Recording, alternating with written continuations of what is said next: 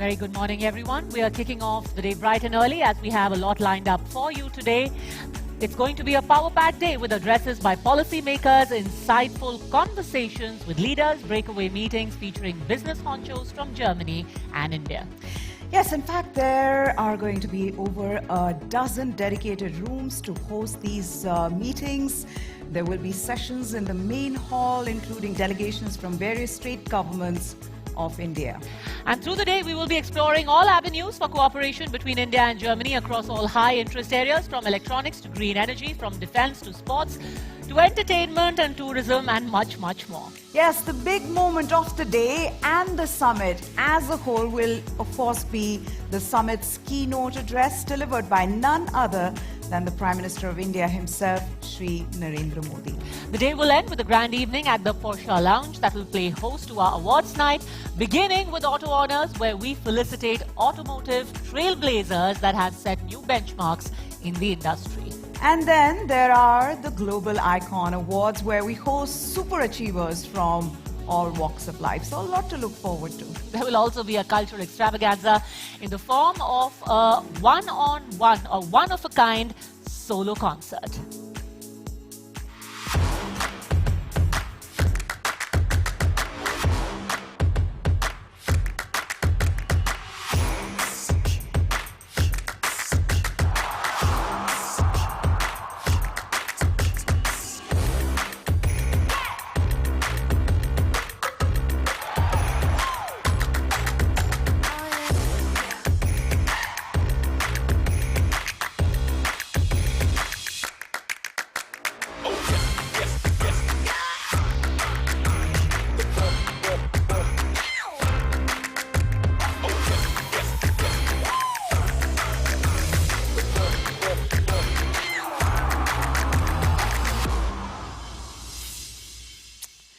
So, as we said, there's a lot lined up for all of you. Without wasting any time, let's begin day 2 of the News 9 Global Summit with the welcome address by the man who envisioned this summit, the MD and CEO of TV9 Network, Mr. Varun Das.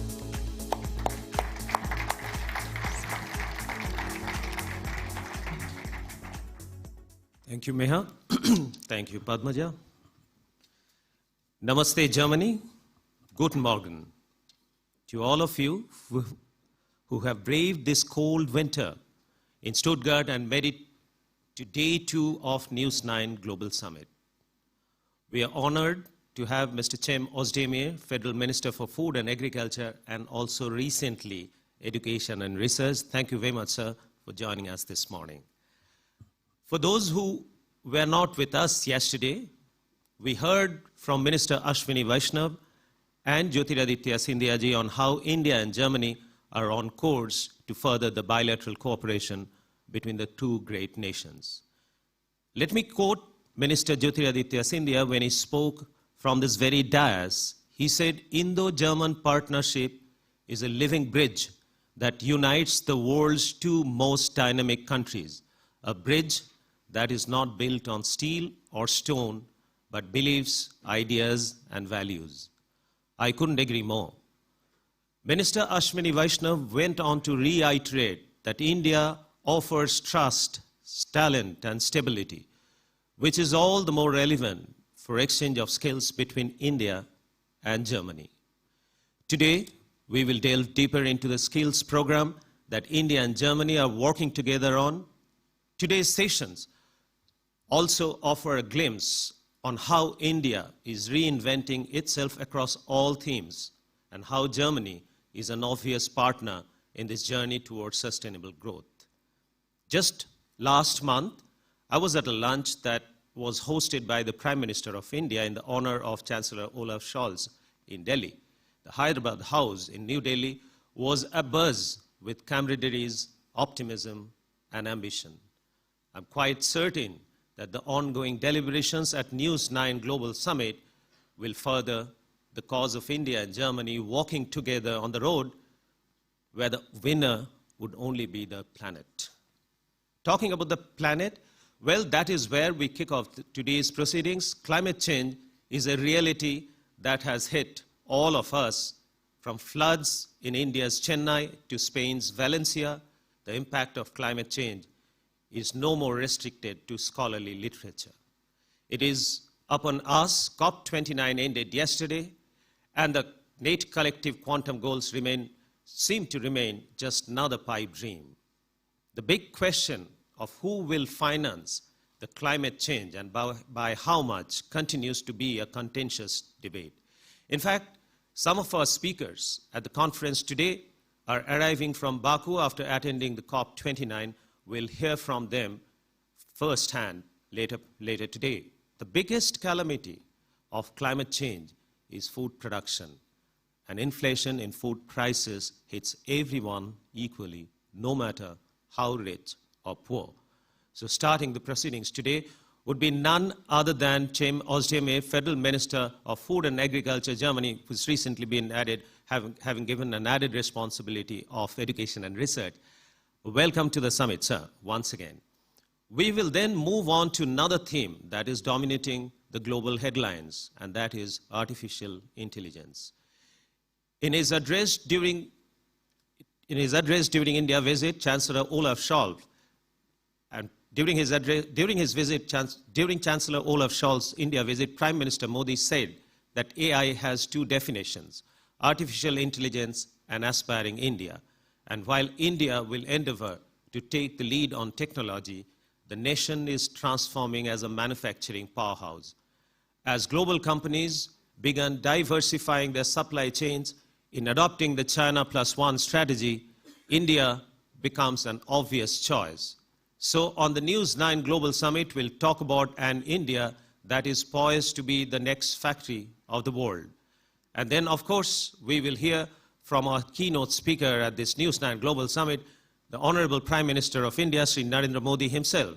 He will take us right inside the global bright spot called India.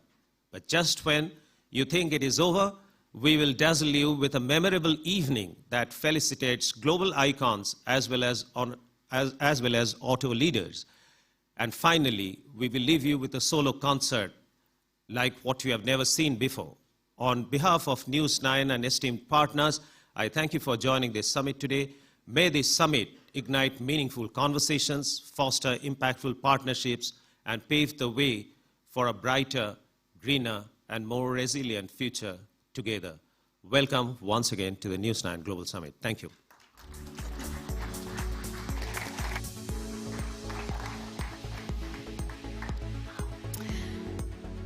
Thank you, Mr. Das, for setting the stage for the day's event. The theme of this summit, as we've been telling you all, it's India and Germany, a roadmap for sustainable growth across sectors, starting with what keeps us all alive, food. To deliver the opening address of the day, Agenda for Sustainable Growth, it's our pleasure to invite on stage Germany's Federal Minister of Food and Agriculture, Cem Özdemir. A world at the crossroads of change, where growth must meet responsibility. The future demands sustainable solutions. Cem Özdemir leads the charge in sustainable agriculture. A voice for ethical growth, a vision for the future. Join him as he maps the agenda for sustainable progress. Ministerial address. Thanks for the kind introduction. Ministers, Excellencies, Namaste. Dear Mr. Das, dear Mr. Kasper, and thank you for organizing today's summit in Stuttgart. And a warm welcome to all business leaders from India and from Germany. Dear members of the media, ladies and gentlemen, dear guests.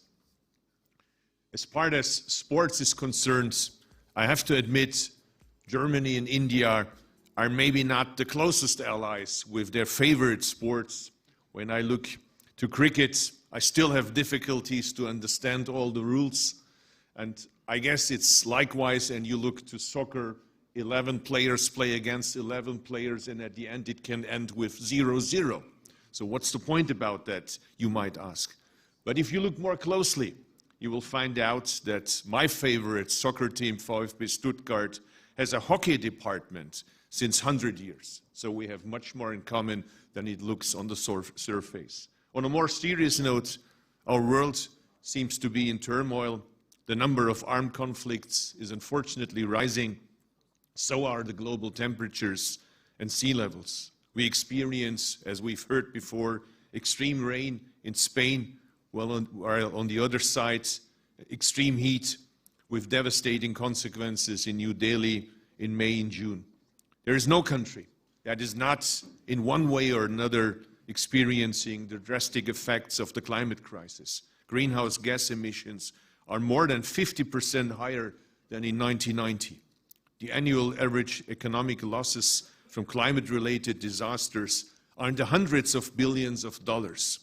Faced with these global challenges, the international community agreed together to build a path towards the 2030 Agenda for Sustainable Development. But let's be honest with each other. The progress reports tell us that we're not yet where we need to be. And it's even worse than that. We must rush up to accelerate our efforts to transform our economies and societies to make them more sustainable. None of us is able to face that on our own, independent from how strong our economies are. We need partnership. And therefore, I'm very grateful that the Sustainable Development Agenda is central to a strong and growing cooperation between Germany and India. Since 2011, Germany and India have held government consultations. And as far as I know, Germany is the only country India engages with in this way. And we appreciate the trust that comes along with that. Last month, representatives of our governments met and outlined the roadmap for future cooperation in sustainable growth in different areas. First, the agricultural sector, an area that is crucial in addressing three major global challenges: food security, climate change, and social security. I therefore welcome that India and the European Union have resumed negotiations on a free trade agreement. It's high time that we move ahead. I'm convinced that an increase in agriculture trade means welfare for both of our countries, for both sides. Second, artificial intelligence. It can help us pursue our common sustainable development goals in agriculture. For instance, it can enhance productivity and climate resilience. We all admire India as the global leader in digital technologies. And if I talk about my own country, we're famous, in particular in my home state, Baden-Württemberg, for the famous German Mittelstand. So if we pool our knowledge and innovative approaches together in these areas, we can achieve a lot. And on the other hand, artificial intelligence needs to be safe. It needs to be human-centered. The European AI Act could therefore be a building block on this way to mutual success. Third, renewable energy. It is another area where India is a rising power and a global leader, aiming to become the world's second largest producer of solar panels. The potential for investment is immense, and German companies are eager to be part of that, in particular, the state of Baden-Württemberg. I don't know whether you knew that Baden-Württemberg is the first state in Germany that made solar panels compulsory on new buildings. This afternoon, I visit a farm south of here that is one of the leading companies in agri-photovoltaic. This is an ideal combination, a dual-use area where agriculture and solar power generate great potential. After all, the principle behind this is very simple and compelling. Arable land remains arable land, and the photovoltaic system stands over it, ensuring our basic needs are covered for our common future. The result is win-win for the climate, for the environment, and for our farmers. And finally, the whole area of green hydrogen. Our joint roadmap aims at supporting India in the production, use, and export of green hydrogen, while at the same time contributing to a swifter adoption of green hydrogen as a sustainable source of energy for both countries. As newly appointed Minister for Education and Research, I have to underline. Research and education play a key role in the transition to a green economy. We therefore encourage the growing exchange between our two countries in this field and notice a growing number of Indian students studying in Germany, which we highly appreciate. The German-Indian Migration and Mobility Partnership Agreement is a milestone in the close German-Indian partnership. We are paving the way for qualified young people from India to gain professional and practical experience in Germany, study, start an apprenticeship, or work as skilled workers. Indeed, the close cooperation between my home state, Baden-Württemberg, and India on skilled workers is really a model. And it is not surprising at all, given that Baden-Württemberg has fostered a great partnership with Maharashtra for nearly 10 years now. Like Baden-Württemberg, Maharashtra has an excellent research, an excellent university landscape, as well as an industrial center with a large automotive industry.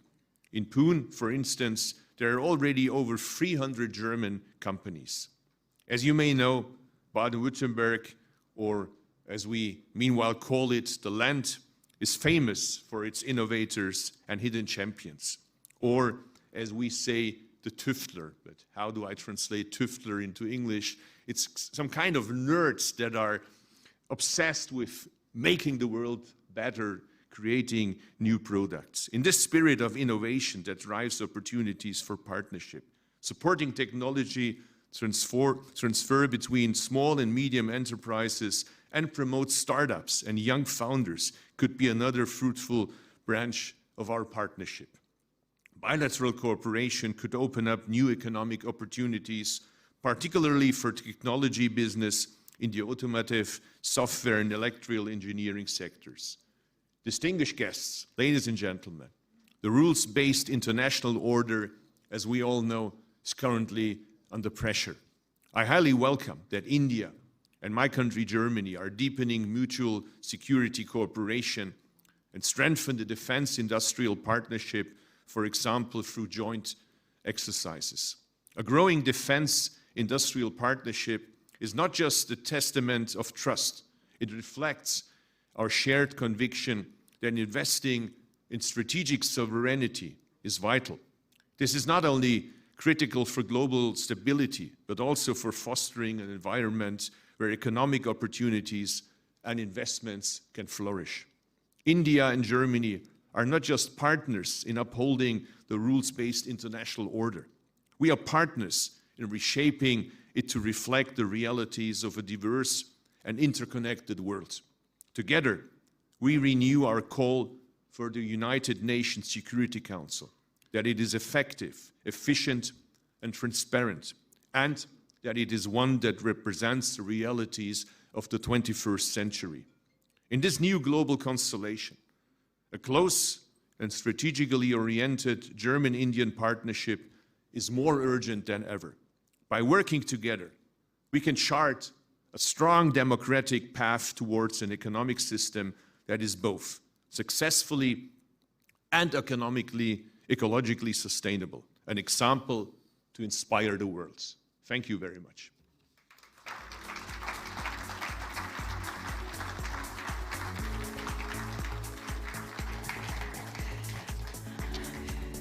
Sir, if you could just come back on stage, we want to present you with a token of our appreciation. Mr. Barandas and Reuven Kasper.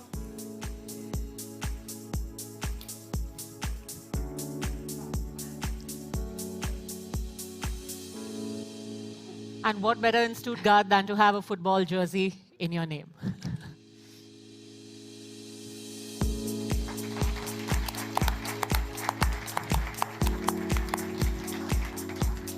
But for the India touch, we also have a stole.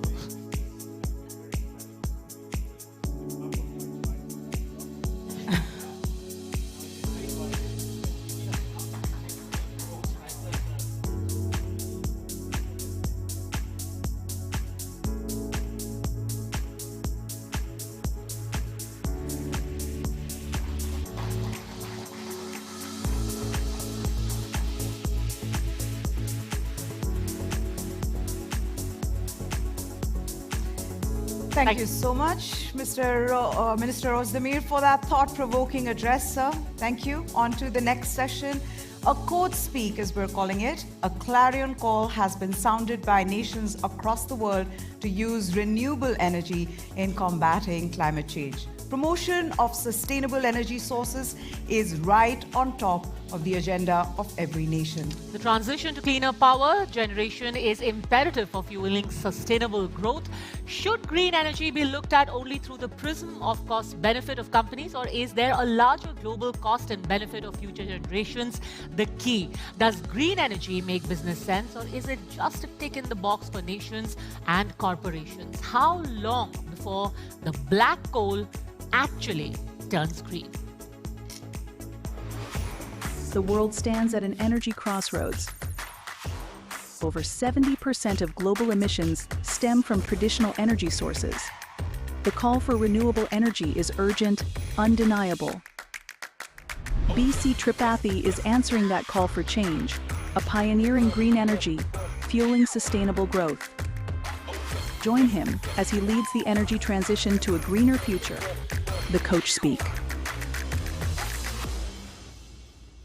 And the reason we ask all of those questions is because our next address is going to answer those questions and much more. To deliver that address, we have with us on stage Mr. BC Tripathi, Vice Chairman at AM Green. Thanks very much. The stage is all yours. Thank you. Honorable Minister for Food, Agriculture, Education and Research, Excellencies, distinguished guests from India and Germany, ladies and gentlemen, a very pleasant good morning to all of you, and to our dear friends, Guten Morgen, here in Germany. It's indeed an immense pleasure and honor for me to be present here in this News 9 Global Summit. As we all know, energy is the lifeline for the modern economy and to sustain the growth.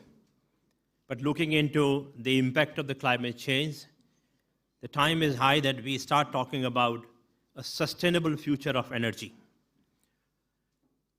Today, as we come together to discuss the future of energy, we must be cognizant to the fact that transition from fossil fuel to the renewable source of energy promises a healthier, more sustainable world.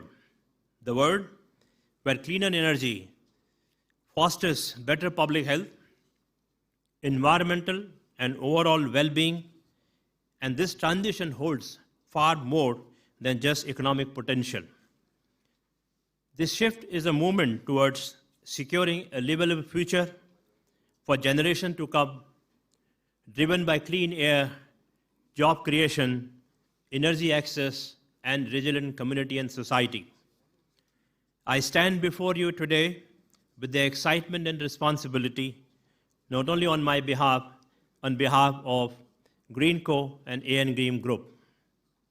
The co-founder of this company, Mr. Anil and Mahesh, who set up this journey to decarbonize the economy is almost 15 years back, with the vision to help energy independence and to fast-track the growth of clean energy. What started with just a 20-megawatt couple of biofuel plants has today transformed into a platform which is operating almost 10,000 megawatt of renewable power running across wind, solar, hydro in 20 states across India. This transformation has been possible due to decisive leadership of Government of India under the visionary guidance of our Honorable Prime Minister Shri Narendra Modi. The unwavering support for the renewable and clean energy has created enabling business environment in India. The global call for the energy transition has never been so clearer. Over 70% of the global emission stems from the use of energy. Making the shift to the cleaner power not just is a necessity, but a moral imperative for all of us. As nation commit to the renewable energy to combat climate change, India has a huge opportunity to lead the charge, not only by scaling the renewable energy production capacity, but also creating a sustainable infrastructure for integration of that energy into the mainstream. The initiative like One Nation, One Grid can unlock the whole potential of renewable energy in India.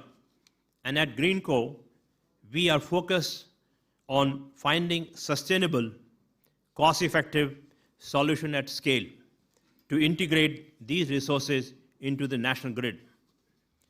Back in 2018, we took a bet on a long-duration energy storage, as we firmly believe it will be critical for integration of renewable energy and also for the safety and integrity of the energy system in future. Today, we are building almost 100 gigawatt hour of closed-loop hydro pump storage with the investment of $10 billion by 2030. This is with a proven technology and with the viable solution for long-term energy storage solution at scale. This energy storage will democratize the energy storage use on a real-time basis and day-ahead storage solutions for both renewable energy producer as well as the consumer. It will have a capacity to absorb 75 gigawatt of renewable energy into the system, and which will be made available on demand.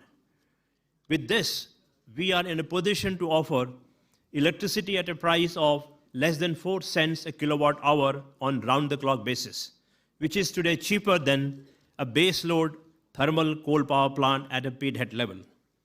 The first project of this kind is under commissioning right now and should be available for commercial operation by the end of the current financial year. Going forward, from now, 2030, we'll be reaching a capacity of 100 gigawatt hours.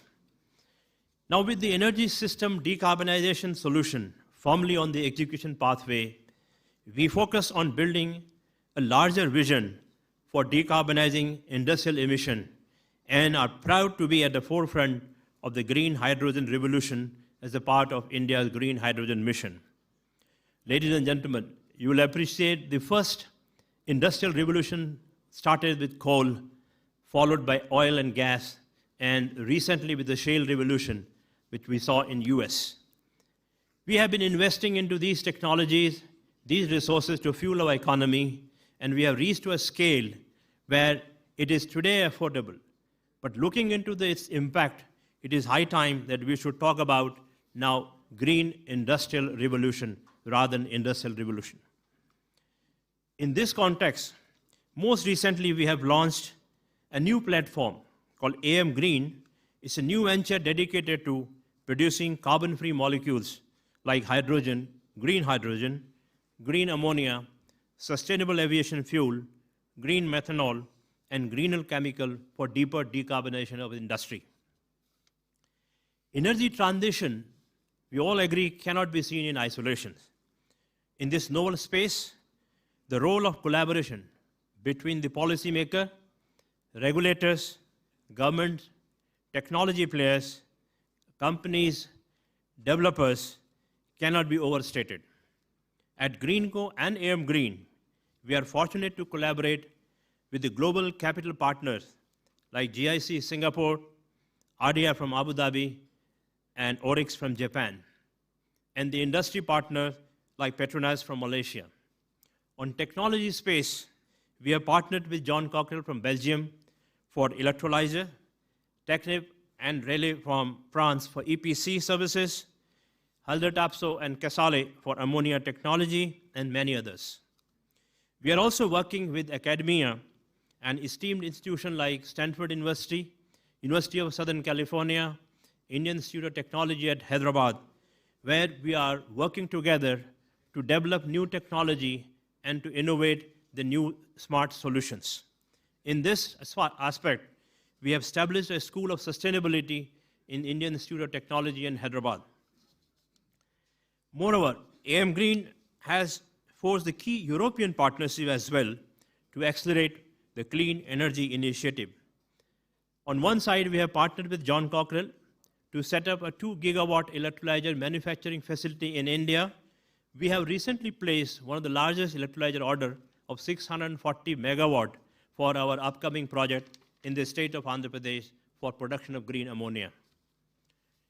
Germany and India have a long-standing collaboration in the energy through the Indo-German Energy Forum, and how now this unique opportunity to lead this global climate action through collaboration under Indo-German Green Hydrogen Task Force. The Indo-German collaboration has the potential to meet almost 25% of the global energy need by 2050. As a testimony to our strong commitment to the German and European partners, the collaboration, the AM Green is also entering into the strategic partnership for offtake of green ammonia with the companies like Uniper, RWE, and BASF from Germany, and Yara. We are also exploring the low-carbon solution with BASF for a value-added chemical decarbonization. And to further strengthen our technological portfolio, we have recently acquired Chempolis from Finland, which is a 2G ethanol biotechnology company, which will enable us to produce sustainable aviation fuel. Under our strategic partnership portfolio with Petronas Malaysia, we are developing one of the largest green hydrogen platform, which is going to produce 5 million tons of green ammonia at multiple locations in India, with the investment of $7.5 billion by 2030. This will directly contribute to the net zero target of India, while simultaneously supporting the OECD market to decarbonize their industry. This output will be equivalent to almost 1 million tons of green hydrogen production, which is almost 20% of the national target of green hydrogen mission in India, which is also equivalent to almost 10% of the European import target for the hydrogen. The equity closure for all these 5 million tons of green ammonia platform has been achieved with the investment of almost $2 billion. And the first project FID has also been achieved, and the project is under execution. We expect to produce the industrial scale green ammonia by the end of 2026 in the early beginning of calendar year 2027. As nations worldwide strive to decarbonize their energy sector, the energy transition is not just about business sense or ticking the boxes between the government and the corporates. It's about securing a better future for generations to come, where we have a sustainable net zero economy. It's a movement towards a healthier, more inclusive, and sustainable world, where energy drives not only economic growth, but also environmental justice, public health, and social equity. This transition is driven by the fundamental truth: the green energy does make a business sense. While there are initial challenges, but in long term, the lower cost, reduced carbon emission, and creation of sustainable growth opportunity are the undeniable benefit. Our work at AM Green is designed to be part of this larger global effort that fuels the green growth, not just in India, but across the world. Climate change represents the existential threat, and it requires far greater investments and collaboration. As we look beyond immediate profit and loss statement, we must recognize that sustainable future cannot be built solely on the financial metrics. A true value lies in the collective responsibility we share for the well-being of our planet and future generation. I urge you, as the global leader, to accelerate the energy transition and commit to the required leadership for a sustainable and a green future. Together, we can unlock the full potential of green energy, not only for the business, but for the health and the prosperity of all. Ladies and gentlemen, before I conclude, I would like to thank TV9 and their German partner here for hosting this event and bringing us all together at this platform for such a large clarion call. This vision will not only be realized through partnership and collaboration, where the combined strength of nations, businesses, communities can drive the transformative changes needed to secure a greener, more equitable world for all. Together, we can build a sustainable and decarbonized world. Let's join our mind and hands together. Thank you very much. Mr. Thank you Tripathi, very much, please Mr. Tripathi. kindly Can I please wait? request you? Varun Das and Rowan Casper will just like to present us with a little token of our appreciation, sir. And Mr. Ozdemir.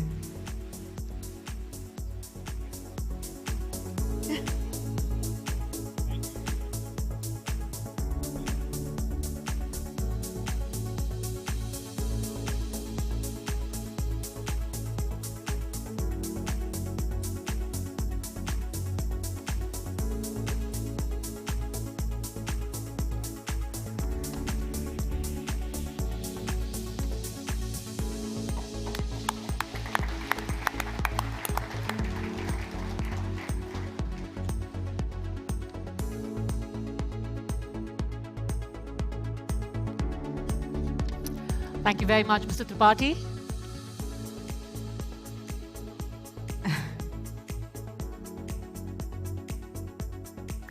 Tackling climate change and reducing import dependencies on depleting fossil fuels are the two ends of the energy transition spectrum. Finding and deploying green alternatives is not a choice anymore, but a compulsion for all major economies today.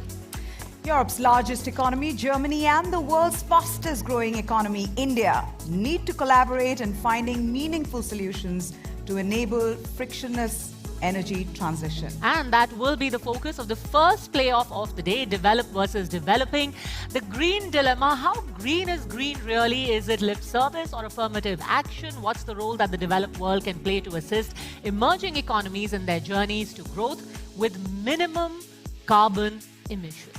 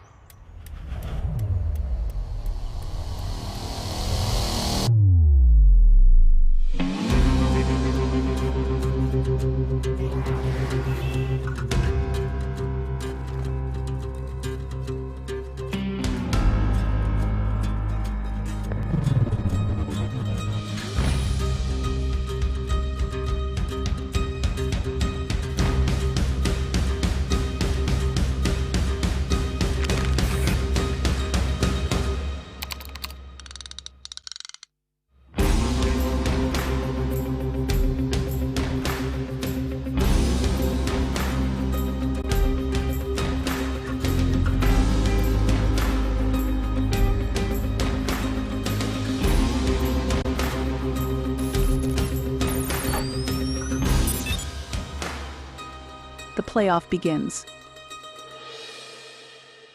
And let's get ready for the first playoff of the day. We have a stellar panel of speakers for this session. Let me invite upon stage Rahul Munjal, CMD Hero Future Energies, Vibha Dhawan, DG Terry, Professor Dr. Andreas Bett, Director Fraunhofer IFC, Dr. Julian Horscherf, ESG and Sustainability Manager, HEP Solar, and we have Peter Hartmann, Management Board Member, PreZero.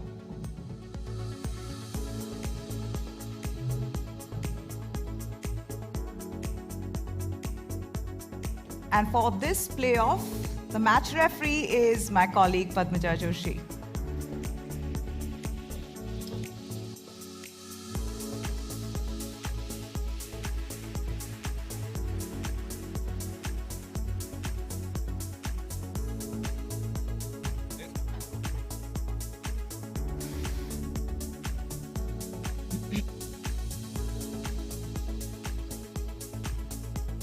Hi, good morning. So we have a slightly different format at the summit here. Since we are in a football city, we are going to be doing this as a sort of match. I'm going to be the referee. You're all subject matter experts. What I'm going to do is I'm going to start by telling our audience here a little story. So at the beginning of this year, and especially people from India will identify, I'm Padmaja, by the way. Hi, Padmaja. And I'm going to be moderating this session. In January this year, we had the consecration of the Ram Mandir, which is, of course, very sacred to people in India. And the first announcement that the Prime Minister made soon after the consecration of the Ram Mandir happened is that he's going to install, our country is going to install solar panels on 1 crore rooftops across the country. The reason why I tell this story is because it speaks of the importance that green energy is given in the country. So you have a civilizational moment that has been consecrated in Ayodhya, and then you speak about the future of the country. Keeping that in mind, we also have this struggle happening between the developing and the developed world. So to kick off proceedings, I want to first start by asking Ms. Vibha Dhawan. You know, we are coming off on the back of COP29. Now, I'm going to ask questions purely from a layperson's point of view. The impression is that the developing world often has to shoulder the burden of what the developed countries are already doing. All of these meetings, these summits that we have globally, has that managed to address the imbalance? Well, as we all know, COP meetings are held every year, and there are serious negotiations where the government's representatives are there and they discuss about what is climate change, how are we moving, and what needs to be done. Now, over a period of time, it has become very clear that we are making promises in terms of, last year it was loss and damage fund and implementation of that, but then the money which is committed never comes on the table. So it's very clear, but the message or why the COP still remains very important is that the developed part of the world has reached certain stage of development in terms of greening their procedures as well. Like, for example, when we talk of cross-boundary carbon tax and other things, it is that the developed part has technology. They can adopt that. But that doesn't mean that the developing part of the world starts paying perhaps as taxation for their development. So what we are looking at, or the importance of COP, is that the governments are sitting over there. First of all, they need to appreciate what is going to become very important in years to come. What is it they are thinking? Because the changes are not made overnight. They talk about that this will be implemented from 26, 27, or in next 5 years. So therefore, the preparedness or governments understand what they should be doing.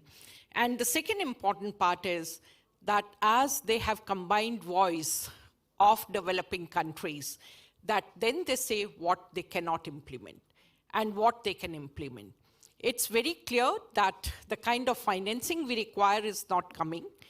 And maybe it would be wrong on the part of developing nations even to accept that to some extent. But what is more important is let at least there be flow of technology. It's very clear, like if I talk at the international level, I don't think so. There are critics which was 10 years back, that we all used to say, is climate change a real threat? But today we know, yes, it is a threat. And it's much the uglier than what IPCC reports predicted. And therefore, we have to act in that direction. Now, the developed part of the world also has to realize that there is only one planet to live in. So let's not worry about IPRs. Let's not worry about, I developed the technology, so what I'm getting in return. They should be more towards, this is only one planet. Let me share, because if developing part of the world is not clean, I cannot be clean either. It's something like COVID, it's going to spread. So therefore, they have to be careful. When you say the money is not coming, who are the defaulters there? It's everyone. You look at the commitment which was made perhaps in every COP.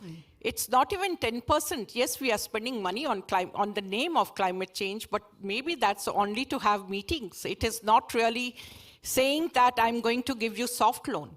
We are not asking for subsidy, but even the interest rates for the developing part of the world from international financing companies, it's much higher than what they give to the developed part of the world. So how do you expect where the capex is going to come from? So that the financing in that part also becomes important. Professor Bett, but do you think the gap between intention and deliverables still hasn't been plugged just as yet? I mean, I'm coming from research, so we are looking always forward. And we heard that we need money at the end. And our research is devoted to reduce the cost. I mean, look back 10, 20 years ago, solar energy was much too costly. So due to research and innovation, we are now in a situation that we have a source of renewable energy, and we have in addition wind and others. But it's important to look that we bring down the costs, that we can do a financing. And I agree with that. We need, in a certain way, a financial structure to really make it happen. But we must also look into the future. And that is why I really liked what you mentioned. We should look in the future and not look back what was our fault in the past. Because developing countries are in some better shape, actually, to start with new technology, whereas the developed countries sometimes are very heavily struggling with old stuff and are not ready to proceed fast enough. So in my perspective, we try to work in a cooperative way to bring it in the whole world. And I think everyone here in the room can actually also start and contribute in a small way to reduce our carbon emissions. But we need technologies, and we need to develop that, and we put that in a financial framing. That's important, that we can make really business out of that. And I think in the past we made a lot of mistakes, we know that. We use our air and environment as waste for CO2. We didn't pay for that, and now we have a mess. So now I think we have to restructure the financing. CO2, paying for CO2 emissions would be one relatively easy way to go. That makes it more expensive for developed countries, for example, and push them to go faster into renewable world. So that is my really advice to do that, but we have to do in parallel also developing new technologies and make it even more cheaper. One important sentence to mix it up, because changing all our energy system, all sectors, is really challenging. It's very complicated. We look in all the different sectors and we see that this intermittent dependencies that will change our thinking. And this is something which is very, very difficult, which we find from research, to bring that into the mind of the people. That the old world is gone, we have to look forward. And this is a challenging part we have to do, and look into that we have a holistic approach for our energy supply in the future. Everyone has the realization, Mr. Munjal, that we need to look to the future. I was looking at our budget document. Speaking for India, we had a huge outlay. We had the Prime Minister Surya Yojana, like I mentioned. He said 1 crore solar panels we need to put. But then you have a new US president who's saying, I'm going to drill, drill, drill. How do you look into the future when you feel, here we are, putting our shoulder to the wheel, and then there is the world's largest democracy, which is saying, we're going to drill, drill, drill. So you're pushing us 3 steps back. How does that work? So he's actually saying drill, baby, drill. So it's not drill. I wasn't sure that would be apt for this audience. Yeah. So this is not the first time he's been the president, right? He was the president earlier as well. And I'll come to that in a little bit. But you must understand, for me personally, I'm a climate optimist. I know there's a problem. I know the world is probably already at 1.4. But I know if we spend some money, the biggest form of carbon emissions is the grid, is energy. Of course, transportation is another hard-to-abate sector, is the third, right? But for the grid, today we have solutions in wind, solar, and battery storage, etc. So there is technology, it needs to be used. Now, last year the world commissioned or added 530 gigawatts of renewables. We're sitting in Germany today. German grid, if I'm not mistaken, is 250 gigawatts only. So we added more than the German grid to the world. So the world is spending money, and a lot of momentum is already there. So while he was the president last time around, Texas became the largest, I think, solar as well as wind producer in the US. So how much of a negative impact will he have? I'm not sure. There will be a negative impact for sure, but will it be to the tune of our fears in our mind? I don't think so. I think we sometimes overemphasize the importance, while he's very, very important, don't get me wrong, in any way or form. But we underemphasize the importance of the rest of the world. While the rest of the world understand what needs to be done, They understand we need $1 trillion every year. That's what they're talking about in COP today. I don't know how successful it will be, but we'll know in the next couple of days, I guess next 24, 48 hours. But if we're talking about to the tune of $1 trillion a year, it's going to come from all parts of the world. So I am, like I said, a climate optimist. I think we should be wary. I hope sense will prevail and he'll do the right thing. But the rest of the world will continue to do what needs to be done. So you think a lot of this could also be political rhetoric, and in reality, like you mentioned the example of Texas, the reality is a shade different from what is said in the election campaign? Always, always. Good to know that it's not limited to India alone. All right, my next question, again, some data about Germany. Germany's electricity supply and the share of renewables in electricity has steadily grown over the last few years. The data which I was reading was that it was from around 6% in 2000, and it has grown to 38% in 2018, which basically means that they had a target of 35% for 2020, and that has already been breached. So 57% of Germany's electricity is now covered by renewables. What I want to ask our next speaker, Peter Hartmann, what I want to ask you is, how was this made possible? Well, it's made possible by legislatory change, actually, that really pushed us very hard in that direction. But to be honest, this gives, for us in the industry, also a lot of problems. The electric matrix of Germany is changing with a lot of problems for the industrial companies. But what we do need, I think, to make that change happen, because I'm also a climate optimist, but I think we have to do a change. So what we need is a stable, we need stability in the nets, and we need a clear government, we need clear regulations of where to go to. That's, I think, the most important thing. We all know we have to change. And also when you ask about Trump, I think it really doesn't matter what they do in the US, because we have to act. We have one planet, and we have to act now. But and I can even understand that it's really difficult to get the right legislation, to get the economic suspects to move in that direction.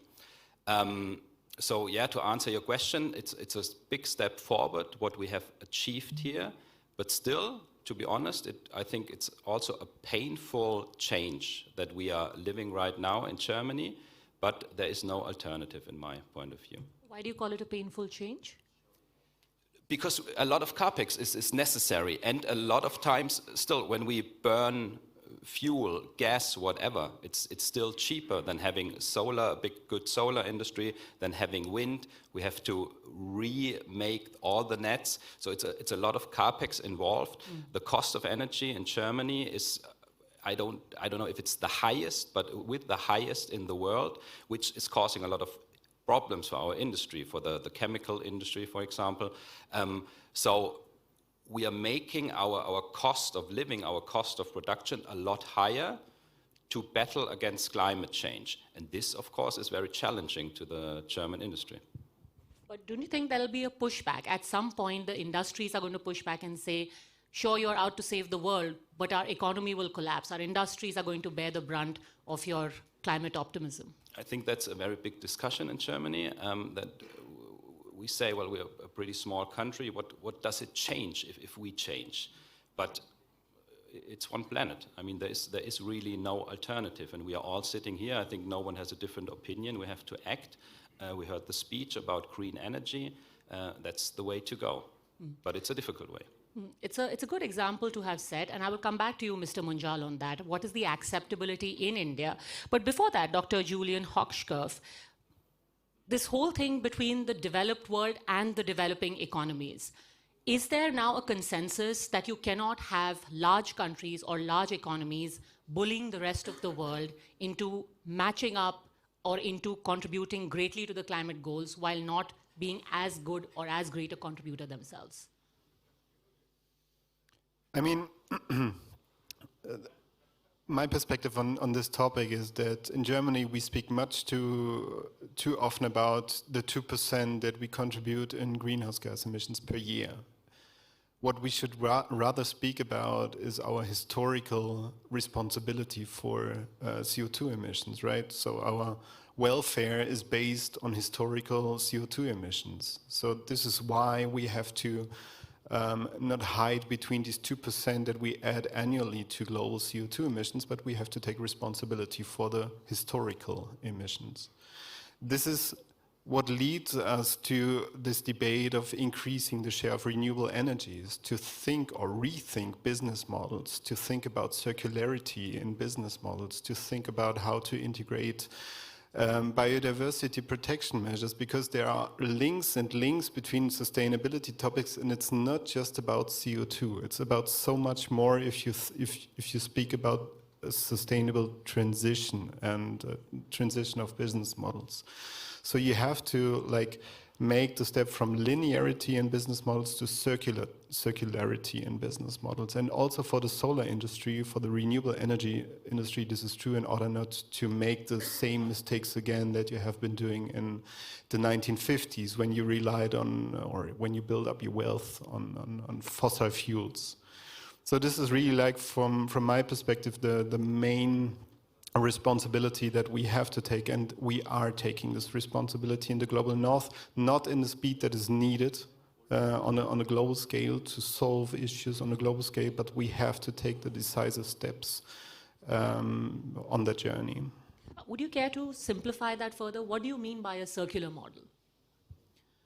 I mean, of a circular model, I'm speaking that Germany, for instance, is not a country that is rich in raw materials. So we rely on still importing much of the resources that we need also for the green energy transition.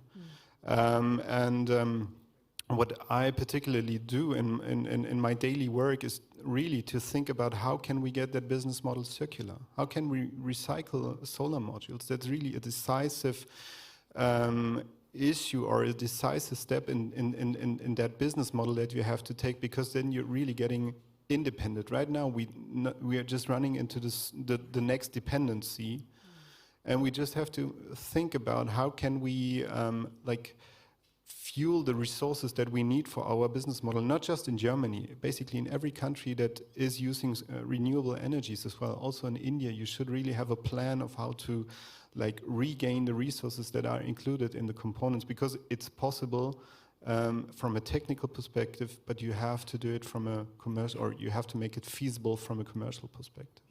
And that brings me to the question I wanted to ask you. We are looking at a model, but isn't that the next step? First, we talk about the acceptability among businesses, among the common people. Do you think that renewable energy has got that kind of acceptability that would be needed for your business, for example, to be largely profitable? Yeah, so let's talk about the developing world.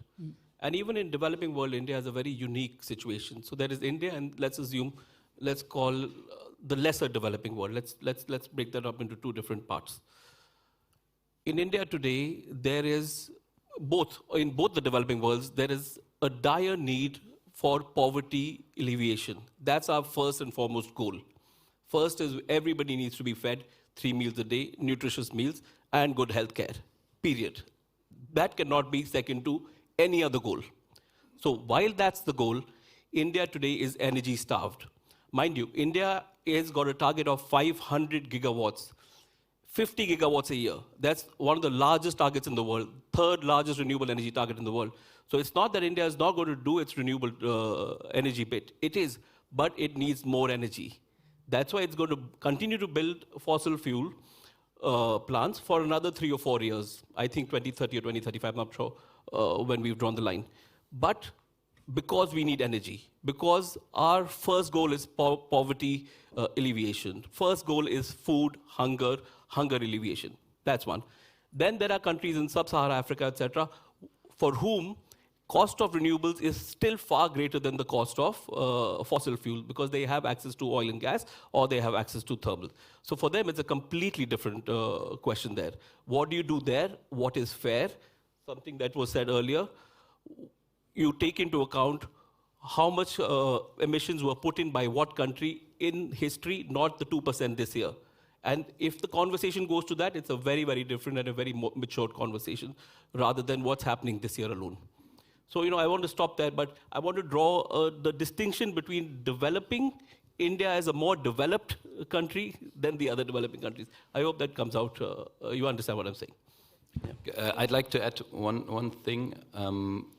I think we have to think in steps, right? We have to see where's the potential to lower the emissions, and there a big potential, I think, in every country that is less developed are landfills.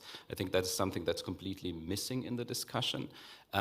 Where we have landfills with untreated waste, they emit a lot of methane, which is a lot more hazardous to the climate than CO2.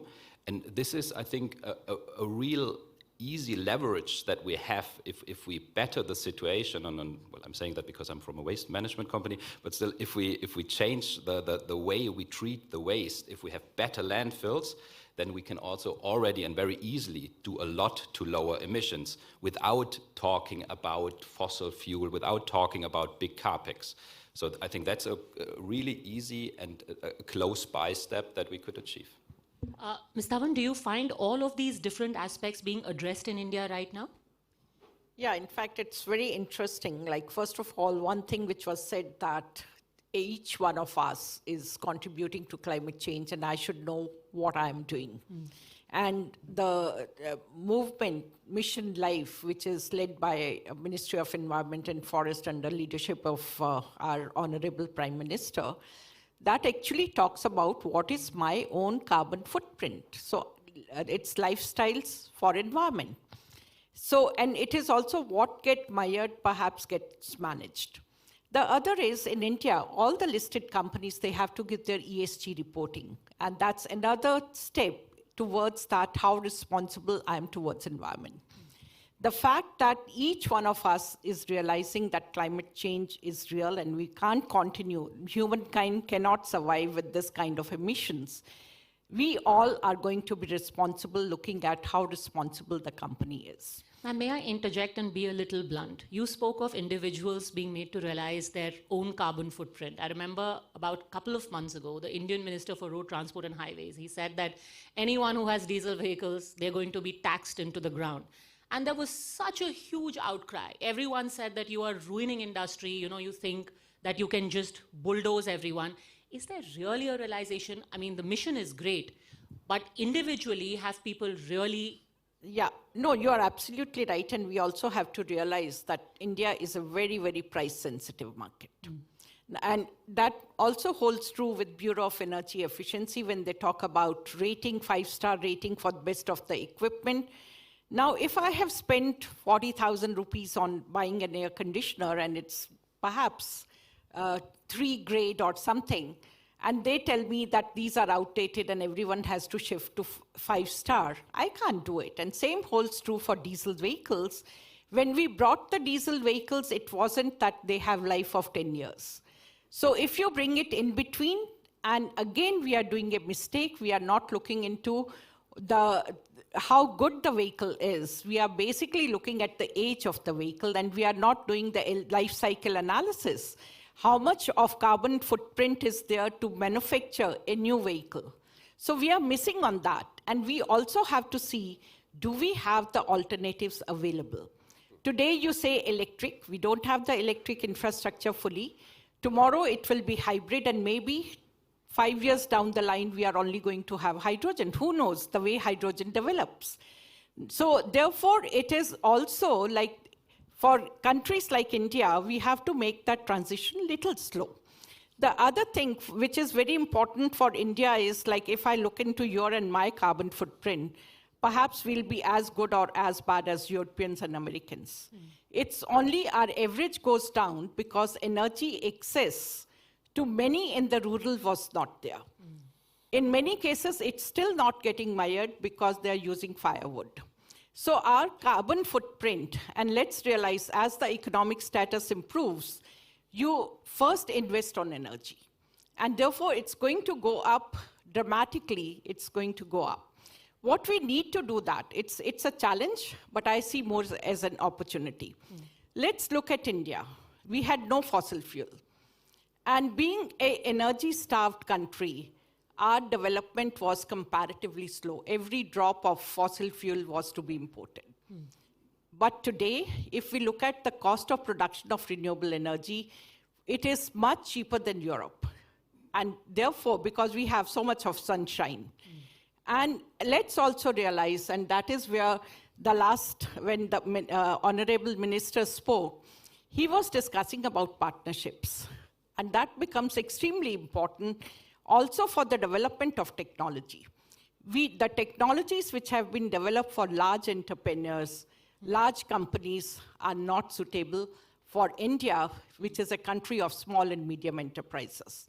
It's 65% of your production comes from SMEs. And if they are not cleaned, you cannot be clean. And therefore, you need to co-develop the technologies. And that's where the partnership with Germany becomes extremely important. The new education policy in our country now that talks of dual degree programs that will give you an opportunity to have common PhD students and they develop the technologies to the stage which is required by SMEs. It may not be the best, it may not be suitable for very large companies, but it's suitable for them. So co-development of technology also becomes important. Professor Bett, if one thing both countries could take away from each other? I think that is one thing which we certainly can take together is that we have to lower our CO2 emission. And the way is to do that, I think, is a little bit different. But I want to take up what was just mentioned, to cooperate. That's the way to go. We have our strengths, and there are strengths in India. And if we combine that, we are successful in the business and make money. At the end, we have to be honest. It's always about money and cost. And we heard nicely before that they have already 24 hours, 4 cents per kilowatt hour. We are talking in Germany in the best case for 7 cents. That makes a big difference if you go in manufacturing. And for example, we have projects transferring our know-how. For example, we have developed a solar cell architecture called TOPCon, which is now the major architecture used in China. We transfer that currently to India to build up production lines for solar because we need huge materials. And that is also something we are looking into. Life cycle assessment was mentioned. And that is why we look in circular economy, how we can design modules in a way that we can recycle it after 30, 40 years lifetime. How we bring back the material. We need really billions of tons because we have to exchange all our system. And in a certain point, we will be limited by copper because we go to more electricity. We know that already, and we are looking for substitute that and make better technologies. One important point, we set up in a university a master's program, Sustainable System Engineering. We have a lot of students from India now with us, educating in our institute. They go back, some stay also in Germany actually, to continue. And that is something we can do together, both countries, because we need at the end knowledge and education to implement and to transfer also the mindset of the people. Thank you very much. It has been a wonderful session. I really wish we had way more time because I don't think that's a problem or discussion. We can, get into one discussion alone. But thank you very much for sharing your wisdom with us. A huge round of applause. Thank you.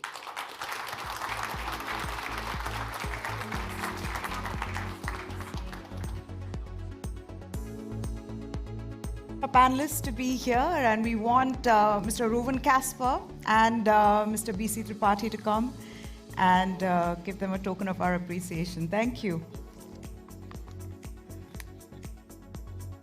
What which one?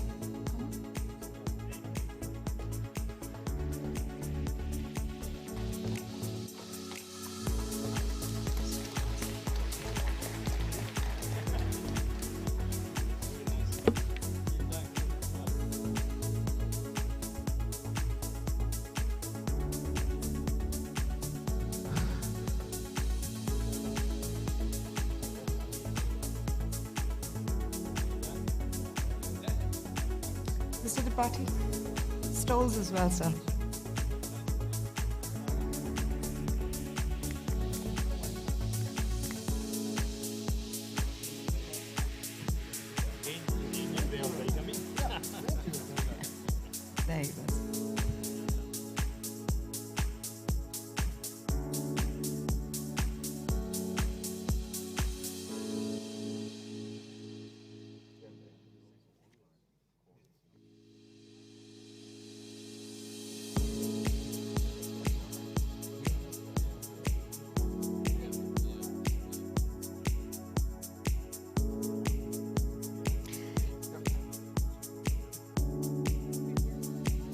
Oh.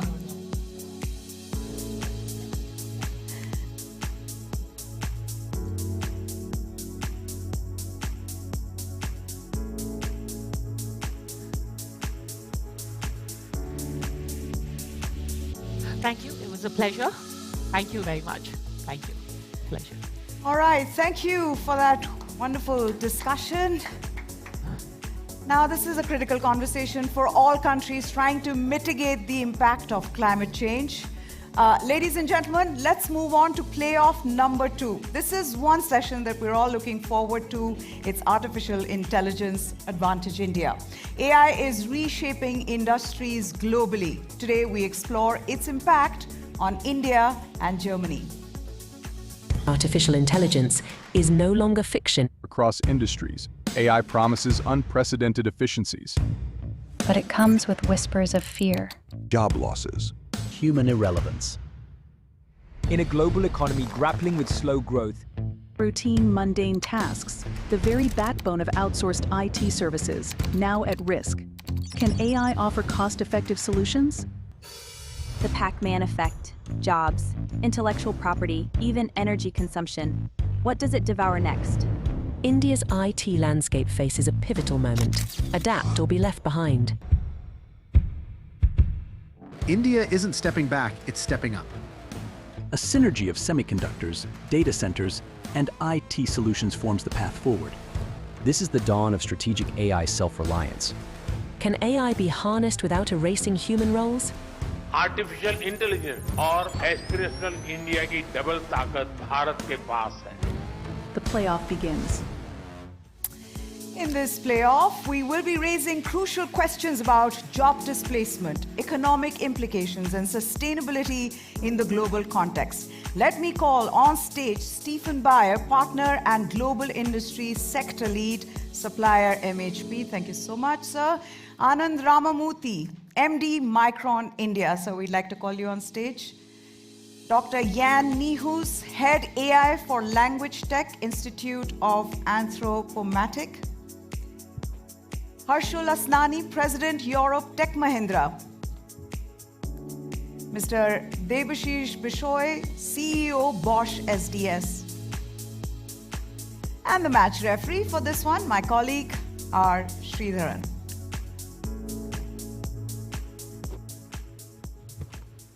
Thank you, Meha and Padmaja. I see that we have a lovely panel this morning. It's a 360-degree on AI because we have someone who sells technology, we have someone who researches AI, we have someone who makes chips, then we have someone who's actually using AI for consumers. So I think it's going to be an interesting discussion. So I'm going to start, Harshul, with you because while there's been a lot of hype over AI over the last 2 years, especially since OpenAI, ChatGPT broke onto the scene in 2021, there is now a sudden skepticism on whether AI is going to deliver all that's being talked about. In fact, we have a new book that's come out in the US by 2 Princeton profs saying AI snake oil, which I think is a rather harsh term to use for AI. So tell us, how are companies or corporates looking at AI? How much of deployment do you actually see in companies as far as AI tools are concerned? No, firstly, Shri and Barun, thanks for hosting us all here. It's been an incredible event the last 2 days. Well, when it comes to AI, in my view, it's no longer a question of if. It's a question of when. It's a question of how soon. It's a question of how big. AI, and more specifically Gen AI, is probably the most powerful thing that has happened after the internet. And they say that the impact of AI is likely to be as profound as the impact of internet. They say that software eats the world, but now we are saying AI is going to eat software. And the timing is perfect. The reason I say that is after many decades, while AI has been around for more than 50 years, but after many, many decades, all the foundational technologies, what we call as emerging technologies today, are in place now. whether it is your 5G, whether it's your edge, it's your cloud, whether it's your compute power, the chipsets, everything that is needed to make AI flourish are in place. So, as they say, you ain't seen nothing yet. I think we're just at the very beginning of that. And you know, we at Tech Mahindra have a very unique vantage point because being a systems integrator, we come in at the front end of everything AI, right? We are invited by customers to do blueprinting, to help them with their roadmap. Again, it really depends on the AI maturity of our customers. There are certain companies which are leapfrogging. They are change agents. They are taking big bets. While there are some companies which are followers, then there are others who are laggards. Unfortunately, there's a research I read in, I think it was a BCG report, which said 2/3 of Indian companies are still laggards. I think most important for companies to look at is what is that use case that you want to build? Exactly. What is the business use case? What is the impact that you want to solve for? Once you have that, then you bring the process, the people, the technology behind it to make it happen and drive the maximum impact and the impact on your balance sheet and on your P&L. While I feel that many companies are also at the same time more looking at technology than a use case. And they come in from a different vantage point that doesn't deliver the necessary impact, right? Because having overload of technology without the right use case and the right business work doesn't work out. So it's a wide spectrum. There are certain companies which are way ahead. There are certain companies that are still struggling. Right. So Harshul makes a very important point, Devashish, in terms of the ROI on AI. I think that's where most of the companies are really struggling because it costs a whole lot to train these models and then develop solutions that are actually going to generate any kind of return for the company. So from your experience as a vendor, do you have any examples in mind that you can share with our delegates here? Someone who's used AI and put it to really good use with good ROI on that investment?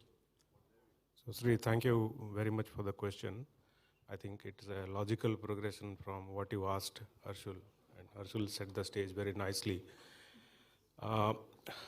In many ways, your question is actually self-explanatory, right? So if you look at the hype cycle of previous technologies that we have seen, which have become pivotal in industry and therefore business, you'll realize that there comes a point in time when people start asking questions about the efficiency of the technology, one, and the impact of that technology in our day-to-day life, right? So I think we are reaching that point in time.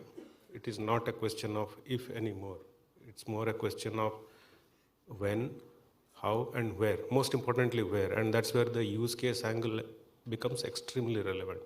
From our standpoint in Bosch, we are at a point where we are deploying AI inside the company. More specifically, we have also realized that we have to innovate with our customers, right? So this is not something where you will have the luxury of time on your side, right? So you have to accelerate innovation at a very, very fast pace. Therefore, we are working with our customers to identify the right use cases and the domains where we think ROI will be very high, right? So on the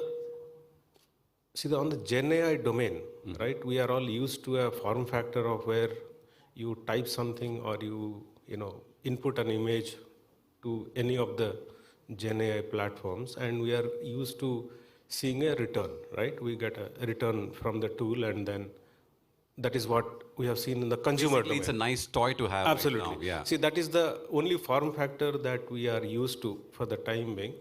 But we believe, on our side, we believe that the revolution is actually waiting to happen in the B2B domain, right? So there are two axes that we believe are going to be extremely important. One is the geopolitical aspect of it. Countries will interact with each other. The federals will interact with each other, and corporates will interact with each other. These are the two domains where we believe that there is a lot of innovation that is waiting to happen. And therefore, we are working with some of our customers, partners, ecosystem partners, so on and so forth, to evolve corporate use cases and therefore we can deliver value to the end consumer. Right. So I'll stop here. We will kind of layer this on as we move forward. Absolutely, we should, yeah. So before I go to Anand and Stefan, Ian, there's a question for you. I'm not sure if you already read this book by the Princeton professors that were referring to AI snake oil, where they actually give you a lot of examples where these AI models have actually built on faulty data. And we know that an AI engine is going to be only as good as the data we put into it, right? So from your perspective, you're a researcher. How do we fix these issues? I'm sure there's work happening in that. If you look at what's happening at DeepMind, Google DeepMind, the work they're doing in terms of weather prediction, even in terms of protein folds and everything, it's remarkable. So do you see this as the initial teething troubles of AI? Technologically, is it going to get better in terms of the data that's going in and the output that comes out eventually? I think we already see that a bit. So I mean, I think with ChatGPT, the big advantage was not developing a complete new technology or so. It was really like scaling things up. And then even for researchers, it was really surprising like what we get just by scaling things up. We are reaching, I agree that, like some amount where there's not that much new data coming in. It's also like getting more challenging because data which is essentially, but is more and more generated by Gen AI. So this gets a challenge that you're no longer sure on what you're really learning on. Mm-hmm. On the other hand, we're seeing that with this status now, we're also getting more efficient on like how to use the data. We're seeing smaller models having similar performance. And I think this is something where we definitely have to look into how to improve ML. If we compare it to a human, they have seen so much more data than any human ever will have the chance to. Right. But in a lot of things, they're still not on par. So how to make these models learn more efficient from what is out there is definitely currently a very hard research topic, right, and where we have to see how we can improve that. Yeah. So Anand, that brings me to you because the high cost involved is in terms of the GPUs, TPUs, the cloud storage, and of course the energy consumption. From your perspective, you're a hardware manufacturer. How do you see the costs coming down in the years ahead? Morning, everyone, and wonderful to be here. And Barun, great setup, amazing. Doing this in the middle of Germany with such an eclectic crowd. It's just amazing stuff. Just one quick position statement, Sridharan, before I respond to your question, right? The human mind is geared to think very linearly. So I always feel we overestimate the impact of technology in the short term and tend to kind of underestimate it in the long term, right? True. So my position statement is, we've been trying to mimic the human brain for a very long time. I've been in the computer industry for over 2 decades. We've been trying to wonder, the human brain consumes 20-watt power and does the kind of reasoning that compute systems can't, right? So independent of the Princeton study, great respect for people, there'll always be intellectual digression on these topics, but I believe that the train for mimicking the reasoning and the compute performance of brain, that train has already left. And the question now is to how to make the journey safe, secure, and worthwhile. Right. Back to your question on semiconductors, we selfishly believe we are the pizza base on which the whole semiconductor AI stack sits on. We have, if all of you are familiar with Moore's law, the industry has found ways to bring down cost consistently over many decades, right? True. Now, of course, because of device physics and other challenges, we've kind of hit a roadblock now, but a very interesting thing is happening. I'll get a little technical here, and then forgive me if this is not too relevant. There is a fundamental shift happening in how enterprise server architectures are designed. The traditional architecture would be a CPU sitting next to it, the DRAM from Micron or any of our peers. That is being replaced by a GPU or a TPU. And what we are seeing, and just a plug for my mother company, instead of having a discrete DRAM, now we have stacks of DRAM. If you open up the NVIDIA Blackwell architecture, what you see is instead of one single DRAM, you have 8, 10, 16 layers of DRAM with some logic built under it. So the point I'm trying to make to you is the innovation is intense. The amount of innovation you're seeing in the compute architecture is intense, which is why the future for AI is so bright, because the building blocks are beautifully getting in shape. The cost is always high at the start because the industry is very sensitive to yield. In semiconductors, having a viable silicon is not enough. It has to yield in excess of 99% for it to be cost effective.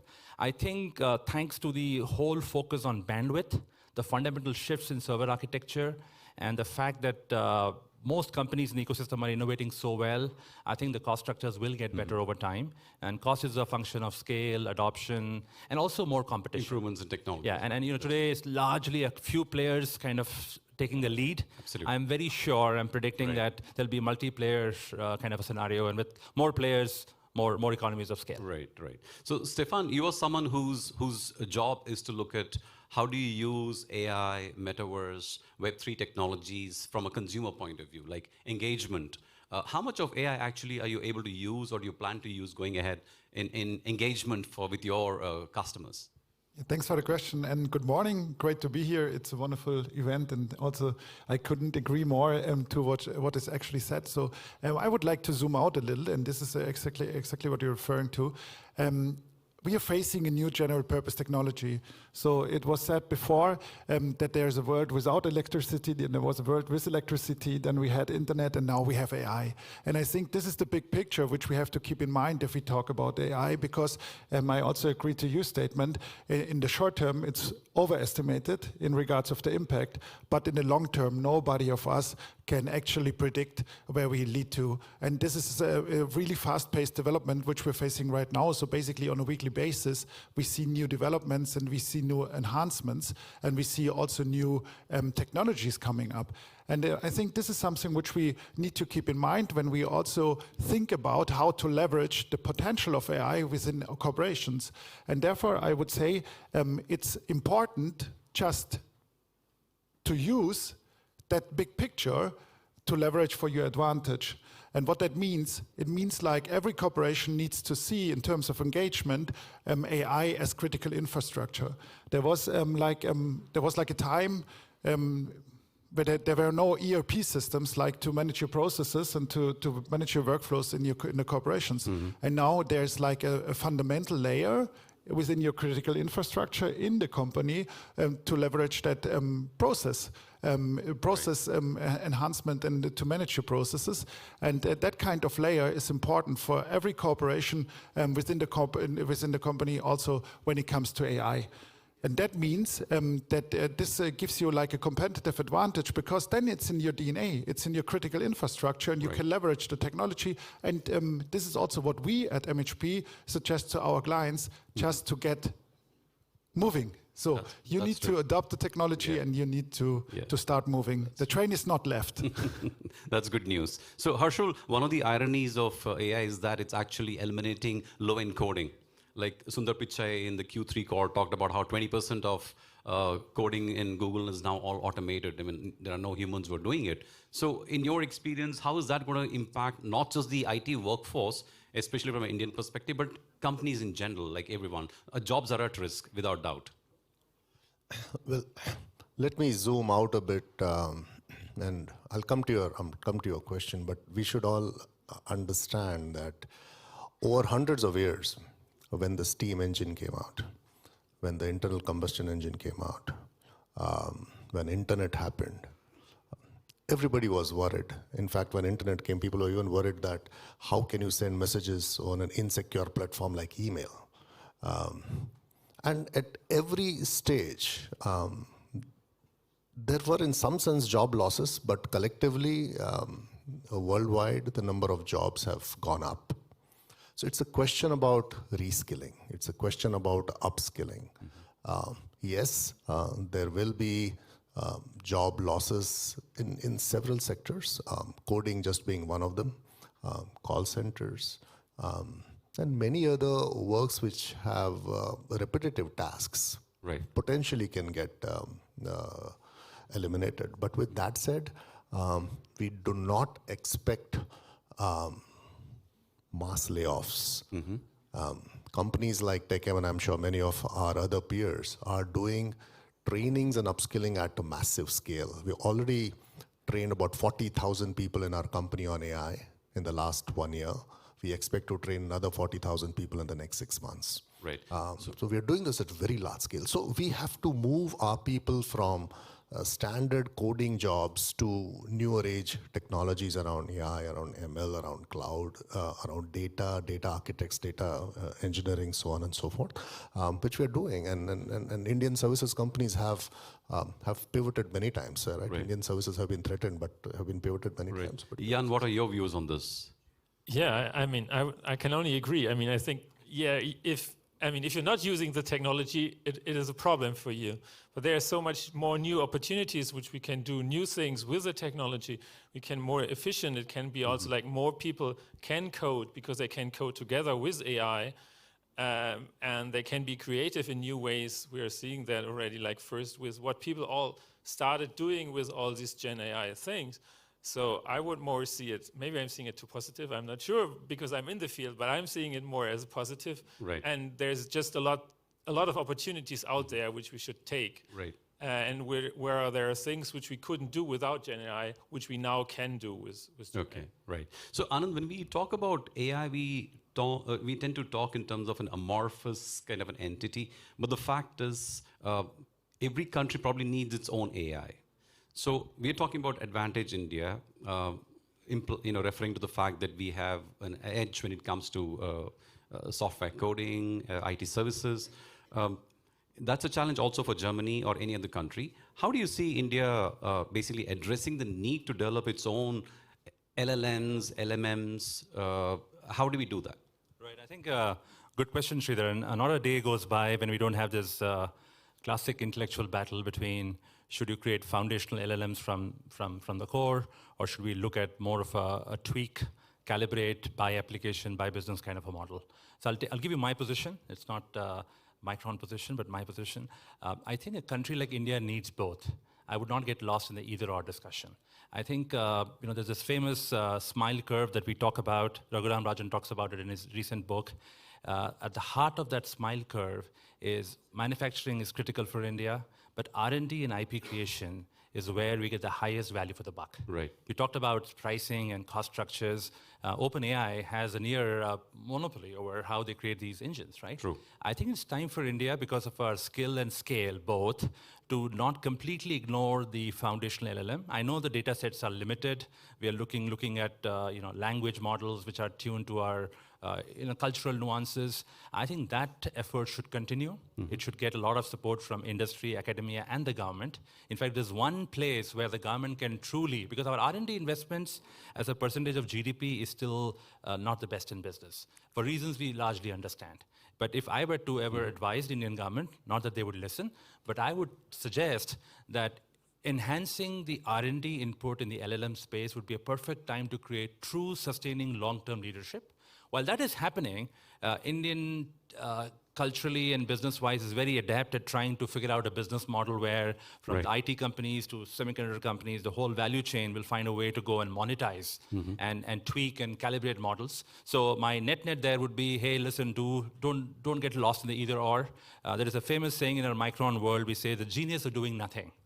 Our best products have come when smart people kept on tooling, retooling, and tinkering with building blocks. Great. And from there emerges great genius, right? I know it's a luxury for a country like India, which is still developing, but perfect time for me to go dabble a little more in that area. So I'm down to my last 5 minutes. So, but Harshul, in 30 seconds, I know that Tech Mahindra is also developing its own LLM model called Project Indus. Yes. In 30 seconds, tell us what it really trying to do. Yeah, no, so we've built it grounds up. And it is for addressing 650 million people in India who speak Hindi.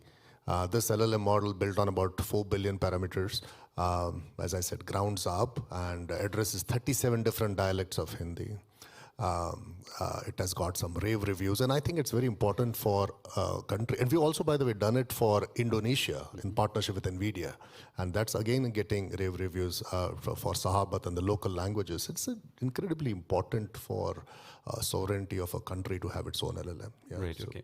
So I'm going to switch gears now, come to the most important issue which everyone's grappling with, which is of AI safety, ethical issues around AI, the guardrails that we need to build around it. So Debashish, what to your mind are the big challenges, and how can we build sufficient guardrails around AI, especially as it moves towards artificial general intelligence, which I'm told, will probably match or surpass human intelligence. So, Sri, I think there was this initial paranoia about, what happens with AI when it becomes sentient and that sort of thing. Broadly, from my standpoint, the way I see it, there are two categories of issues here.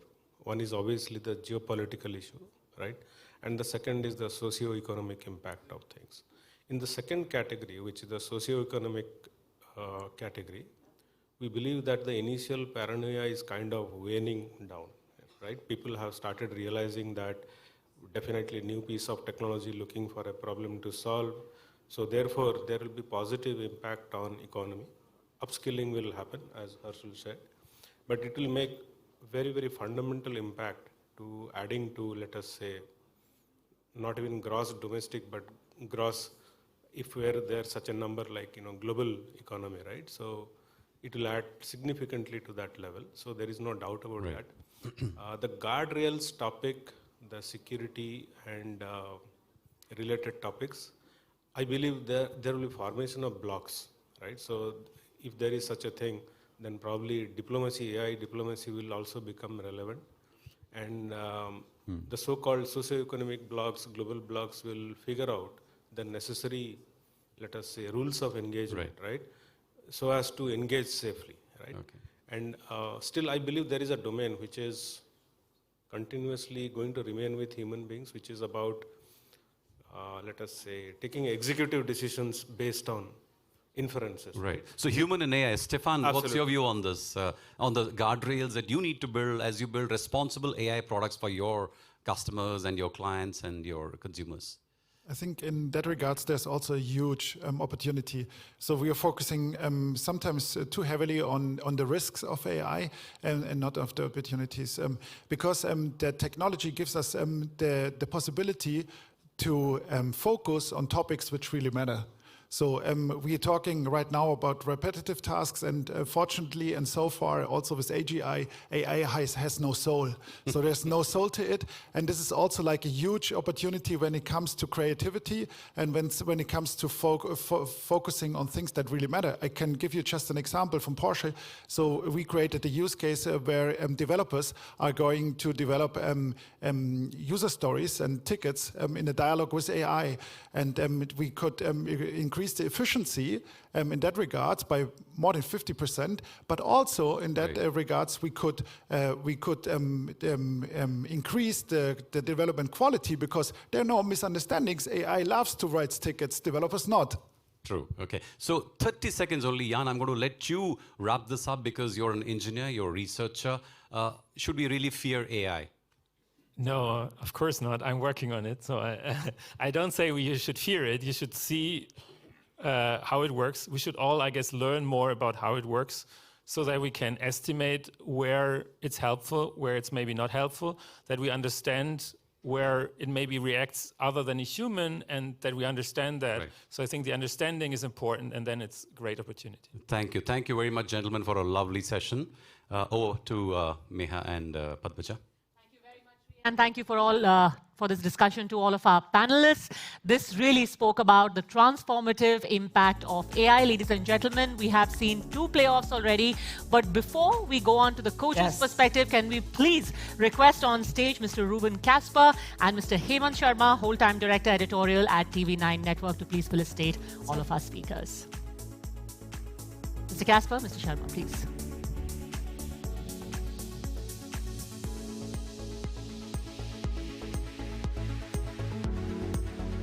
आगे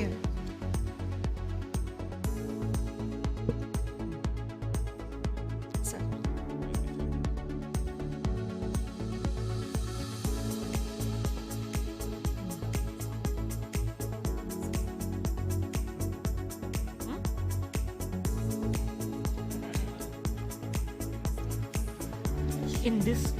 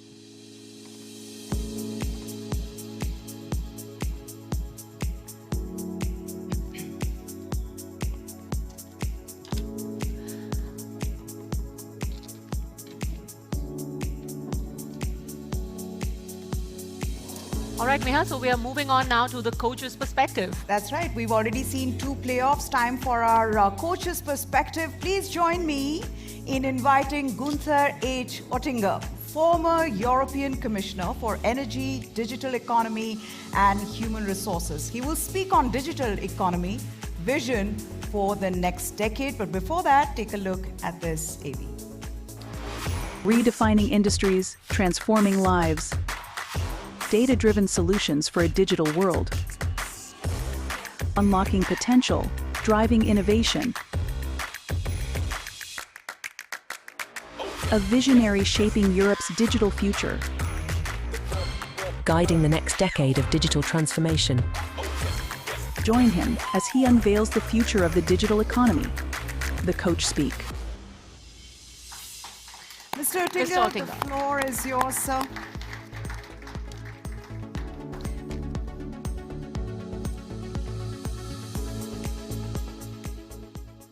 Excellencies, Ministers, dear guests, colleagues, friends from India, dear Ruven Kasper, ladies and gentlemen. First of all, welcome to our friends from India, welcome to Europe and welcome to Baden-Württemberg. As a former Prime Minister of Baden-Württemberg, I'm happy to see such a conference, a high-level platform co-organized by my sports club VfB Stuttgart, by Ruven Kasper, and an event bridging India and Germany and Europe. And we need such bridges. Let me say my vision, the global geopolitical vision is, we are living in a kind of a pentagram. Here's the US, ongoing, maybe number 1. Here, China, very important, with increasing industrial and military power. Here, I regret, Russia. Here, India, the biggest country, 1.4 billion citizens, with a huge potential. You are a part of it. And maybe Europe. If Europe is working together, if Europe is united, if our 27 member states plus UK, plus Western Balkan, plus Switzerland is a united team, a pentagram. And no doubt we are living in a digital revolution. And the US, California, are in lead. And China is following. Take Microsoft, Google, Apple, all the others, Facebook, Intel, and so on. Take Huawei, Tencent, etc. And I see the potential of India. Mainly the human resources you have. Young, perfect, educated, qualified people. IT specialists from your country. What is our European economic strength? It's a tradition. It's about manufacturing. It's about automotive, the mobility. Here we are in the Mercedes Street. Just one corner from here, it's the headquarters of Mercedes Car Group. It's Porsche, it's Bosch, it's Continental, it's ZF, and so on. And we are living in a digital revolution, means the car of tomorrow, no, mobility of tomorrow is digital. So data is key, not the engine. Data is key. Okay, it's a car, it's steel, it's aluminium. There are traditional components, but the 3 new elements are autonomous driving, on the one hand, are electric vehicles, e-mobility, and is entertainment inside the car. And here we are quite weak. So I think a partnership India, Europe, Germany can be a win-win effect. With your human resources, with your ambition, with your potential, and our tradition. So I think we should work together in the deepest manner. We have a lot of contacts, no doubt. And if you see this pentagram, the US, democracy. Europe, democracy. India, democracy. Russia, dictatorship. China, difficult, but no democracy. So I think our values, democracy, our human picture, or our social market economy, our openness, our readiness for fair competition, we have a common understanding of the global economy of tomorrow, a common culture. And this we should use. And we have a lot of added value there for. Digital revolution and big data. Not all policies have to be Europeanized. But in a digital age, we need a common European policy, a common single market. So we are in Brussels on the way to Europeanize digital policies. Take the General Data Protection Regulation. Take the AI Act. Take the Big Data Act. Take the infrastructure from 5G to 6G next decade. Please understand, digital policies are not Stuttgart, are not Berlin. Digital policies have to be Brussels regulation. What is our problem? We are over-regulated. As often, Europe and Germany, we are perfect to regulate or to over-regulate. Reporting obligations. The AI Act in general is a good idea. But the US, they are open, no rules, no regulation. Europe over-regulated. So startups have to leave Europe, have to go to Canada or to the US because they have more room de maneuver, less obligations, so less costs. And here, Europe should be much more pragmatic. Olaf Scholz, the Chancellor, was in your country. And I agree, we should work to come to a next trade agreement, a general trade agreement, India-Europe. But I can understand and accept Modi, your president, don't like European obligations, don't like our culture to say, you have to act so and so and so. No, we have to be much more liberal, much more flexible. It's the business, and it's not more than the business. Environmental dimensions or climate change dimensions are important, but not inside a trade agreement. A trade agreement has to do with exports, imports, investments, clarity, fair competition, end of the story. And so I think here we have to come together. We have to accept, we have to understand what is your priority list, what is your expectation to Europe, what is your openness, having an Indian, European and German connection and agreement. I'm sure within the next decade, India can be the biggest GDP partner globally. If you see, where do you come from? Where are you now? With 1.4 billion citizens, with your education, with your universities. I'm sure before end of 2040, India will be #1. And China and US in Europe are following. So you have a huge potential. And India maybe is the leader of the global south. You are near to many countries in Africa, in Asia, even in Latin America. So my expectation is you have to be the leader of the global south of tomorrow, but in a democratic manner, in a fair manner, in an open manner. India is young. Germany is old. Our demography is difficult. So your potential of tomorrow is your young generation. And what we can offer to you is, please ask your kids, your girls, your boys to come to Germany even for some time, to a German university or to SAP, to a German IT company. We need your excellent young generation. As a global generation, we are open, we are willing to invite everybody.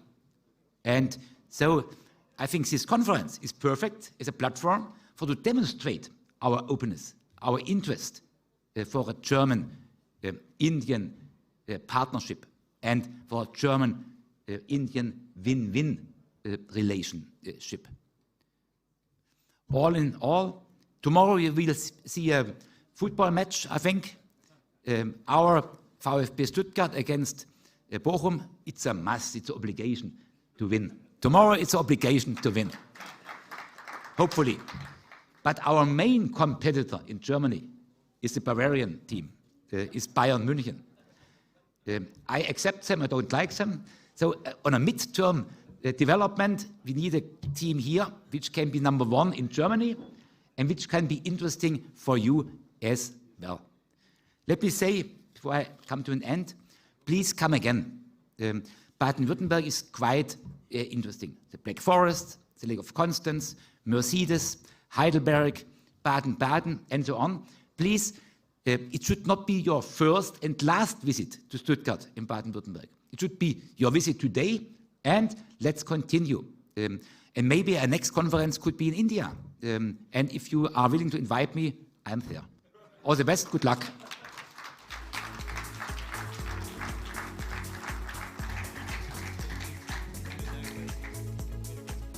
So we request you to come up on stage again. We'd just like to give you a token of our appreciation. Ruben Kasper and Ramu Rao Chupali, Vice Chairman, my home group.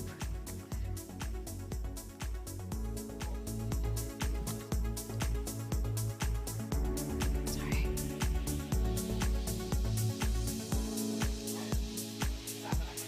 You can go.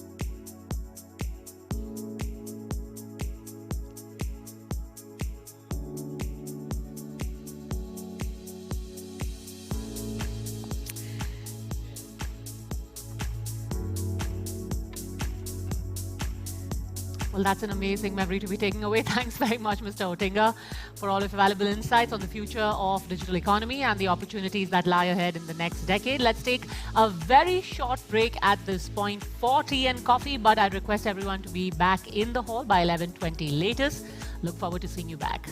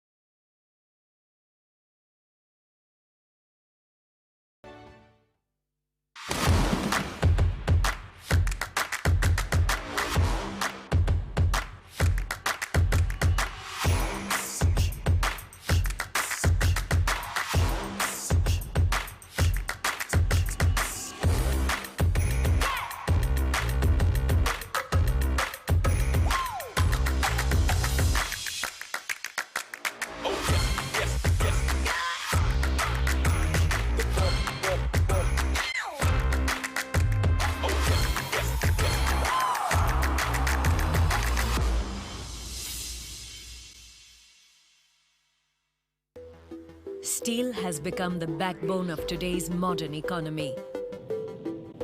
From automotive to defense, aerospace, oil and gas, nuclear, steel plays an important role in our lives. But while steel is a solution, it's also a source of pollution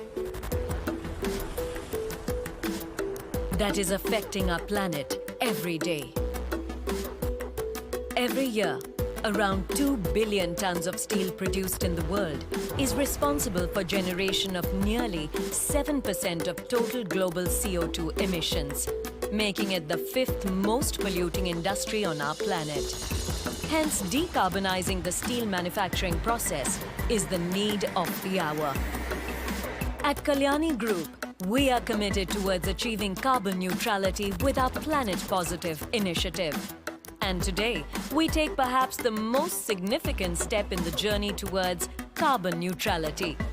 Sarloha Advanced Materials Private Limited, a Kalyani Group company, presents Kalyani Firesta. Kalyani Firesta is India's first ever green steel with net zero carbon emission intensity. It is truly a step towards preserving our glaciers, reducing global warming, and letting our future generations breathe better.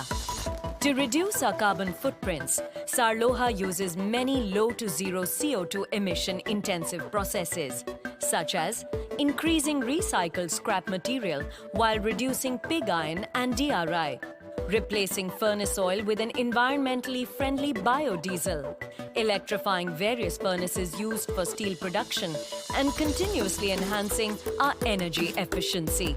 Manufacturing process of Kalyani Firesta is powered by 100% of renewable energy sources, be it automotive, nuclear, defense, aerospace, engineering, tool and die, or oil and gas. Kalyani Firesta can help to keep our planet green and clean. When you choose Kalyani Firesta, you reduce your carbon footprints and help in the conservation of natural resources.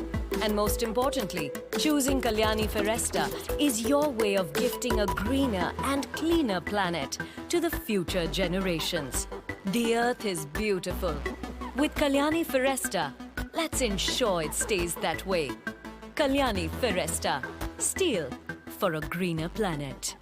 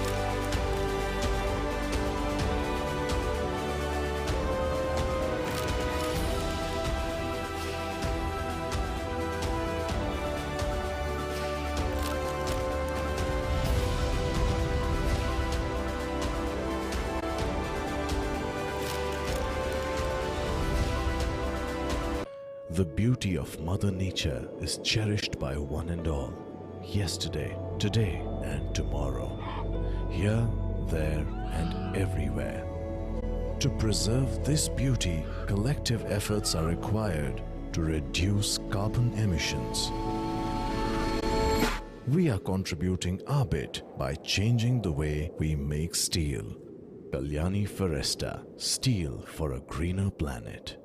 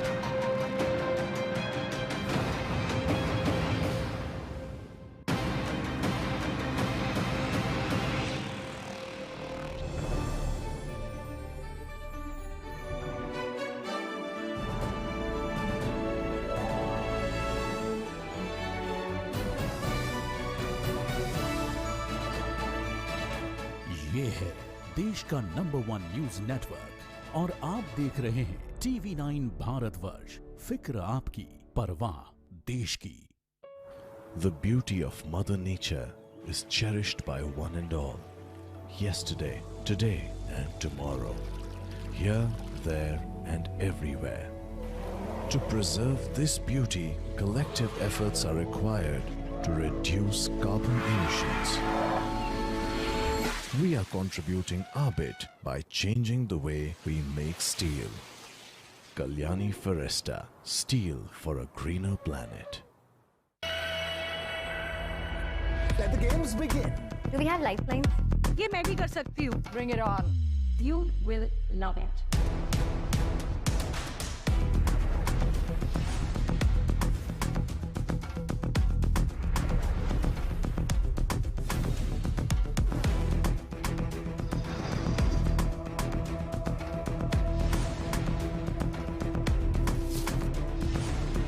Presentation, it's also important, no?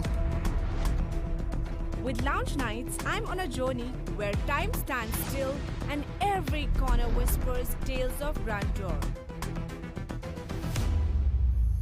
I have a certain style that I put forth in front of people. Content creation is not just a game. We believe in creating memories, and we are there to ensure that it's once in a lifetime and a real memorable experience for you.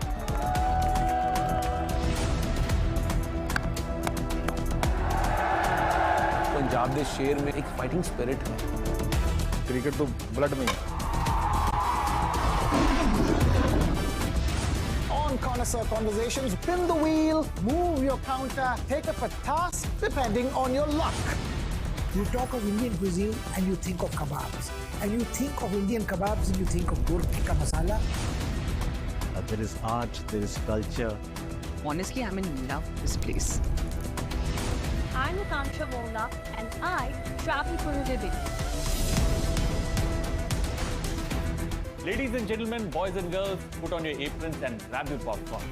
I'm Chef Kunal Kapoor और हाँ, मैं हूँ फिल्मी.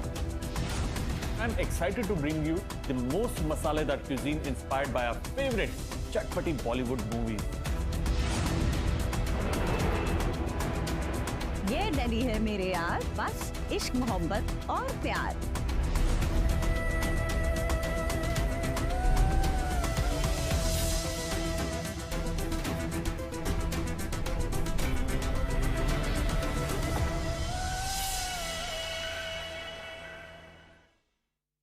The beauty of Mother Nature is cherished by one and all. Yesterday, today, and tomorrow. Here, there, and everywhere. To preserve this beauty, collective efforts are required to reduce carbon emissions. We are contributing our bit by changing the way we make steel. Kalyani Foresta, steel for a greener planet. In Stuttgart, where vision meets momentum, visionaries and game changers converge. The News 9 Global Summit, where ideas shape tomorrow. Driving this momentum, a leader transforming pathways, building a modern rail network for tomorrow, empowering India's digital revolution, connecting 1 billion voices, charting a roadmap for India and Germany, bridging industries, nations and possibilities. Ministerial address.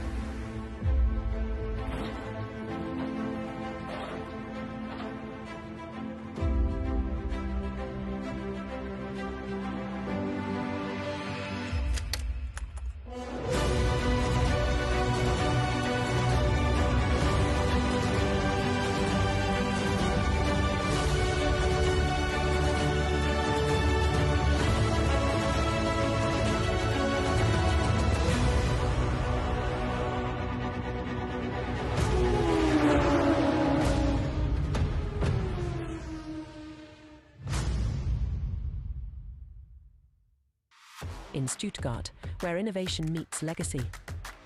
A global confluence unfolds. The News 9 Global Summit, where ideas shape tomorrow.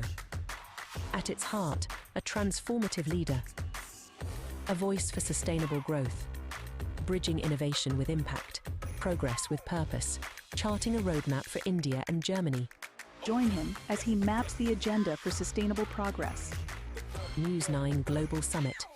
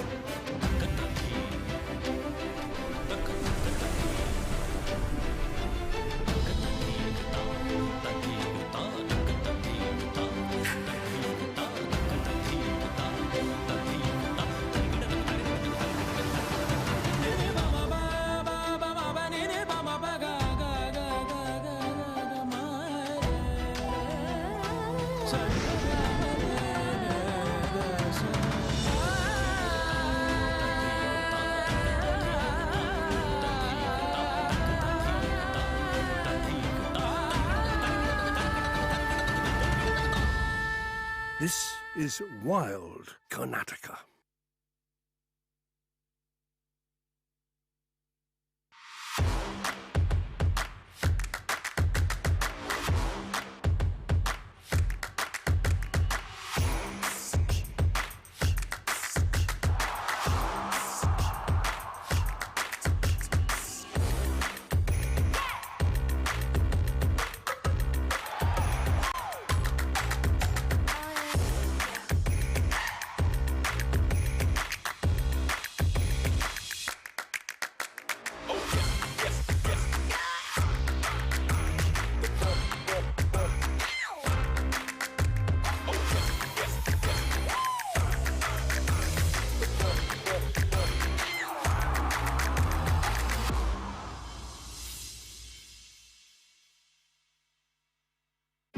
Gujarat, the land of future-ready mega projects. Since 2003, the vibrant Gujarat Global Summit has played a pivotal role in enabling several iconic infrastructure initiatives in the state.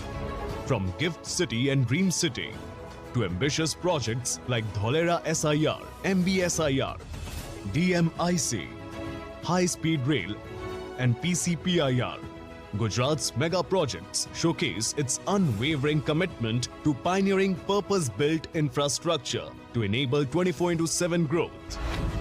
With future-ready infrastructure, Gujarat has positioned itself as a premier investment hub. Viksit Bharat, Viksit Gujarat.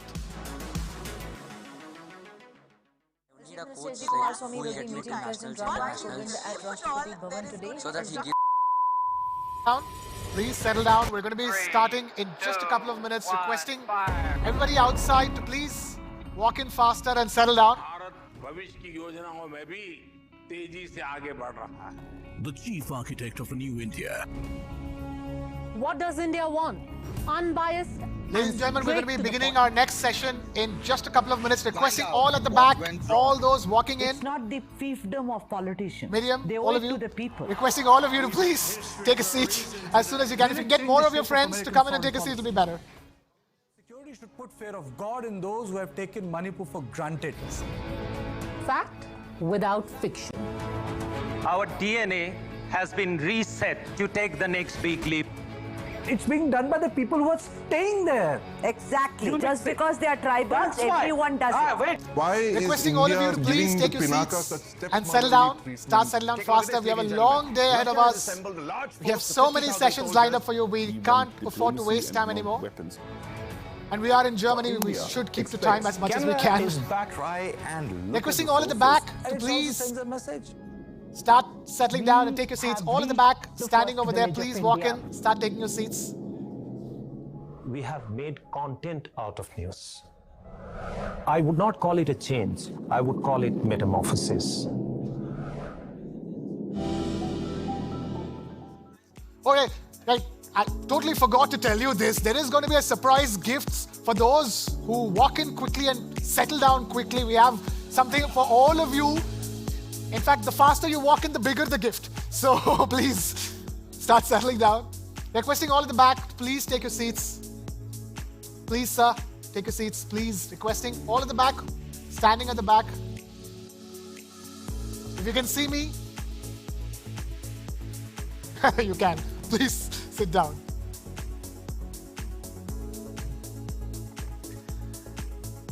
All right. We can't afford to waste time anymore, can we, Padma? No, time is money.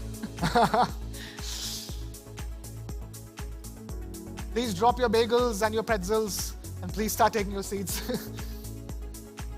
And given the people we have in this room, there is a lot of time and money here that has been invested.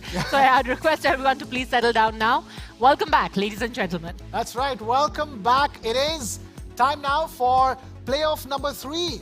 At the News 9 Global Summit Match Day 2, the playoff is all about bridging the skill gap, crafting a win-win.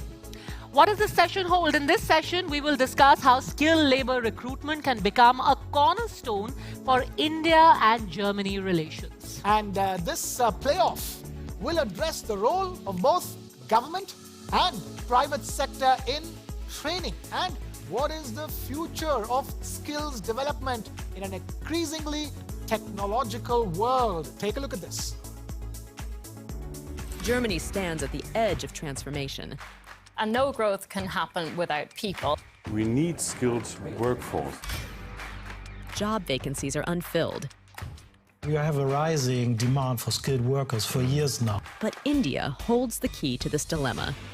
Germany is open for skilled workers, with opportunities waiting to be seized. The German government is drafting new plans to smooth the entry process for foreign skilled workers.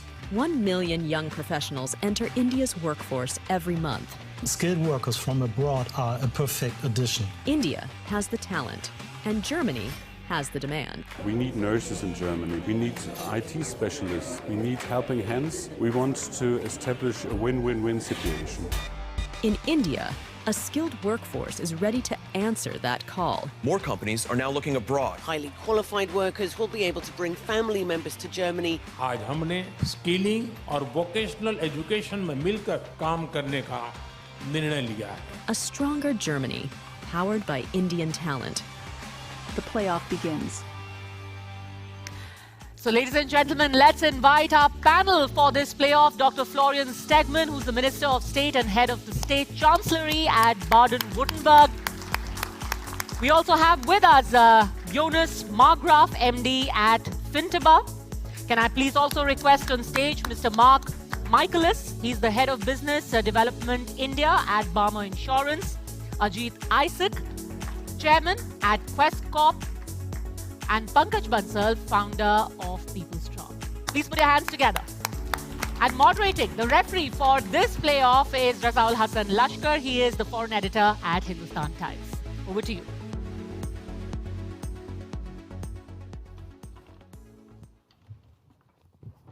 Hello and welcome to this session.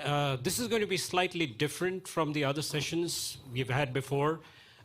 The other sessions were very exciting, but they were about stuff like quantum computing, artificial intelligence. This one is going to be different because it's about the people who are going to actually make the connect between India and Germany. So I'd like to just start with the State Minister.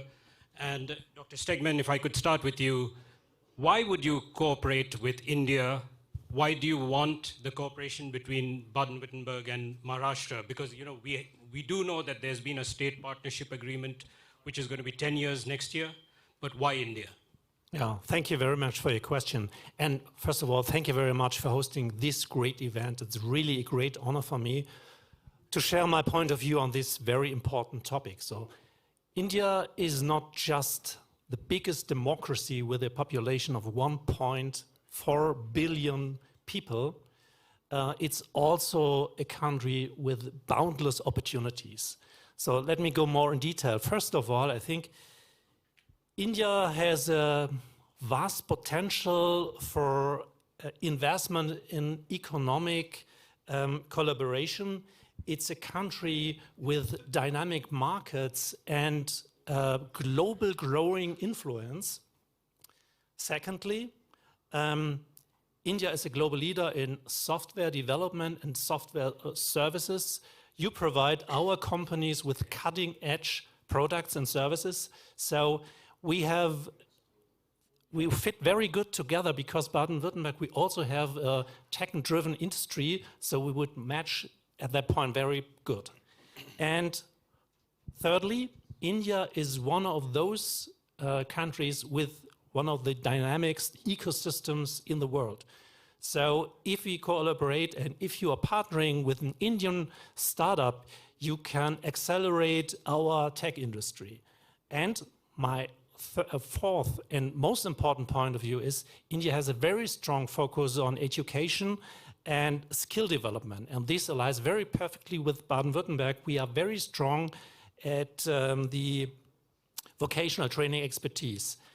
And in a nutshell, I would say deepening cooperation between Baden-Württemberg and India is just, it means unlocking a potential with shared values, complementary strengths, and vision of mutual growth. But it's not just a partnership, it's for us an opportunity to shape the future of the world.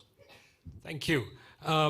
Good start to the discussion. If I could turn to Mr. Isaac, he had some very interesting points while we were just chatting outside. His organization is the largest employer in India, the third largest in the world.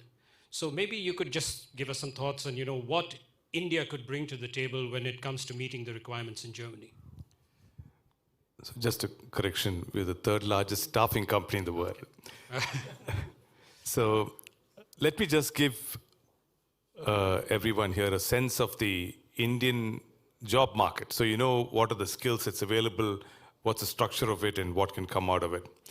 There are totally 560 million people in India who are classified as eligible to work, people between the age of 15 and 64. Out of this, about 45% is in the farm sector. So about 250 million in the farm sector, 310 million in the non-farm sector.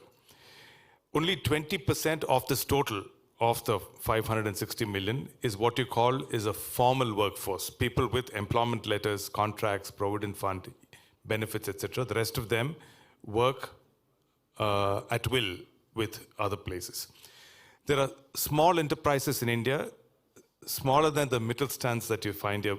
That is what we call as MSMEs, mid and small medium enterprises. There are about 63 million of them in India.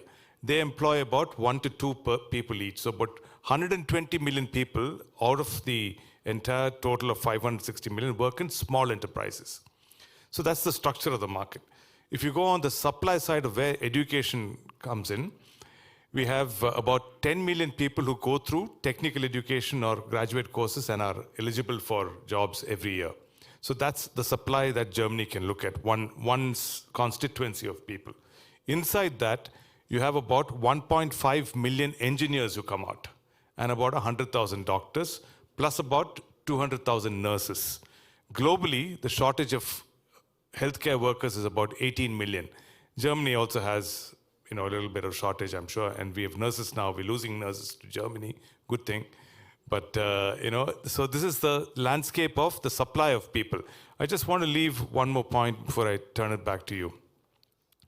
I think it's important for Germany to know that the last 10 years has been transformational for India. India now has a can-do attitude. Its people are aspirational. They like to fit into a system. They're becoming more and more formal and structured in the way they work. So in a society like Germany, I would encourage you to look at people who are in this transformational phase of their journey. And I think they will do well to contribute productively to employment markets here and to enterprises in Germany. I'll just turn to another German perspective now. Johannes, who is from FinTiba, which is a platform that works to get international students across. We were having a little bit of a chat, about managing the, expectations and realities. Maybe you could throw some light on that, and how would you work to integrate Indians who are coming into Germany? Yes, thanks a lot. Yeah, FinTiba, we're a platform, as you said, like a tech platform or like a tech and people service platform where we help internationals to come to Germany and get through the bureaucratic hurdles. And we have accompanied more than 300,000, mainly students, on their way to Germany, and we gained a lot of experience. And I think I would like to touch upon that. I think what you said, we have talked a lot about technology and figures and numbers, and this is about the human factor, about the brains and the skills. And I think this is exactly the point. Also, when we have the triple win strategy of our government, about that 2 governments will benefit, but also really the people that come to Germany. I think it's about how do you want to make someone successful, and successful you become in terms of personal journey and growth if you make it, and make it is mainly about integration. It's really all the hurdles of getting familiar with German. I mean, even if many people you get around here with English, finding a job normally requires some level of German. You need to integrate into the German society to be successful. And I think this is one of the key factors to make that. And that's also why we think, of course, we extended the groups of people that come here of skilled labor from like blue collar and white collar, but especially students are a very interesting target group because we have like a complete ecosystem that fosters that integration. I mean, we have universities with a lot of programs. They help with integration weekends or integration weeks to language courses that are more or less for free during university is a big difference to also finding then jobs. And in the end, it's about a career, about a long-term life, and how do you make that successful. And I think this is an interesting fact about Germany, that Germany is OECD leader in terms of keeping internationals in Germany after the graduation. So after 5 years, we still have 2/3 of international graduates and also Indian graduates still in Germany. After 10 years, it's still over 40%. And I think this is something we need to support as much as possible from the whole way, from recruiting people in India to really think about who has the good chances to come here until doing it in Germany, because a failure on the way is very painful. We know that in India, a lot of families collect money to make that way, to pay for like the way to Germany. And if you then, I don't know, end up in the wrong university or in a place where you will not maybe to make it with your education or vocational training, then it's very hurtful for everyone. So I think integration is the key, and we try to do everything, also with Fintiba, to smooth that. Pankaj, I'm going to come to you from People Strong. You've obviously looked at not just Germany, but other countries. What would you say makes Germany possibly more interesting than, say, a destination like Australia for an Indian? Which other country can host a football ground for a conference and a discussion on skill, right? So that's one simple reason. And thank you, Barun, for getting us together. Thank you, Sri, for getting me here. Just delighted to be on the panel. My take is as follows. So we are discussing 1.4 billion people of India. It doesn't matter. What matters is that the world needs 1 billion people over the next 2 decades, right? And where will that billion people will come? 25%, if not more, 250 million people are going to come from India. Now, the problem at home in India is that we have done a lot. We have the right UPI systems, which is payments. We have many examples. We have identification. We now have an opportunity to create a skill ecosystem. And what I like about the new world of skills, that it's genderless. Skill has no gender, right? Jobs have gender. They want men or women. But skill has no gender. When you get people to Germany, you're not going to look at gender. You want skilled people. So I think India cannot consume the workforce that we have, the numbers that Ajit mentioned, can never be consumed in India. So we need countries and partnerships like Germany. So I think that's the best bet we have with government coming along. Secondly, I'm not betting on government only. Government, of course, is doing a phenomenal job in this case. But I always bet on category building entrepreneurs. In India, if you look at, you'll be surprised that the internships for class 11 and 12, there are companies which are helping students to get internships across the globe. So we have that opportunity. India's #1 management institute. Since independence, we had one, Raza, you know, Indian Institute of Management. Last year, it was dethroned. And a new institute, which is 5 years old, called Masters Union, is #1. Why? Because it says textbooks on the side will provide the skills which are required by the corporations. #2, India's mass institutions are always known as like Amity and many other brands which have done a good thing. But there, Sunstone kind of companies have come up. So I think skill is the future, Raza. Mark, if I could come to you, you have an aging population in Germany. And India is a country which has a demographic bulge. How good a fit is it? It's a huge fit, you know. In India, there's a really young, skilled population, and we need those people here in Germany to, help us here keeping going our way, but we can also offer them a huge opportunity to work here in Germany, to build a new life here. And I work for Barmer, a health insurance company. And basically what we do is we help them to integrate here. Jonas mentioned how important integration is. And we as a healthcare company want to help the people to integrate here where health is no matter of concern, because we want to make the health insurance system as accessible as possible for them so that they can focus on working here, on living here with their families and support the system here in Germany, the social security system. Because here in Germany, the young people pay for the old. And we have an aging population, and if we get a young, skilled population from India that works here, they are able to sustain the system, which is world-leading in its capabilities. And that's really why the Indian population coming to Germany is a huge fit, and we have to strive to build on this and keep them integrated. If I could turn to Dr. Stegman again, the partnership between Maharashtra and Baden-Württemberg. If you could tell us about the pilot project that you have for getting skilled labor from Maharashtra, and also what can other states learn from this partnership? This partnership is going to be 10 years next year. Yeah, that's absolutely right. Also, the cooperation between Baden-Württemberg and Maharashtra it could be a role model for other states as well, I'm convinced. And the recognition of our work make me and my team incredibly proud. But how did we achieve this? I mean, the foundation of our cooperation is a long-standing partnership built on personal trust and even friendship and relationship. Over the past years, I have traveled many times to India, to Mumbai and Pune, and I had a lot of fruitful discussions, countless meetings, and so we have built a strong foundation of trust and respect and friendship. And this respect and our friendship is, let me say it like that, is the heart of our cooperation. And we work very closely with great trust. And both regions are, of course, the powerhouses in industries like automotive and mechanical engineering, and also the healthcare sector. We have both a strong ecosystem in research. And to support this effort, we established also a cooperation office in Pune, and we have a service desk there for skilled workers. And also, I have to mention, this is really respectable because Maharashtra has active investments in German language with cooperation at the Goethe Institutes.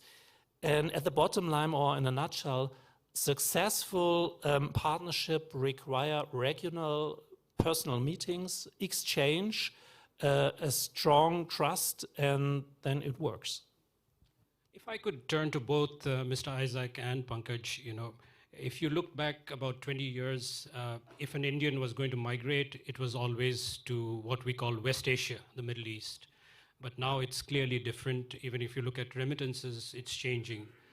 What do you think people like you who are in this field can do to, you know, better equip someone who's coming to Europe or to Germany? Either of you, maybe. So I think, to answer you as well as Dr. Stigma, if you look at the data in 2013, since you talk of past, we had 32% Indian workforce as skilled. Data in 2024, as per India Skills Report, is almost 52%. So we have this change. Number two, the 10% jobs of India are aspirational jobs, which attract 70% of the applications. So we have this mismatch. We have a skilled workforce which is growing. We have tag data which says that aspirational jobs are not increasing. Of course, they will increase, but not to that magnitude. So now there is no option but to help those skilled workers find jobs. Therefore, Germany comes into play. What role we can play? Again, I will say we have to enable entrepreneurial ecosystems. Like we have two friends here, he's helping people to come here. We have to find that ecosystem in India, which in a structured way will go. And most pleasant thing that I want to quote, Pune you mentioned. In that India Skill Index, Pune is the #1 city. So you are at the right place. Well, I think for starters, Germany's got to play some cricket, India has got to play some football. We have to learn a sport. Indians have got to drink a bit more beer. And maybe Germany's got to learn some non-vegetarian food. So that will get the people closer. But on a more serious note, you know, India's got about 1,700 GCCs that are set up. GCCs are global capability centers, usually backends of large corporations which do stuff like accounts payables, accounts receivables, order to cash, customer lifecycle management, product development and testing, stuff that is very essential to companies, everyday stuff of companies. So these are companies with enterprises with turnover sizes in excess of $1 billion or so. So even in the state of Baden-Württemberg, you'll find a lot of these companies which have sizes, let's say, of about $1 billion or so, who can set up micro Bosch. Bosch, for example, has already got one in India. So if you set up a GCC in India, that GCC can tie up with a few universities, and that university can have an apprenticeship program with a particular state. So use the companies that are setting up GCCs in India to tie up with universities and draw people from good universities there and get good talent from there. When you have a good brand like Bosch, Mercedes-Benz, Audi, Porsche, etc., setting up a GCC there, you'll draw great talent to those brands. So what you will, by an automatic filter, is that you'll end up getting good talent out of India also. So it's not just the numbers that come in. And the second point is that, India and when you're looking for a job, you want to land up in a country where there is little or no intimidation of any type. For example, if you go to Afghanistan, it's difficult today, or somewhere else. Germany and India have always there's a good vibe about it. That we must build on. That energy that's created out of the relationship should transform itself into more things. I think a little push, events like this, definitely give that narrative a greater sense of momentum. And it'll serve both of us if you're able to draw out more people than what you're doing right now out of India into jobs. I think the migration per annum is about 11,000 right now. It can perhaps reach 100,000 people because we have 18 million people living outside India as migrants. I think Johannes wanted to make a quick point about something. Yeah, maybe just to add, because I think it sounds so easy. We have all clear that India has all these skills and Germany needs all these people to fill the jobs. But I think what we may be missing is that Germany is not the only country who's in need of all these jobs. I think India will be the only country in the future who has really a skills surplus. And in Germany, we have to be aware that we actually compete for these skills and brains. And we have to really think about how do we create an ecosystem or like a country and a society that is open to make people feel at home and feel open to come here. And I hope that the more the Indian diaspora grows and the more ecosystems we all provide, that the easier and better this actually gets to really, next to that we have great engineering jobs, and I hope we will also have them in the future, but we need to think about how to also develop our own society into a more open society in bringing all these people into our daily lives. And if we manage to do this, then Germany will also benefit a lot, I think, here from our more open mindset, hopefully. I have a question for both the German panelists. It's clear what you said. It's becoming a more open society. The hotel we are staying in, the people at the front desk are from Afghanistan. The housekeeping in charge is a person from Nepal. So, clearly there are people coming in, not just from India. But, we've just had an election in America where we have a new president-elect who is talking about cutting off immigration. Europe is having a debate on immigration. How big a problem do you think that is, when it comes to the local society? The problem, what exactly? The problem that sort of what's happening in the States? Or in Europe also. In Europe also. At the moment, I would say we see rather that Europe is in a very positive situation because of the things that happen in the US, but also like the UK are becoming less open when it comes, for example, to students or immigration. So I think the other European countries, especially Germany, can benefit a lot. Of course, we also have discussions here because like everywhere in the world, in Germany, we have 85% of people living in rural, in cities, in urban areas, exactly. And the same problem with accommodation, like everywhere we have the same issues and how we deal with sort of people coming from abroad. But I think the better we really stress the success stories and what kind of stories the people bring with them, I think the more we make it a really open, or like a stand for our society to benefit from it. And I think then there is a lot of openness, especially when it comes to skilled labor. This is a very different story that I think we have about, asylum seeker or not legal immigration. Yeah, we are talking about skilled migration. So the people are coming here basically for work. And in my opinion, work is the best place to integrate because you get to know your colleagues, you get to know your co-workers.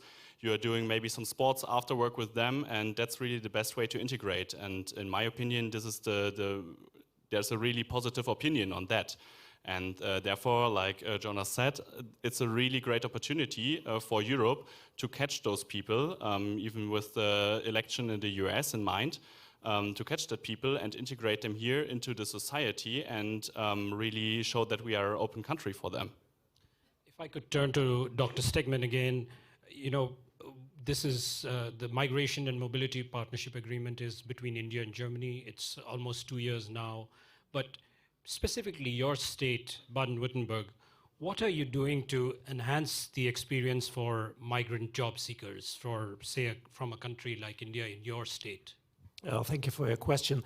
Baden-Württemberg is implementing a whole range of initiatives just to ensure that skilled workers from abroad, especially from India and Maharashtra, that they feel welcome and supported. So we have learned a lot from our past experiences, and we're always trying to become better, just to get the process smoother and more effective. And one of our key initiatives was the implementing of 12 welcome centers across the state.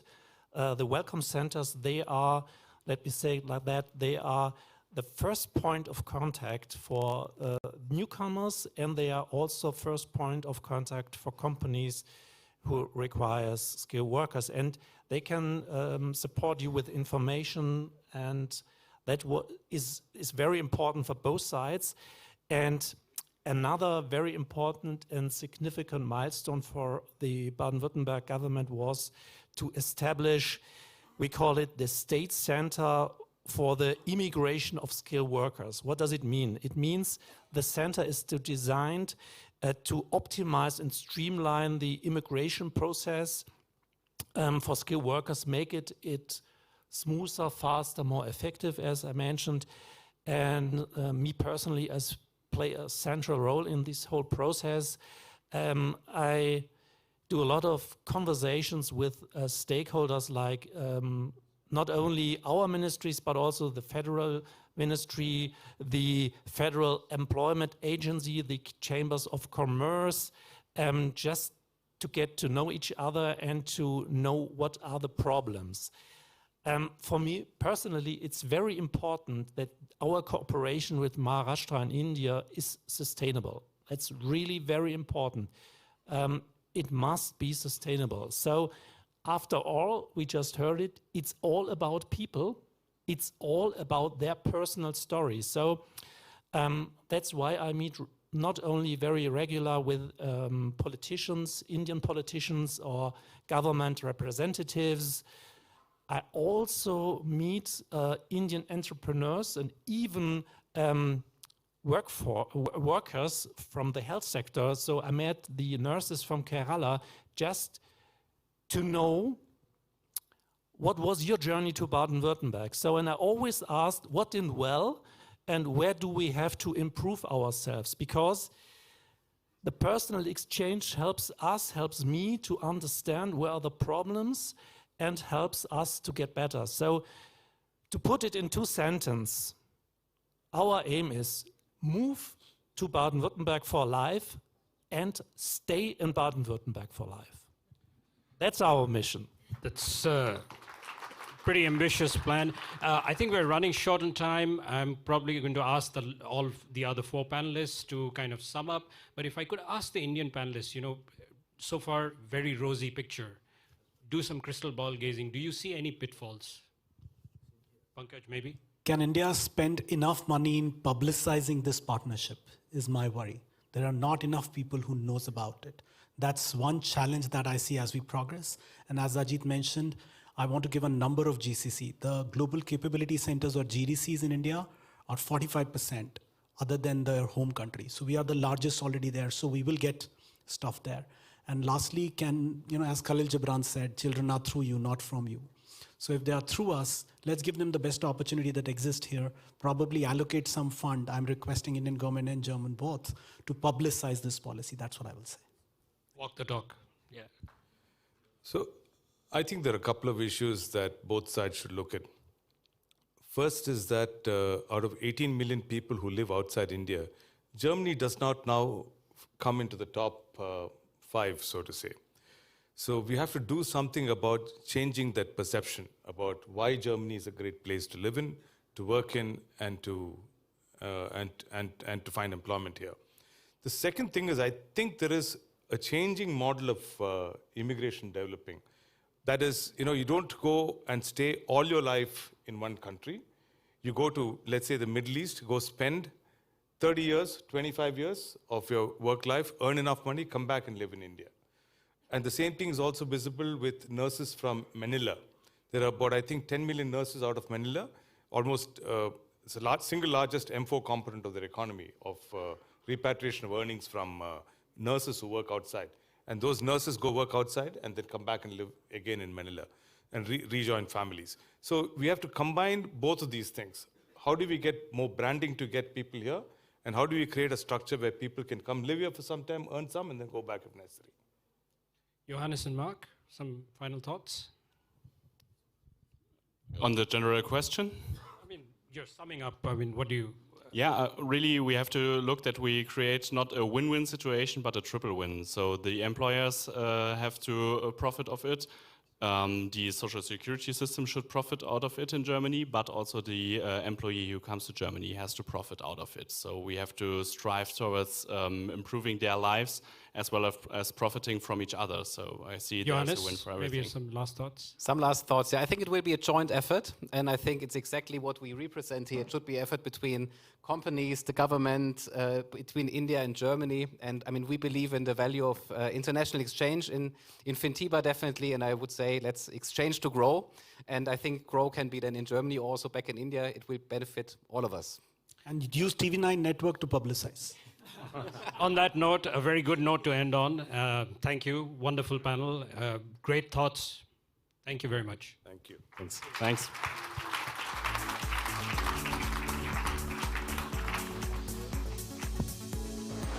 I'm going to request all the panelists to please stay on stage. Please stay on stage. Ajit, all of you, please stay on stage. Requesting Mr. Ruben Kasper and Mr. R.K. Goel. Mr. Kasper and Mr. R.K. Goel, please request requesting you to take the stage.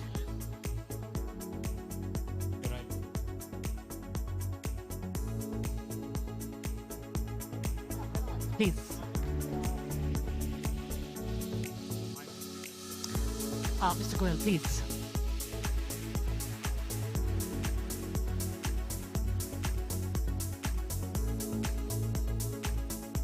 We also have the Indian. Yeah, Indian shawl. Again.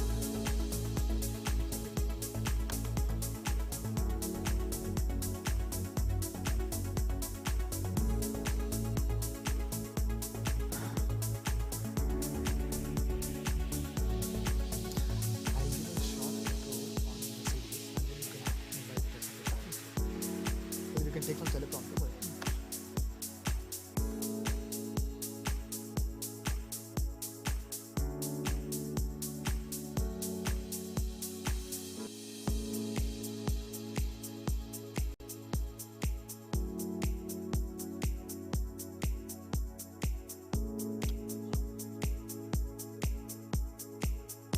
Reza, can we please invite you on stage as well for a group photo? Reza, please.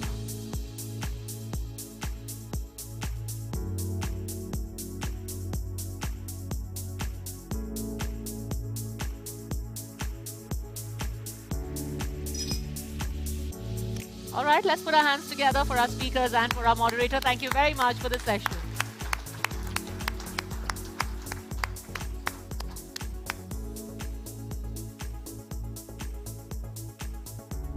All right, then let's move on. We have a very, very packed schedule for the day. Don't be Padmaja, so we can't afford to waste any time. So requesting all of you to please settle down for the next session.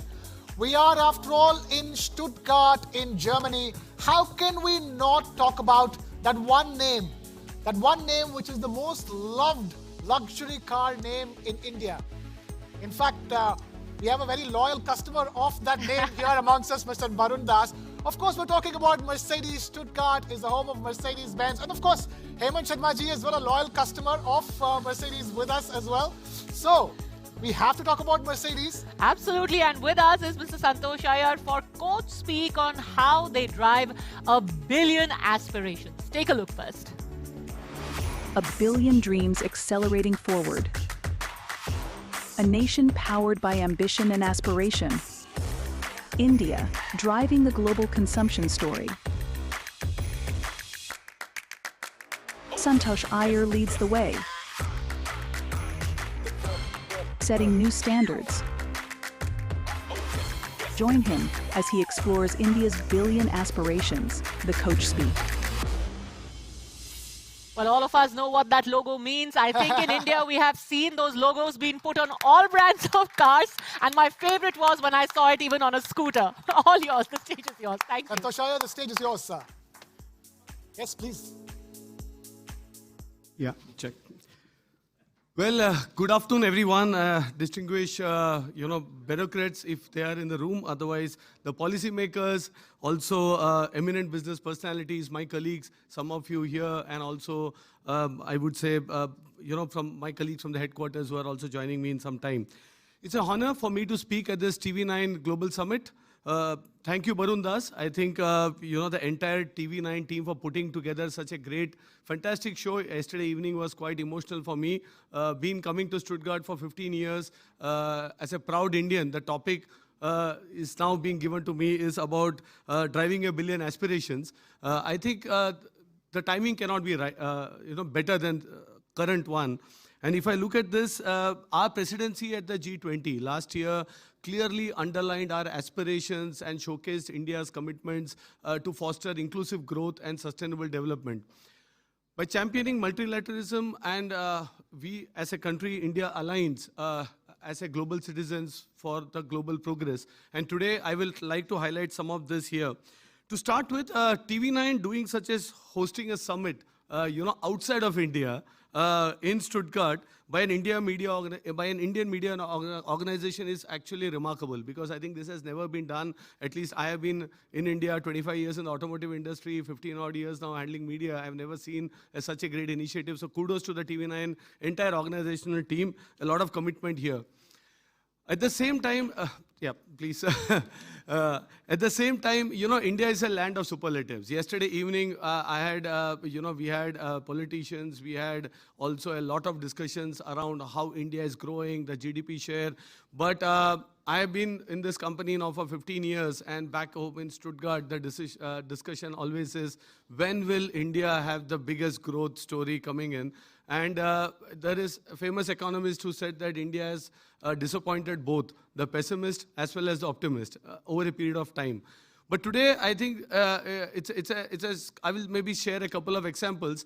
And starting from the luxury car market, yesterday Mr. Scindia said that, we have something called strategic patience. 30 years in India, we were doing 2,000 cars. Today, we do 20,000 cars. But it's half glass full, half glass empty, because when I look at some other markets, they may even do 200,000, 500,000 cars. So when will that trigger happen?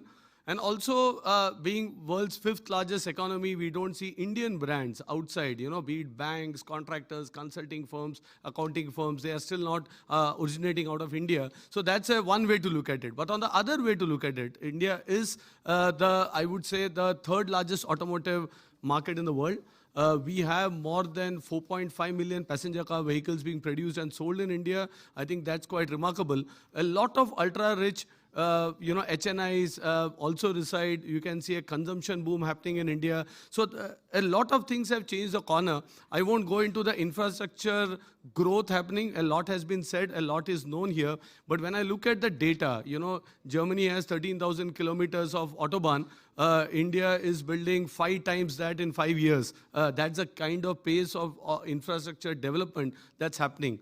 And we as Mercedes-Benz, we are seeing this. With this change in development, we also see change in aspirations. The per capita income now going up to $3,000. We have clearly seen a lot of aspiration. And I think the 3-pointed star really represents I would say, a dream of many Indian to get into this car at some point of time.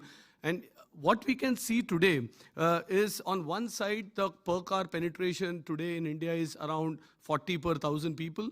This you compare with Germany, it's around 600. So one can argue that there is a very long runway and a billion people dreaming they should get into cars. But when you look at public policy, clearly India also has its own set of challenges. We are a growing country, and it's very clear that public transport should be one of the biggest, I would say, lever to ensure that more people get sustainable modes of transport. And then, of course, driving luxury cars, or even a car itself is a luxury to a large segment of society today. But this is where that's the pivot that we see, that the billion dreams in India will drive that pivot going forward. In my view, there are 4 mantras, apart from many things that has been said till now, for the billion dreams and aspirations to grow. Number 1 is manufacturing, for sure, because let me give another statistics. For every truck or bus manufactured, and sold, you create 14 jobs. For every car that is made, again, you create close to 12 to 13 jobs in India. So if you see 4 million cars being sold today, just imagine the number of job creation that's happening. And if India has to grow at the 6% growth, surely automotive industry alone can help in getting employment, getting jobs. That's one part, but this cannot be on the traditional setup because the labor cost arbitrage is a thing of the past. Many countries will take up. The core mantra for success would be to combine digitalization in manufacturing. A lot of work happening on digital twins, on trying to make it faster, better, and I think in terms of quality as well. So I think that's something that we need to, again, pivot on. The second thing, which is very much linked to manufacturing, is also about, so the Make in India is great, but it's time now we make in India for the world. And here, from the automotive industry standpoint, it's very clear that yes, there are aspirations. A lot of people ask us, are you going to export? At this stage, the answer is no, because one thing that you need to do this is also a free trade, because this is something that we have been, as a multinational company, always been advocating. Borders need to be open to facilitate free trade. We are also now in India formed a lot of associations. Stefan Alusa is here from AHACA. We have been discussing this during the recent APK as well. And I think this our job is also to educate Indian industries to ensure that they don't feel the threat of a free trade, because free trade means both the economies grow. We need to have a win-win equation when it comes to these FTAs. Third, of course, I think the last panel was great and enlightening, so I won't delve into empowering the youth also in terms of getting skill development. But I think the biggest, again, opportunity for India is increasing gender diversity in workforce. Today, with a very low participation of the women workforce, we are not capitalizing the huge potential that lies in India. And the demographic dividend, because most of us are lying on simple mathematics saying that, India is having 1.4 billion growing at an X rate. This young population, they will start consuming. But for them to consume, they need to have the money in the pocket. The per capita GDP needs to go up. And for that, inclusion of the women workforce will mean that the household income, because today an Indian household is dependent on one income household, and that something which pulls development, growth, consumption down. But inclusion of diversity, inclusion of women more in the workforce will lead to this faster acceleration. Last not the least, which is a bit very close to my heart, you have clearly a strategy from India about green transition. I think the statistics that was mentioned yesterday by Honorable Minister Ashwini Vaishnavji, that India today, 45% of the energy today in India is from renewable, non-fossil fuel based resources. It's staggering. And this comes into for the future, we are discussing about from being a net importer of energy to a net exporter of green energy. This something will change the balance of trade because manufacturing goods and services is one end of the spectrum, but I think energy export coming out of all the initiatives will change the game. But on the other side, now coming back to the automotive industry, we need to also transition to electrification much more rapidly. Use this on one side, the electrification agenda of the government to shift into green energy. On the other side, transform with electric cars. I think the government has a lot of policy initiatives there. India leads in carbon neutrality, leads in decarbonizing the sector.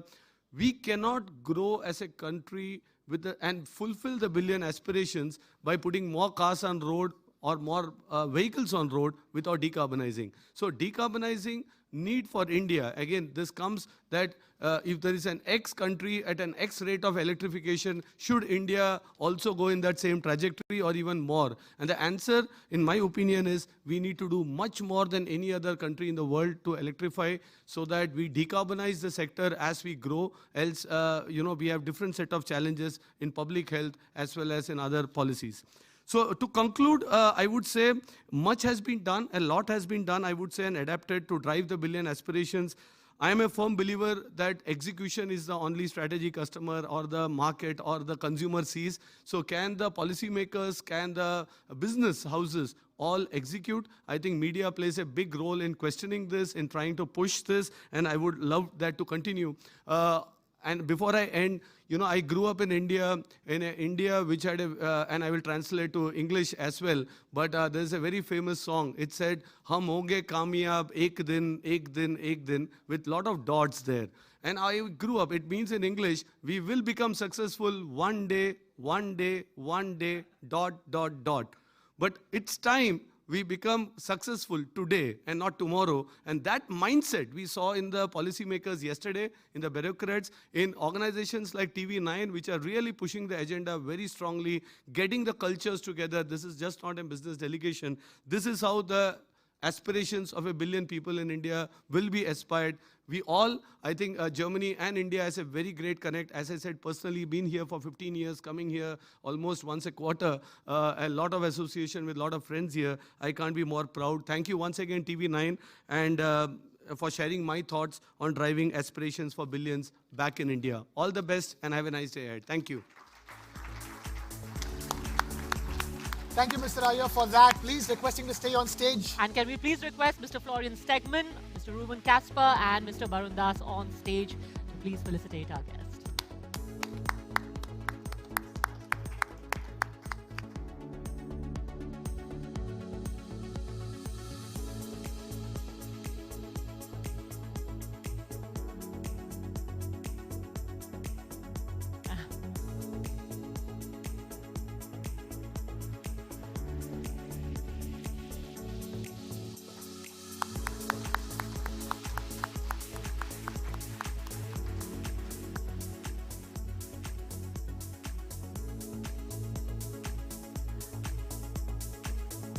Thank you very much, gentlemen.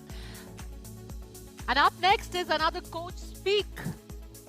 We're talking about Dr. Ajay Mathur, Director General, International Solar Alliance, who has now arrived in Stuttgart all the way from Baku, where he was attending the COP29 meet.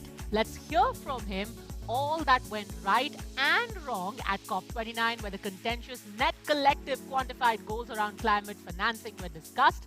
Let's hear it. Ladies and gentlemen, huge round of applause. Thank you so much.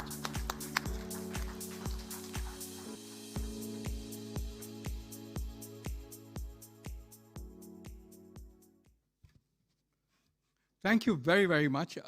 First of all, I apologize for being late in being with you, but this was an opportunity I had to fully accomplish. I'm delighted to be here, and believe you me, the sunlight makes it completely worth it.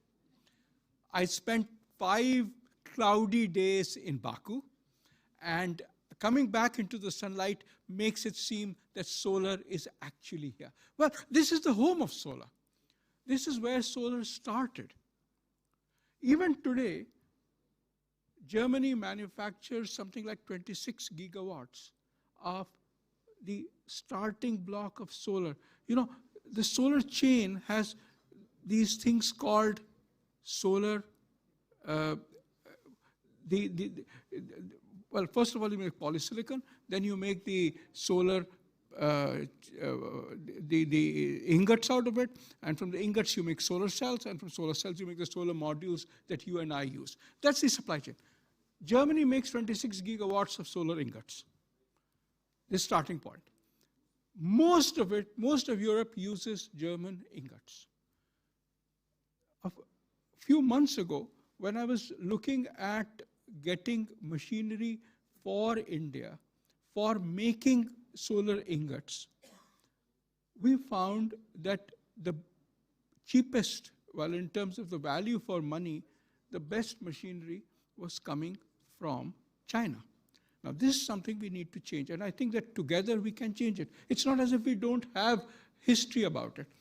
You look at 20 years ago, when the wind revolution was taking off, the wind machines were being designed in Germany and being manufactured in India, and they were being exported to the rest of the world.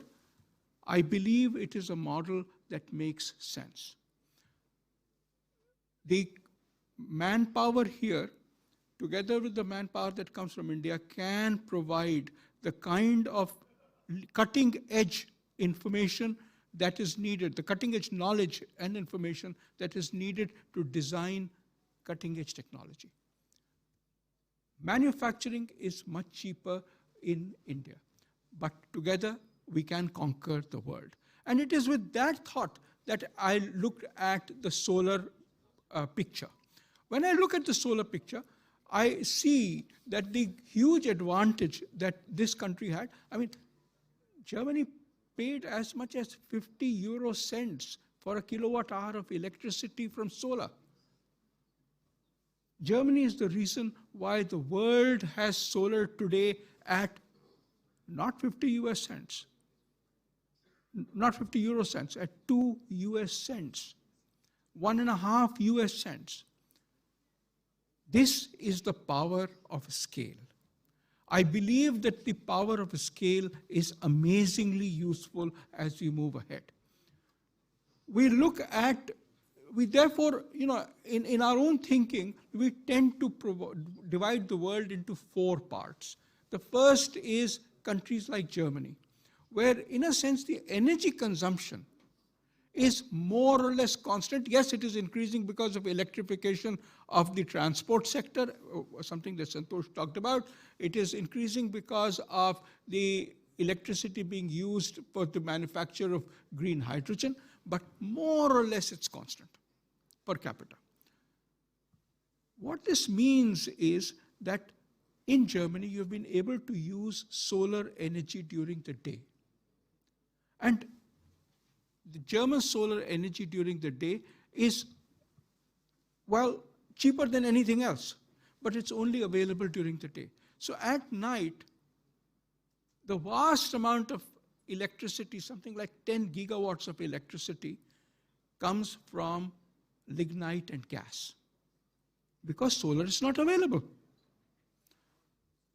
What it means is that the ability to use existing capacity, lignite and gas, is there. When I look at India, I see the generators and distribution companies coming to me and saying, listen, we'll gladly put up solar during the day. But what happens at night? Because there the demand is increasing. The demand is increasing at the day and at night. So solar provides during the day. What do we do at night? Do I set up a coal power station to meet the need during the night? That doesn't make sense. In other words, for these countries, these large developing countries where huge amount of growth is occurring, we need to focus on batteries. Because batteries allows us to store the solar electricity that is produced during the day and use it at night. Then you have the smaller developing countries. In the smaller developing countries, the biggest problem is that everybody does not have access to electricity. There, it is important that we start looking at options. And there is no cheaper option than looking at a solar mini-grid, which is solar plus batteries. Solar plus batteries provide electricity to people who have never had it at a price that is cheaper than extending the grid. If you have to extend the grid by more than 10 to 15 kilometers, solar plus batteries is cheaper. This is what we need to focus on as far as the smaller developing countries are concerned. And then you have the small island states. I went to Fiji, and in going from the big island to the small island, how do you go? You go by boat. What does the boat run on? Diesel. Where are the electric boats? Where are the solar boats? They aren't there. Because neither Germany nor India has invested in creating a high-speed boat that can take 100 passengers from one island to the other. In other words, we need to look at these countries and develop the products that they need. They are a very special market. They are not large enough to make it by themselves. But we can certainly enable that transition. The point that I want to leave with you is that coming out of Baku, these 4 archetypes of countries were very, very clear. It is very clear that there are the developed countries, the large developing countries, the smaller developing countries, and the small island states. And in almost everything, whether it is the solar philosophy that we talk about, or whether it is their own strategies for the energy transition that we are talking about. They are very different. We are right now faced with a number of challenges. We are looking at moving the carbon emission reductions that occur in the developing countries to the developed countries, to the so-called offsets. I would argue that instead of having a general approach of developed and developing, we need to move into these 4 categories and move the kinds of activities which make sense, which move the needle as far as the energy transition is concerned, into the global picture.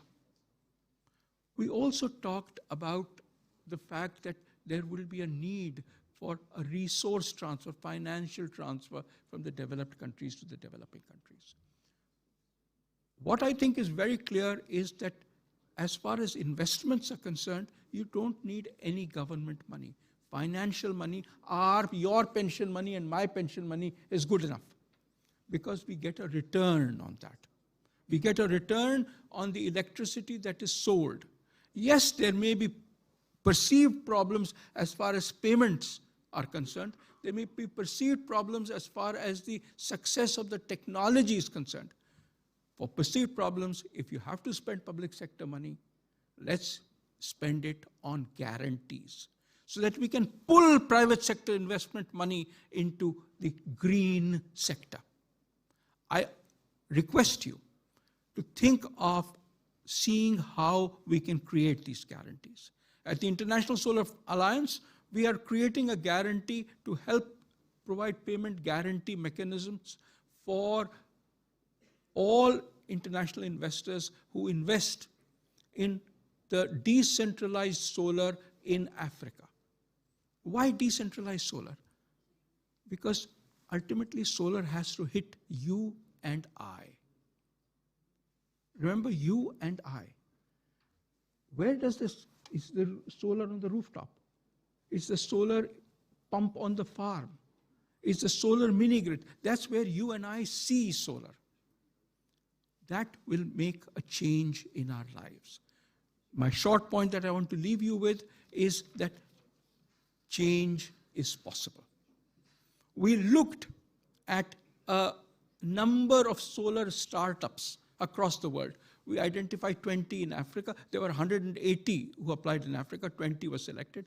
We looked at startups in the Asia-Pacific region, 30 in the Asia-Pacific region, including 10 in India. And we are now looking at identifying 20 startups in the Latin America region. Believe you me, the kinds of new applications that they talk about are just out of the world. There was a guy in India who had developed a robotic arm to clean solar panels. Solar panels become dusty in the Indian environment. And a robotic panel helps clean those solar panels. Amazing. In Africa, there was a fellow who was making and selling carts for cold food or hot food using solar technology. I was completely blown by both the range of products that these guys had developed, as well as the fact that you and I were willing to pay to get those products. I believe that we can make a difference. We can make a difference by going ahead and enabling investments to flow on the one hand and enabling these entrepreneurs to develop on the other hand. I thank you for your attention.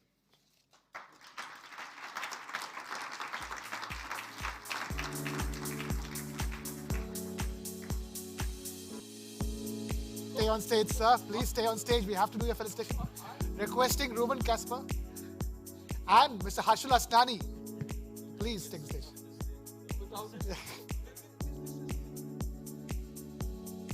Can we have Mr. Harshul Asnani? Okay, requesting Hemant Sharma ji to please take the stage.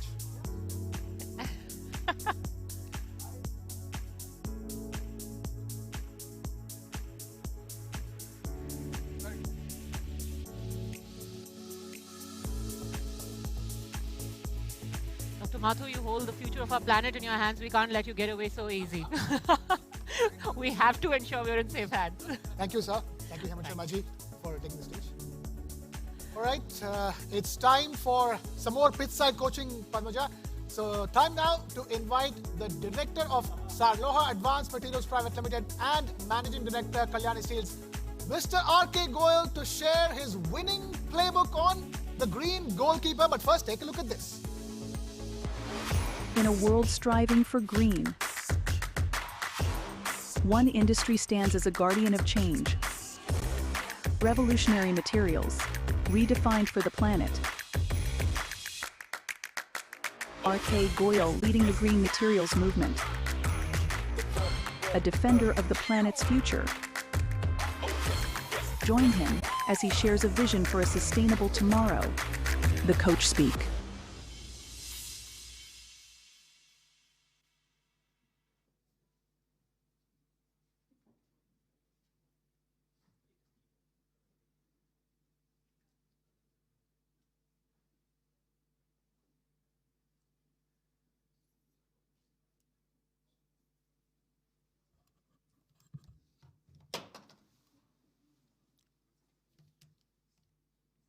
Good afternoon, ladies and gentlemen. First of all, I like to thank TV9 for presenting here a wonderful fusion of politics, industry, sustainability, media, and it's a place where you can find almost everything. I've made presentations in several conferences. The focus was only on the topics or the conference topics. But I'm amazed to see that we are going to see football. We are in a football stadium. We have media. We have best of the politicians from India, best of the speeches about the country's growth plans, and a huge relationship development, uplift in relationship between India and Germany. Thank you once again. Let me now make my presentation. Now, from the human-induced warming reached approximately 1 degree centigrade above pre-industrial level till 2017. And it is expected to go to 1.5 degrees centigrade by 2040. You have already seen the way environment is behaving, the way glaciers are melting, so on and so forth. And if we all collectively do not do something substantial, then we are in for a much, much larger problem. By 2040, we will already be at 1.5 degrees centigrade, and while the global targets are 1.5 degrees centigrade by end of this century. So something substantial is required to be done, and in COP, all of us have made various commitments and need to follow that. It is not only for the nations who have committed about it, it is about all individuals, all individual companies who have to make commitment and who have to do their bit so that in totality we are able to achieve these goals. Now when we come to India, last year we produced around 141 million ton of steel, and we generated around 358 million ton of CO2. Like typically in India, we are generating 2.5 ton of CO2 per ton of crude steel production, while global average is around 1.91.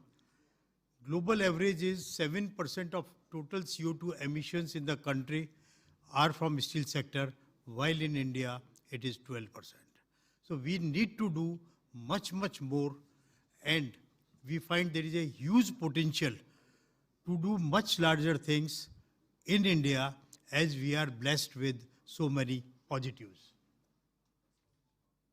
Now, if we do not do anything, we leave the situation as it is. As a country, we are planning to create capacity of around 300 million ton by 2030, and the production may be around 255 million ton. And if nothing much is done, then we are going to double our emissions by 2030. So if we need to do, we need to act, and we need to do something substantial.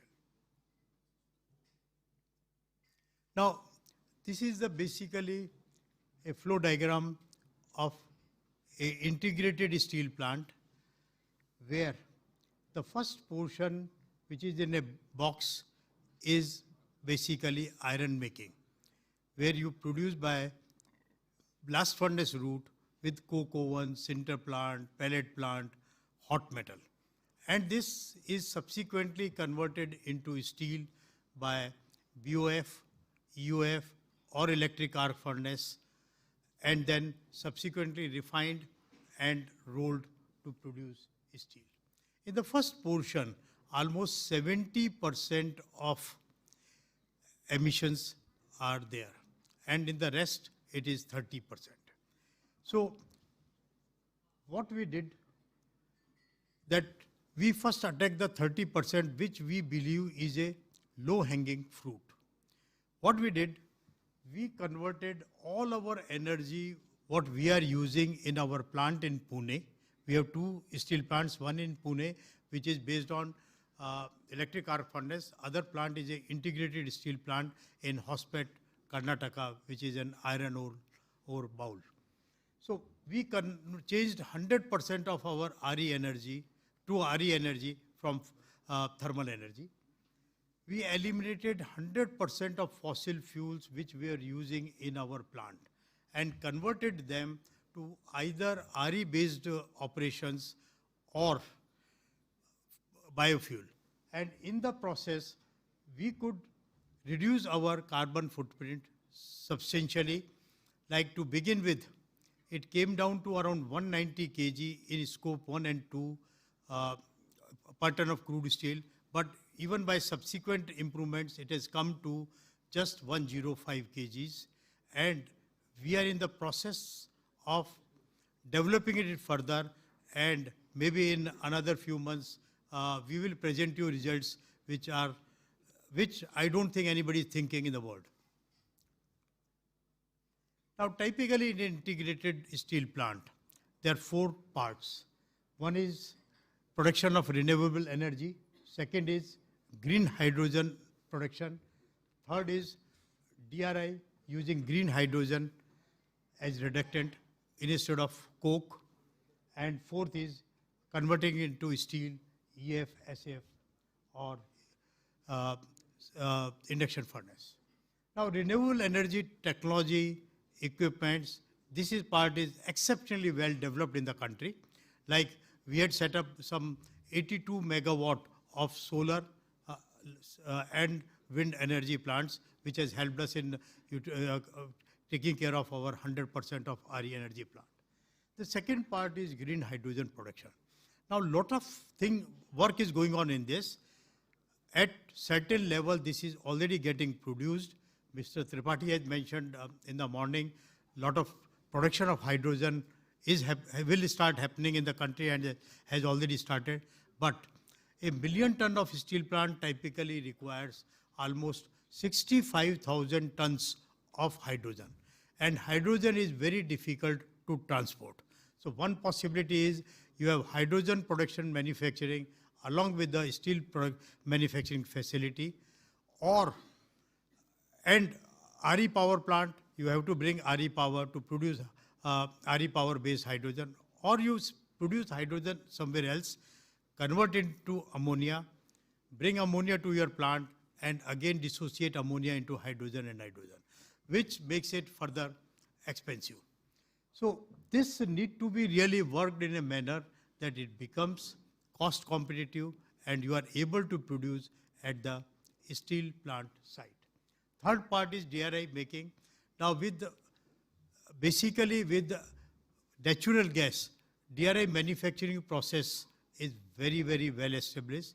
It is there in India since more than 27, 28 years. But in India, we have an issue related to first, availability of the gas. Number two, availability of gas at competitive price. But this may not be the situation in many other countries, so this can be done. And the technology, this itself can reduce CO2 footprint by almost up to 40-45%. And this process itself need to be tried to use 100% of hydrogen. There is already a plant running in Sweden. It's a pilot plant operating at 1 ton per hour production, and it is doing well. But then at a large commercial scale, a lot of work is going on, but one need to really produce. And once this DRI is produced, then this DRI can definitely be melted in EF or SF, and the green steel is produced. Eventually, some such process need to be really developed, where from iron ore you can produce green steel. Now, let me talk about green steel at Sarloa. Now, a brief overview of Kalyani Group. We have a group sales turnover of around $4 billion. We have manufacturing footprint at 23 locations and quite a few in Europe also. We have market cap of greater than 14 billion and a workforce of more than 12,000 people. We are manufacturing steel for various critical applications which requires steel which is highly clean and with very high level of properties including fatigue strength. We are producing for aerospace, outer space, defense, nuclear, oil and gas, submarine, railways, wind power, automotive. Many of these sectors are new age, which are really helping us in supplying steel to them, to remain in high value added steels, and at the same time, these are the sectors which are looking for green steel, of course, beside automotive. On that, automotive is basically our largest sector. Now, we manufacture steel through electric arc furnace route. We have a capacity to produce 204,000 tons. And this 100% of capacity, we are able to produce green steel. We have started producing since last more than 2 years. And yesterday, Mr. Scindia was there. Subsequently, I will show you a photograph. He was the person, when he was steel minister, who graced our occasion while launching the green steel.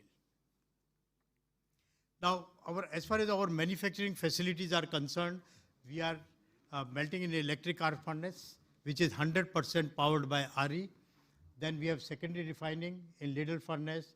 We have vacuum decasing, VOD, casting. We have the best and the largest caster in the country.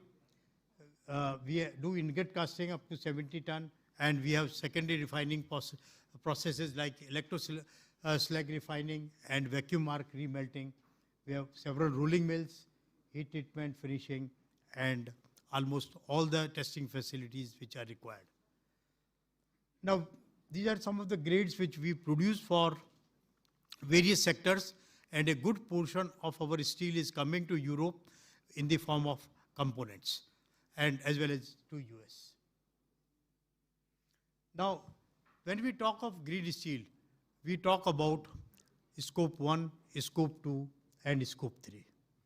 As I mentioned before, scope 2 we made zero basically by uses of green energy or renewable power. Scope 1, we changed our raw material mix and we are largely using scrap. We are taking back scrap from all our customers.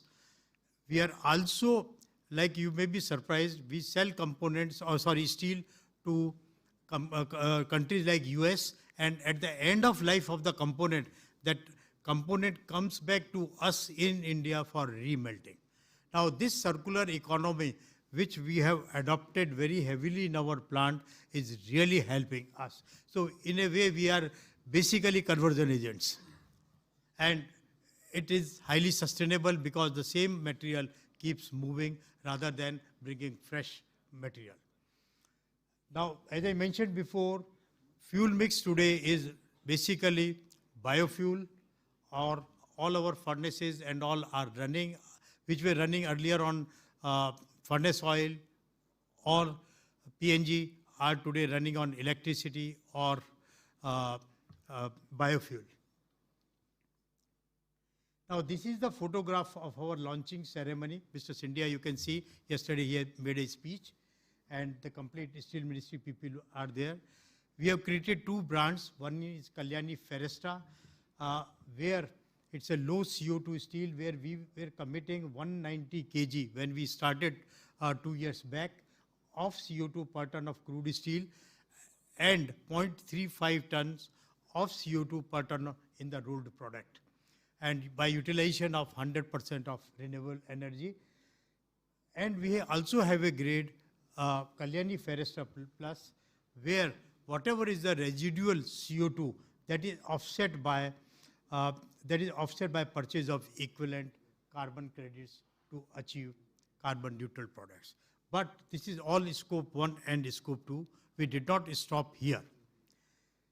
Now, many of our customers in Europe has started asking for scope 1, scope 2, and scope 3 in totality. And we are already started supplying crude steel with less than 400 kg of CO2 and various grades of steel which has alloying elements also, like for example bearing, with only 510 kg of CO2. These are among the best figures in the world. We already have now a tie-up supply arrangement with some German companies, and we are already supplying green steel to companies in Europe. Now, when we thought of producing green steel, we thought maybe people will not believe us or trust us that we can produce this, we can produce with such low CO2 footprint. So, we hired the best inspection and certification agency, DNV, based in out of Netherlands, and they are the people who are certifying every heat of our production of green steel. Now, you may be a little surprised. The German government delegation led by Mr. Stefan Wengel, Parliamentary State Secretary, Ministry of Economic Affairs and Climate Action, Germany, on 26 July 2023. He visited us with his complete team, and I don't have words to explain the way he appreciated our this initiative, and he really said that this is the thing we would like to do in Germany as soon as possible, and how we can cooperate. And TV9, without knowing this, has already started some level of cooperation, some level of integration between the two countries. This is our supply agreement, photograph of supply agreement with ZF. We are the only supplier to them, and they want to be assured of a large supply of green steel from our plant. They did very extensive verification and compared us with the rest of the world for production of green steel before signing this MOU. Thank you very much, and it will be a pleasure for us to work with German companies for development of green steel, or supply of green steel as well as components made of green steel. In fact, this is one offering to all our customers, that if you are planning to buy, you did not buy subsequently, you are planning to buy steel from us, green steel, then we can support you in producing green components. So whatever is the technology, whatever is the support required, there is no charge for that, and we will support you for doing the same. Thank you very much. Thank you, TV9, once again. Requesting Mr. Goyal to please stay on stage, requesting Varun Das and Roman Kasper to please take the stage to felicitate Mr. Goyal.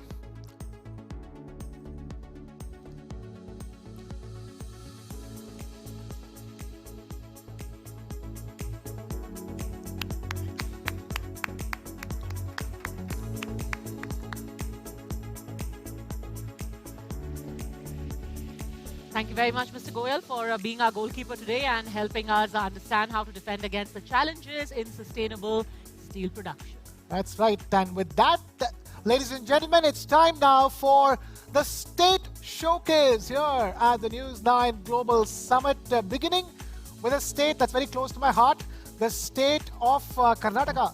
Padmaja, ninge Kannada gotta? Selpa. Oh, lovely, lovely. So I basically asked her in the language of Kannada from the state of Karnataka, do you speak Kannada? And she said, little. That's the beauty of India, isn't it? So many wonderful languages, ancient languages all coming together.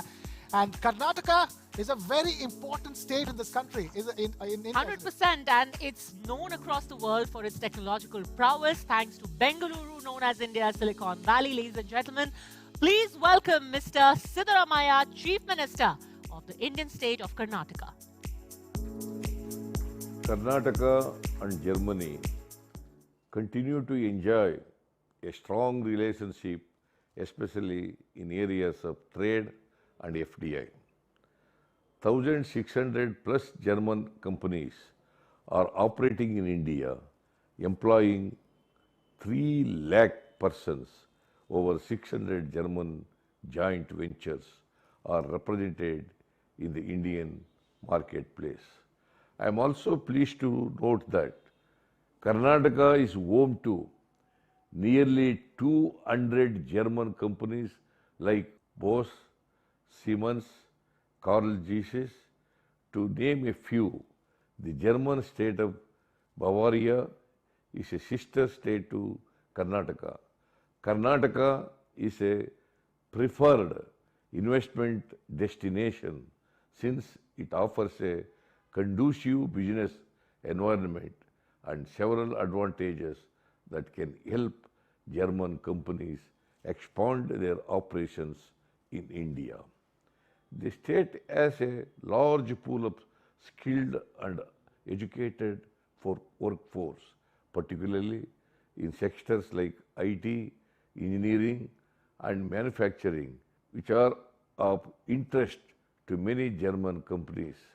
Karnataka has a well-developed infrastructure, including modern airports, seaports and industrial parks, providing efficient connectivity and logistics support. The state government offers attractive incentives and single-window clearance systems to facilitate foreign investments, reducing bureaucratic hurdles. Bengaluru, the state capital, is a global hub for technology and innovation, hosting 400 plus R&D centers. German companies can leverage this vibrant ecosystem to drive innovation, collaborate with local partners and tap into the growing Indian market. By capitalizing on Karnataka's strengths, such as its investor-friendly policies, world-class infrastructure and skilled workforce, German companies can successfully expand their operations in India and tap into the country's vast market potential. We also continue to emphasize that we are a policy-driven state and hence deliver continuity in our promises to investors. We would like to partner with German companies and lead the path of sustainable growth and development together. We are also happy to note that Germany was an esteemed country partner for the state's flagship Global Investors Meet, Invest Karnataka 2022. The state would be keen to have Germany once again as a country partner for Invest Karnataka 2025, which is set to happen from 11th February, 14th February 2025. Heartfelt appreciation to News 9 and TV9 Network for organizing the leaders of Global Bharat Global Summit from November 21 to 23, 2024. This summit stands as a testament to India's role as a global leader and an incubator of transformative ideas. Such platforms are invaluable for fostering collaboration, driving innovation, and inspiring solutions that align with the aspirations of a progressive, inclusive India. I extend my best wishes to all participants and look forward to the enriching discussions that will emerge from this remarkable gathering. Ladies and gentlemen, that was the Chief Minister of the Southern Indian state of Karnataka, Siddaramaiah. We have another state showcase now. And you know, we're talking about information and technology in Karnataka, but the state we are going to talk about next is the one that epitomizes dhando, which is business in India. Everyone in Gujarat is always thinking and talking about what to do next, how to get more business, from Surat, which is home to the diamond industry, to, of course, some of the biggest entrepreneurs, the biggest business names in India come from this state as well. No guesses, we're talking about Gujarat. Suche, Saruche, Majama. Majama. That's again from the Gujarati language, another beautiful language. We have the Chief Minister of Gujarat delivering the next showcase, ladies and gentlemen. Let's listen to it. India, Germany, a roadmap to sustainable growth की theme के साथ आयोजित news 9 global summit में उपस्थित सभी महानुभावों का मेरा नमस्कार। वैश्विक नेता और भारत के यशस्वी प्रधानमंत्री श्री नरेंद्र भाई मोदी जी के नेतृत्व में विश्व में भारत सबका साथ, सबका विकास, सबका विश्वास और सबके प्रयास के मंत्र के साथ आगे बढ़ रहा है।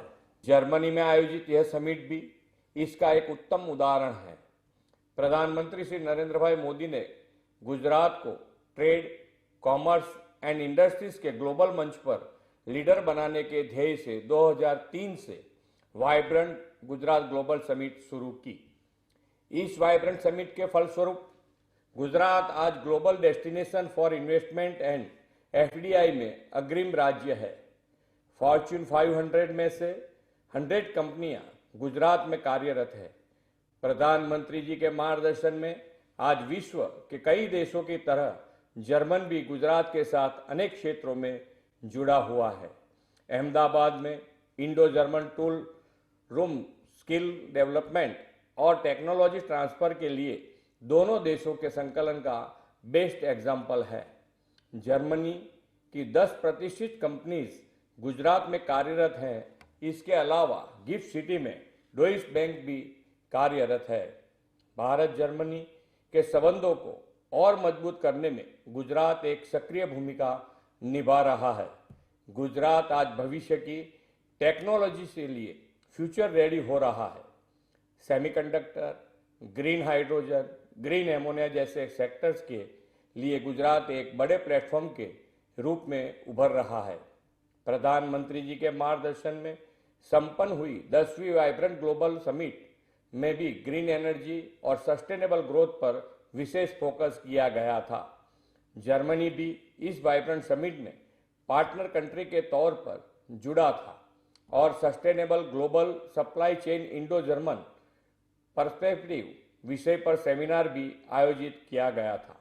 जर्मनी और गुजरात के बीच इस मजबूत संबंध सेतु को न्यूज़ 9 ग्लोबल समिट का आयोजन और भी मजबूत बनाएगा। इस विश्वास के साथ आप सभी को एक बार फिर बहुत बहुत शुभकामनाएं।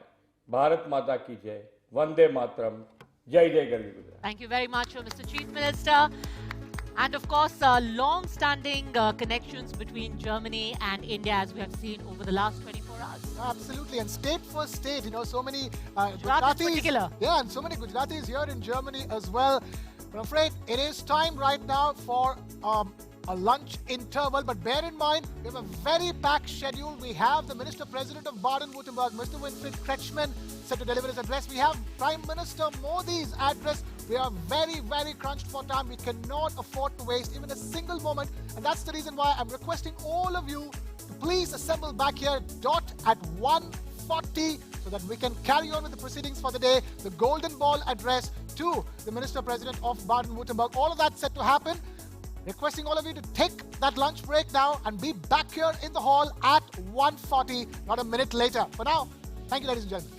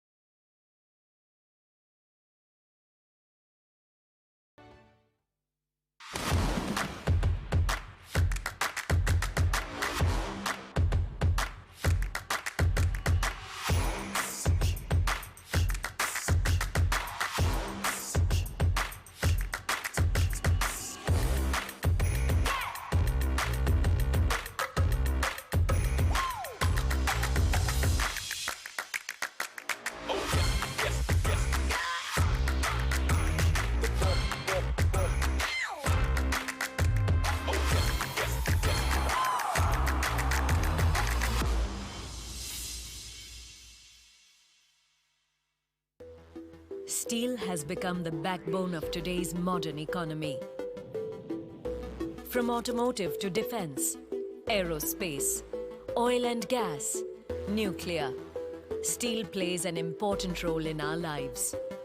But while steel is a solution, it's also a source of pollution that is affecting our planet every day. Every year, around 2 billion tons of steel produced in the world is responsible for generation of nearly 7% of total global CO2 emissions, making it the 5th most polluting industry on our planet. Hence, decarbonizing the steel manufacturing process is the need of the hour. At Kalyani Group, we are committed towards achieving carbon neutrality with our Planet Positive initiative. And today, we take perhaps the most significant step in the journey towards carbon neutrality. Sarloha Advanced Materials Private Limited, a Kalyani Group company, presents Kalyani Firesta. Kalyani Firesta is India's first ever green steel with net zero carbon emission intensity. It is truly a step towards preserving our glaciers, reducing global warming, and letting our future generations breathe better. To reduce our carbon footprints, Sarloha uses many low to zero CO2 emission intensive processes, such as increasing recycled scrap material while reducing pig iron and DRI, replacing furnace oil with an environmentally friendly biodiesel, electrifying various furnaces used for steel production, and continuously enhancing our energy efficiency. Manufacturing process of Kalyani Firesta is powered by 100% of renewable energy sources, be it automotive, nuclear, defense, aerospace, engineering, tool and die, or oil and gas. Kalyani Firesta can help to keep our planet green and clean. When you choose Kalyani Firesta, you reduce your carbon footprints and help in the conservation of natural resources. And most importantly, choosing Kalyani Firesta is your way of gifting a greener and cleaner planet to the future generations. The earth is beautiful. With Kalyani Firesta, let's ensure it stays that way. Kalyani Firesta, steel for a greener planet.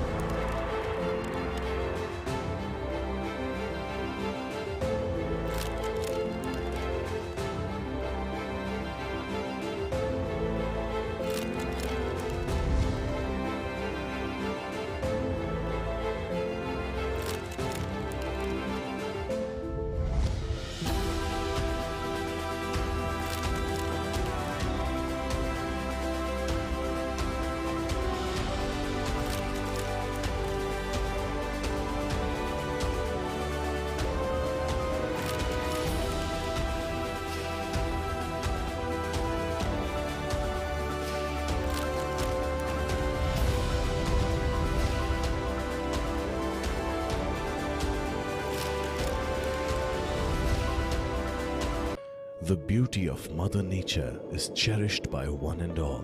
Yesterday, today, and tomorrow.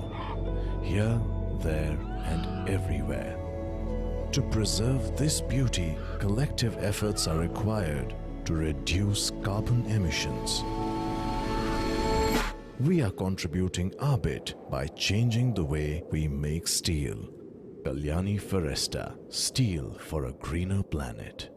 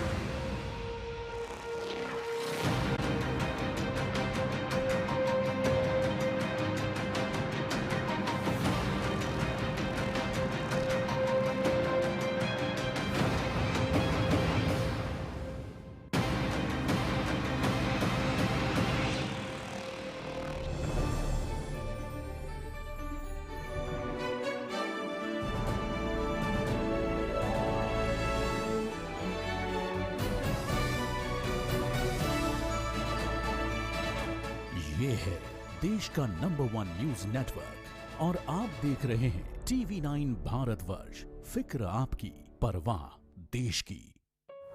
The beauty of Mother Nature is cherished by one and all. Yesterday, today, and tomorrow. Here, there, and everywhere. To preserve this beauty, collective efforts are required to reduce carbon emissions. We are contributing our bit by changing the way we make steel. Kalyani Foresta, steel for a greener planet. Let the games begin. Do we have lifelines? ये मैं भी कर सकती हूँ. Bring it on. You will love it.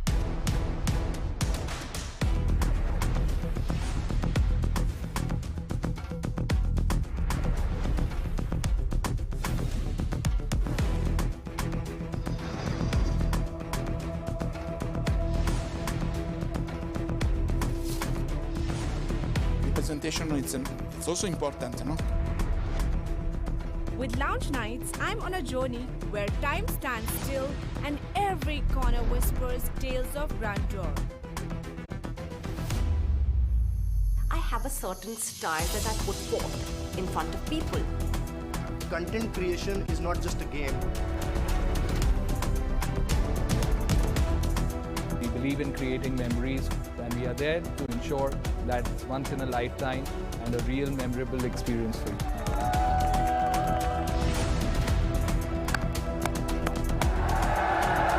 Punjab के शेर में एक फाइटिंग स्पिरिट है। क्रिकेट तो ब्लड में है। On Connoisseur Conversations, spin the wheel, move your counter, take up a task depending on your luck. You talk of Indian cuisine and you think of kebabs. And you think of Indian kebabs and you think of gur tikka masala. There is art, there is culture. Honestly, I'm in love with this place. I'm Akansha Volna and I travel for a living. Ladies and gentlemen, boys and girls, put on your aprons and grab your popcorn. I'm Chef Kunal Kapoor और हाँ, मैं हूँ फिल्मी. I'm excited to bring you the most masaledar cuisine inspired by our favorite chatpati Bollywood movies. ये daddy है मेरे यार, बस इश्क मोहब्बत और प्यार.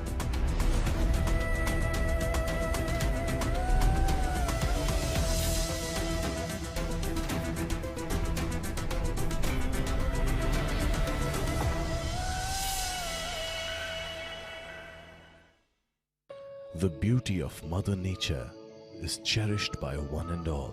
Yesterday, today, and tomorrow. Here, there, and everywhere.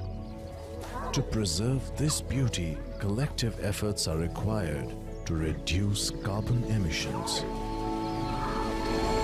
We are contributing our bit by changing the way we make steel. Kalyani Foresta, steel for a greener planet. In Stuttgart, where vision meets momentum. Visionaries and game changers converge. The News 9 Global Summit, where ideas shape tomorrow. Driving this momentum, a leader transforming pathways. Building a modern rail network for tomorrow.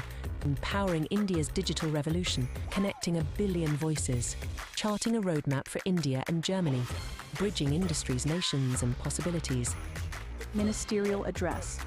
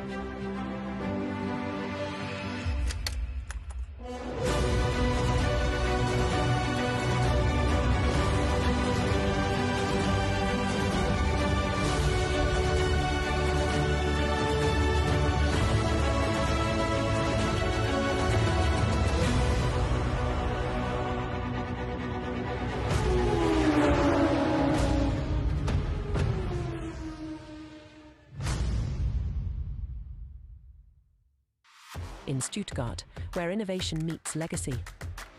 A global confluence unfolds. The News 9 Global Summit, where ideas shape tomorrow. At its heart, a transformative leader. A voice for sustainable growth. Bridging innovation with impact, progress with purpose, charting a roadmap for India and Germany. Join him as he maps the agenda for sustainable progress. News 9 Global Summit.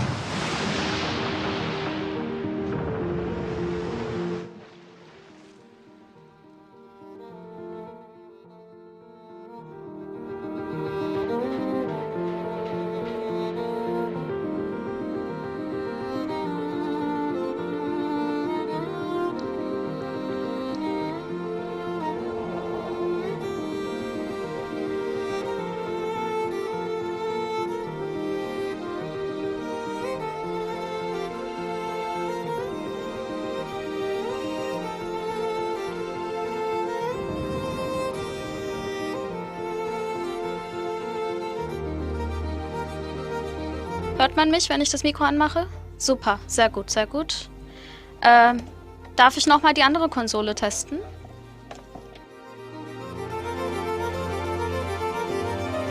Wenn es funktioniert, würde ich lieber an dem Pult bleiben. Dann sehe ich das Video direkt. Wunderbar. Dankeschön. Keine Störungen, nichts. Sehr gut. Sehr gut.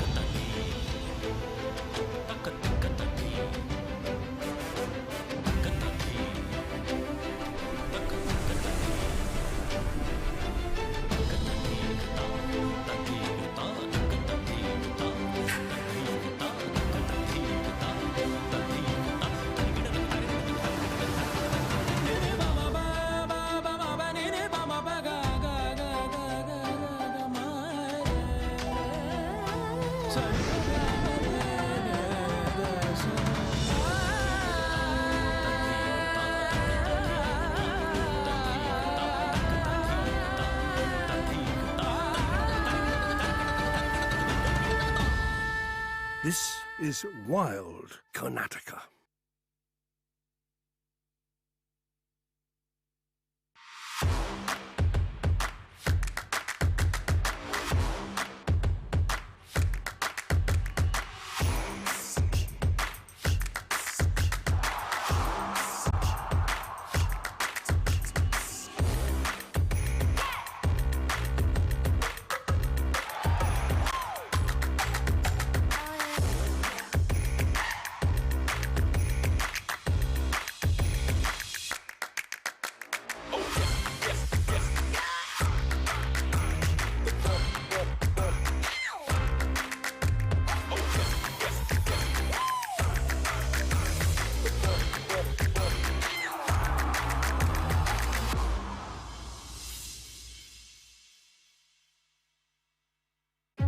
Gujarat, the land of future-ready mega projects. Since 2003, the vibrant Gujarat Global Summit has played a pivotal role in enabling several iconic infrastructure initiatives in the state. From Gift City and Dream City to ambitious projects like Dholera SIR, MBSIR, DMIC, High Speed Rail and PCPIR, Gujarat's mega projects showcase its unwavering commitment to pioneering purpose-built infrastructure to enable 24/7 growth. With future-ready infrastructure, Gujarat has positioned itself as a premier investment hub. Viksit Bharat, Viksit Gujarat. Kumaraswamy will be meeting President Ramnath Kovind at Rashtrapati Bhavan today. So that he gives 3, 2, 1, fire. Bharat भविष्य की योजनाओं में भी तेजी से आगे बढ़ रहा है. The chief architect of a new India. What does India want? Unbiased and straight to the point. Find out what went wrong. It's not the fiefdom of politicians. They owe it to the people. We made history for a reason tonight. Will it change the shape of American foreign policy? Security should put fear of God in those who have taken Manipur for granted. Fact without fiction. Our DNA has been reset to take the next big leap. It's being done by the people who are staying there. Exactly. Just because they are tribals, everyone does it. Wait. Why is India giving the Pinaka such stepmotherly treatment? Take a look at this, ladies and gentlemen. Russia has assembled a large force of 50,000 soldiers. We want diplomacy and not weapons. For India, expects Canada is back. try and look at the sources. And it also sends a message. We have reached the first village of India. We have made content out of news. I would not call it a change. I would call it metamorphosis.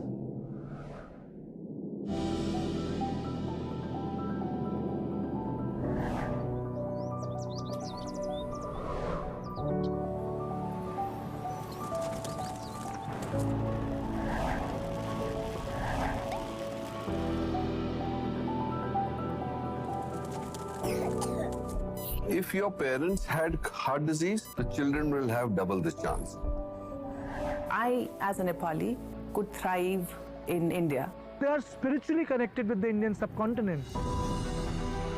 Kids want to see sixes hit, things happen rapidly. To be able to spend time with people who were almost like family is where all the legends are. Large sums of wealth are taken from a defeated city by force at the point of abandon.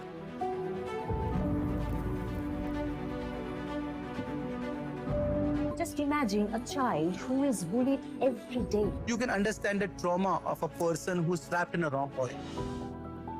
I am Deep Kalra. Sakshi Vij, Prashant Tandon, Deep Bajaj, Kanika Tekriwal, Pramod Bhasi. And this is my art of winning. This is your time. You will make it for us. A winner is first born in their mind. we all deserve what we get. I enjoyed Conversations like this. It was a very knowledgeable conversation. This is a very new format. Question and answer. It was most certainly a duologue, not just a dialogue. I hope you all like it too.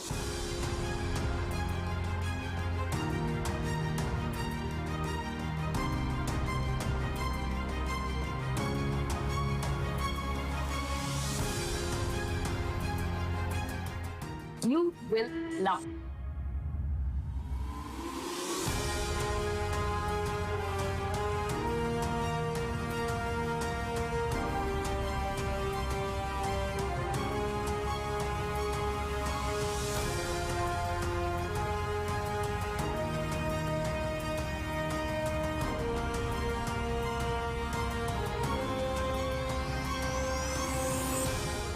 There is a reasonably good chance for India to emerge as a Vishwa Guru. Reforms that it has carried out will pay it rich dividend in the coming years.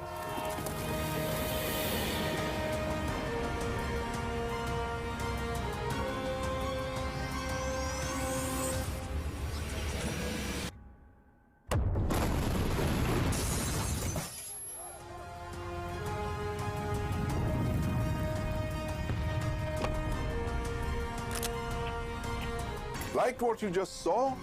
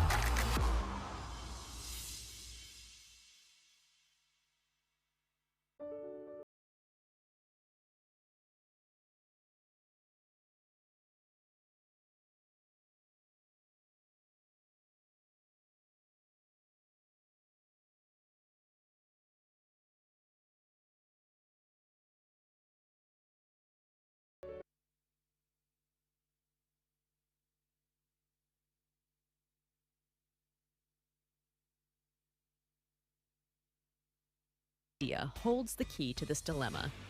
Germany is open for skilled workers.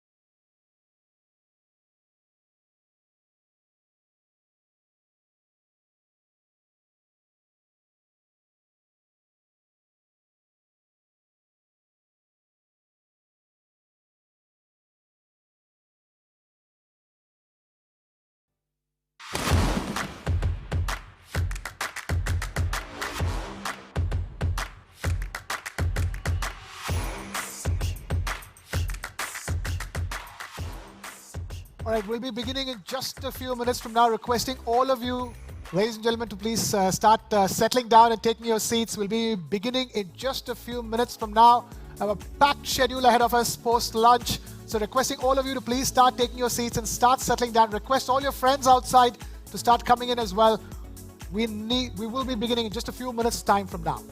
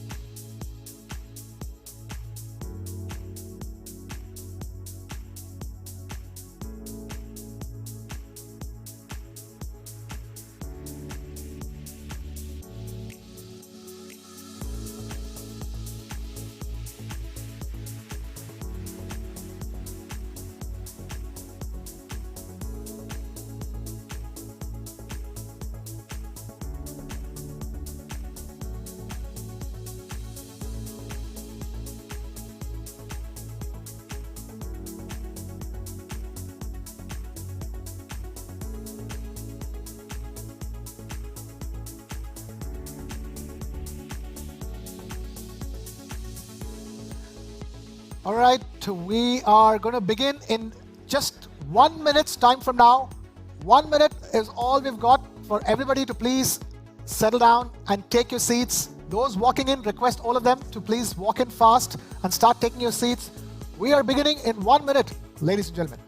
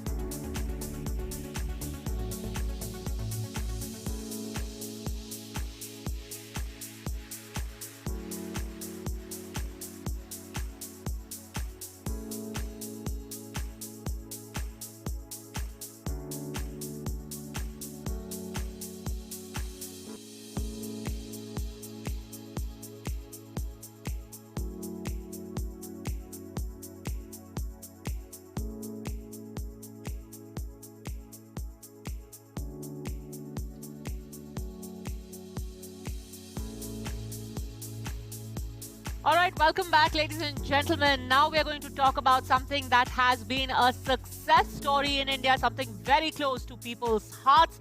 A decade of Make in India, one of the Indian government's most ambitious initiatives. Absolutely. One of the most ambitious and one of the most important as far as the future of India and the world is concerned. And to deliver the Make in India keynote coach speak, let's now invite upon stage Mr. Baba Kalyani, chairperson of Bharat Forge. A vision built on resilience. An economy powered by innovation and industry. This is the story of Make in India. Baba Kalyani, a leader in Indian manufacturing, driving the future of Make in India. Join him as he redefines India's path to global industry. The coach speak. The floor is yours, sir.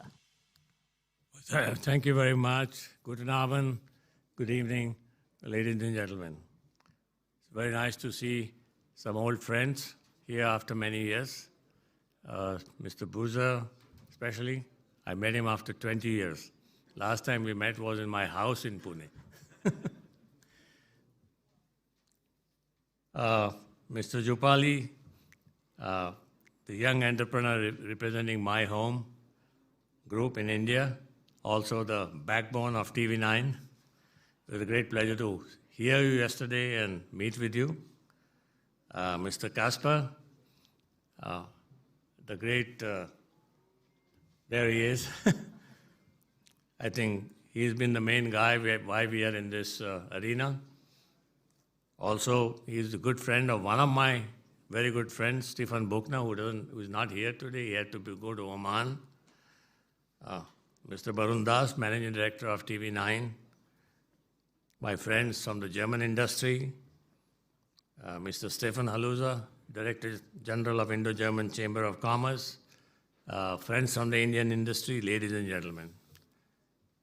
I almost consider Germany my second home after India. And it is indeed a great pleasure to address such a distinguished gathering, an audience here in Stuttgart, Baden-Württemberg, the epicenter of European automotive industry and the famous German Mittelstand. First and foremost, I compliment Mr. Jupali, Mr. Barun Das, and Mr. Kasper, the chief organizers of News 9 Global Summit. The grand event is a testimony to your excellent leadership, innovative thinking, and great teamwork. Please accept my heartiest congratulations and conceptualizing and organizing this grand platform that brings together the political leaderships, business leadership, cultural people, sports, and more importantly, the people of India and Germany, together under one single roof. Truly great work.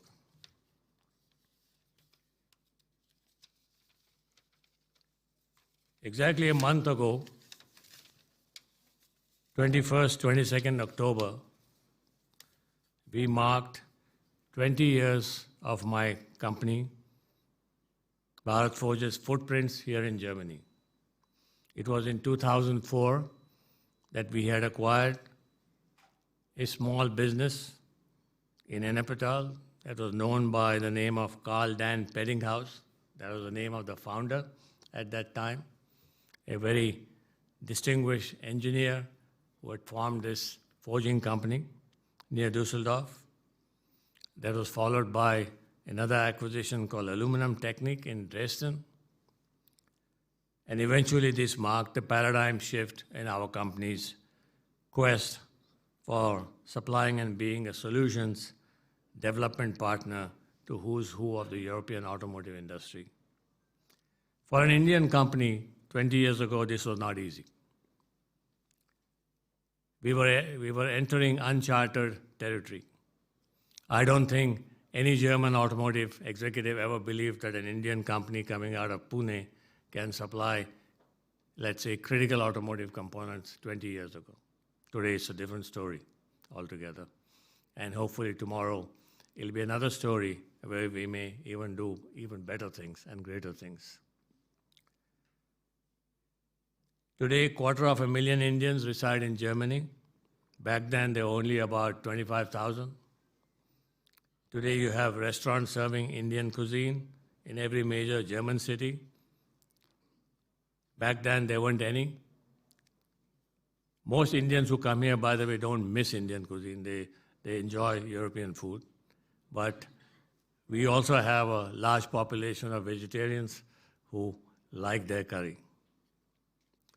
Germany in 2004 was the third largest economy in the world. India was not even listed in the top 10. So when we took charge of these operations, there was a lot of skepticism within the management and the workforce. CDP's workforce in Enepatal was roughly about 550, 600 people. And the skepticism was, here's an Indian guy coming from India. He's going to take our technology, take it to India, take our jobs, and run this company down. And we knew if we had to succeed in the heartland of German manufacturing, and the Ruhr region is the heartland of German manufacturing, at least in the metal area, and like Stuttgart is in the automotive area. We had to first gain the trust of our employees, create a collective new vision together, and chart the way forward to grow the business and win the confidence of our customers. But ladies and gentlemen, within 100 days from the day we acquired this business, one of my good friends, and then who was the director of sales and marketing, his name was Michael Kaspersky, he long retired, paid glowing tributes to the new organization and acknowledged the technology, discipline, and speed that we Indians brought back in the company that charted the course of profitable growth in the following years. We gradually became one of the largest forging companies, and today at Bharat Forge, we take pride in being a preferred supplier and development partner to marquee customers like Mercedes-Benz of the Daimler Group, Porsche, Volkswagen Group, Volvo, Scania, DAF, MTU, almost every company who is making anything to do with engines and transmissions. We greatly value our relationships with each of our customers. Mr. Berzer from Mercedes-Benz is here, as I said, and I must take this opportunity to convey our sincere gratitude to the continued support, patronage, and guidance that we have received from the Daimler Group. And also I must say that Mercedes has played a very, very crucial role in developing the technology level of a lot of Indian companies. They have manufacturing plants in India, both for passenger cars and for trucks and also for buses. And they have many suppliers and supplier development systems. And it's just amazing what you can learn from a company like Mercedes-Benz. So thank you, Mr. Berzer.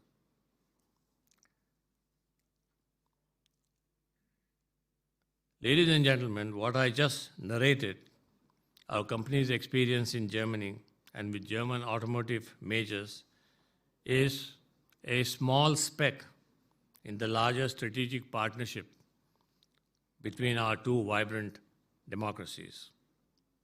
But yes, if there is a will and a determination to collaborate, the German-India collaboration can make a great positive impact to global business, the economy, and world societies at large. Ladies and gentlemen, we all are amidst a very rapidly evolving world with many unknowns and many known unknowns, making already a VUCA world even more complex and incomprehensible. The many flashpoints that are cropping up on the planet today are indicative of the end of a multilateral, rule-based global order, redefining the existing alignments, trade links, and thereby signaling a major transition in the globalization era, if not the end of it. Against this backdrop, such a dynamic and VUCA environment, the world is witnessing 4-5 major transitions that each of our businesses, no matter which part of the planet you are, must account for. From a manufacturing perspective, since I come from a manufacturing industry, the digital and AI transition impacts productivity, quality, work life, is one of the most major transitions that all manufacturing companies will go through. The energy transition impacting sustainability, to my mind, is a must if we need to save the planet. And one of our sister companies, Kalyani Ferresta, who make engineering steel, in a very simple manner, has been able to demonstrate how to make green steel without having to invest billions of dollars and green hydrogen and all that thing. So there are solutions, simple solutions, that are also available. The bioengineering or the genetic engineering transition, which is going to impact health and food security, especially for populous countries like India and other populous countries in Asia, is going to be extremely important as we go forward, especially in our region. The supply chain transition and the resilience of supply chain, which we are witnessing today, is something that impacts global manufacturing and global trade. And of course, the most important one, which we are now beginning to see come into play very rapidly, is the whole human resources transition. And I'll talk a little bit about this going forward. I strongly believe that India is very suitably poised and possibly best placed in the world today to adapt and steer these transitions or the mega trends.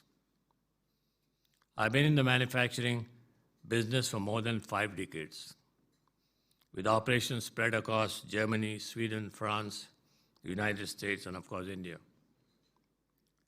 Never in the past have I experienced the kind of confidence and positive impression that India as a country is casting at the world stage today.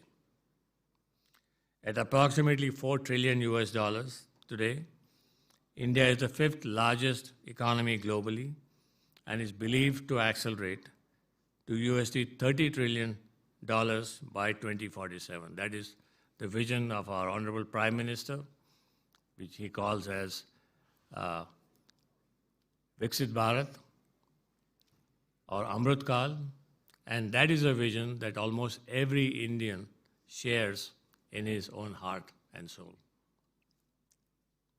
This is a 8x jump over a quarter of a century. Over the next 7-8 years, India too is expected to drive almost 20% of global trade. And this is very important for everybody on this planet.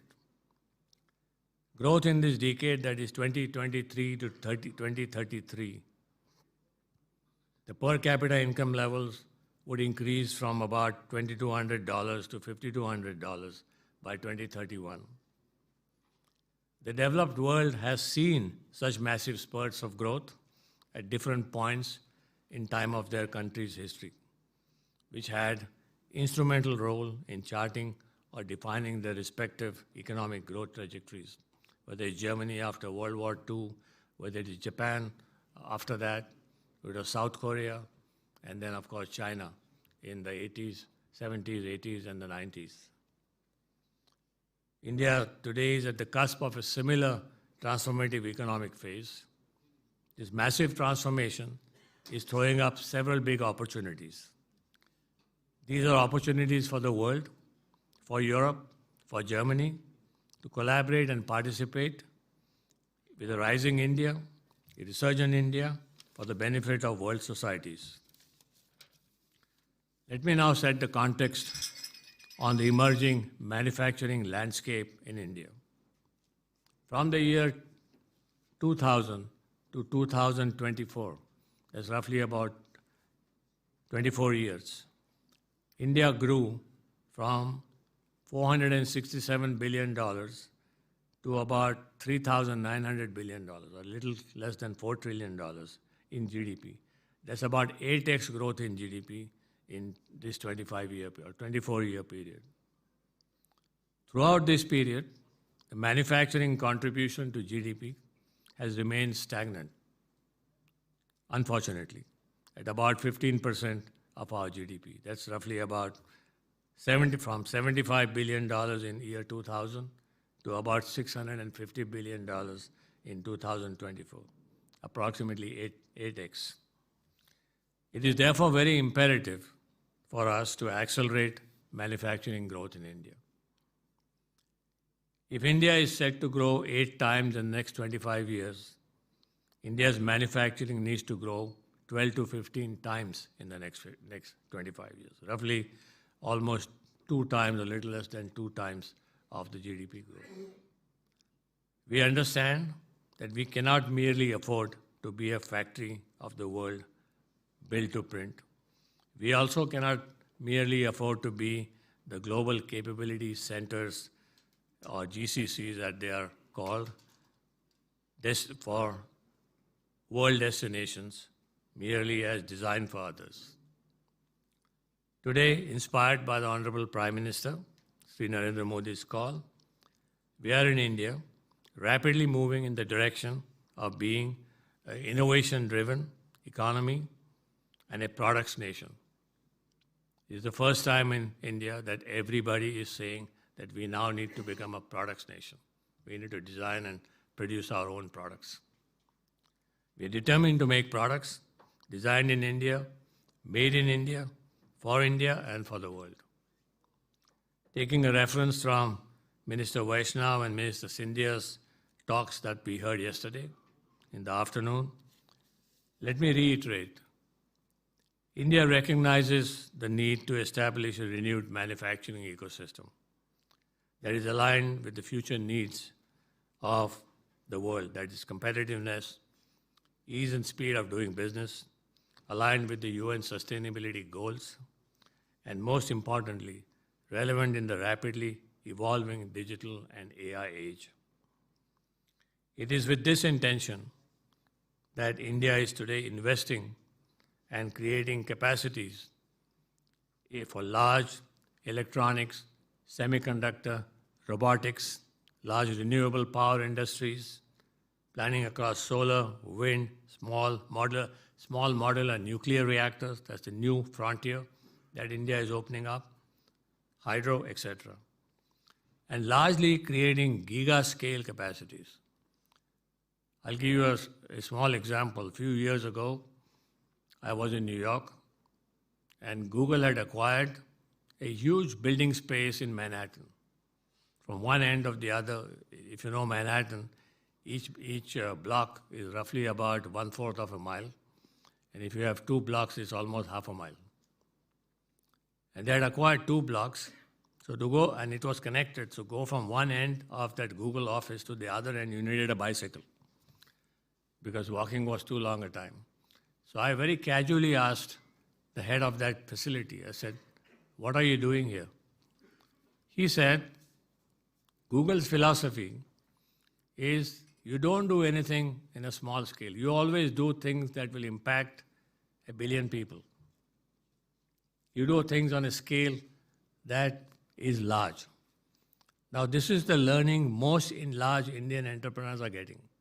So if you see the investments that are being made in India in solar, in semiconductor, actually robotics, I was very impressed. Last week, we had a summit in Goa, headed by, actually the summit is called by Farid Zakaria, who is the CNN news leader. You probably have seen him on CNN quite often. Mr. Schmidt, who used to be the CEO of Google at one time. Mr. Ambani, who heads Reliance, and a couple of other Indian businessmen. And there, it was surprising to see the kind of work that is going on in India by Indian companies. I won't name the company, but they are building the biggest robotic plant in the world. They will make 20 million robots by 2030, humanoids.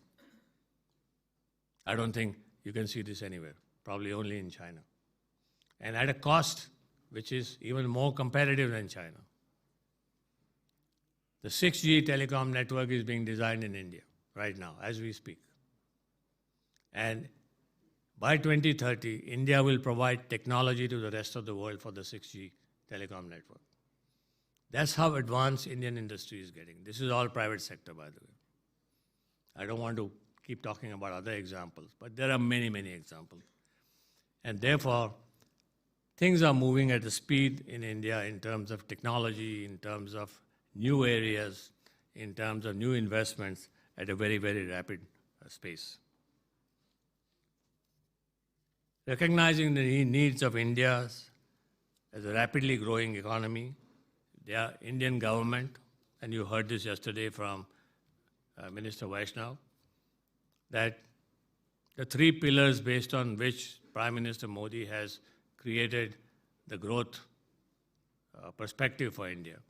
One is infrastructure, where the government is investing large amounts of capital in building roads, ports, airports, waterways, and all kinds of infrastructure, urban and rural infrastructure. And of course, then power generation, both renewable, and now I think more moving towards things like nuclear, also moving to biofuels and biogas. And how do we, and creating a system by which better logistics can reduce the cost of manufacturing, can reduce the cost of logistics, and make manufacturing far more competitive. Last but not the least, the vibrant startup and technology ecosystem India offers with almost, you heard that yesterday, so I won't repeat the numbers, but we have the second largest startups in the world, 100+ unicorns, each with a value of more than $1 billion have been created. I'll come to my last point, the last transition that each country has to make, and that is connected with human resources. In Europe, we are all staring at a sudden shortage in human resources. In our own factories, in Ennepetal, in Saxony, we can't find people to work. It's a big challenge, and when I talk to my other industry friends, they all have the same problem. And then I saw this program that India is going to send some 50,000 trained personnel to Germany for working anyway. But this is a problem not related only to Germany. The problem is larger. The developed world is engulfed with the problem of low fertility trap. Germany, 1.4 fertility rate. South Korea, worst, 0.68, which means 40% of South Korea won't exist in the next 30 years. Japan, 1.3. US, China, Russia, Australia, 1.5. Decline of fertility rates across the developed world is the most phenomenal trend of our times. On the contrary, India's fertility rate is about 2, and we are expected to be the largest society of this century with a large working class population for the next 25 to 30 years. Our average age of our population will remain at around 29 to 31 years. And we are taking efforts to upskill, adopt, align our young workforce with skill sets of the future, such as AI, digital, and you heard all this yesterday, so I'm not going to repeat it.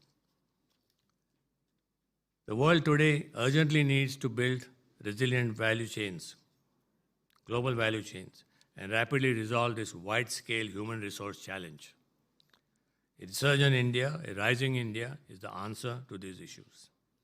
India can be a backbone to the future of global value chains that brings much-needed resilience. India has a large workforce, skilled and equipped for the AI and digital age. While the Western world, including Germany, is experiencing structural challenges like rising energy costs, rising inflation, shortage of manpower, India has all of this: large pool of skilled workforce, fast-growing market, high-cost, competitive business-friendly environment, and most importantly, an ecosystem that is aligned with the 5 transitions that we have to adopt to. In our collective endeavor towards a sustainable future, the German-India partnership can be a living bridge, a platform to collaborate, to co-create, to co-develop, and manufacture products and technologies to address the future requirements of the world. Thank you very much.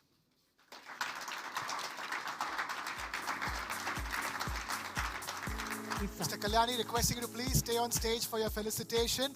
I'm going to request Mr. Ramu Rao Jupalli, Mr. Varun Das, and Mr. Ruben Kasper to please come on stage to felicitate Mr. Baba Kalyani. Ladies and gentlemen, a big round of applause for Mr. Baba Kalyani.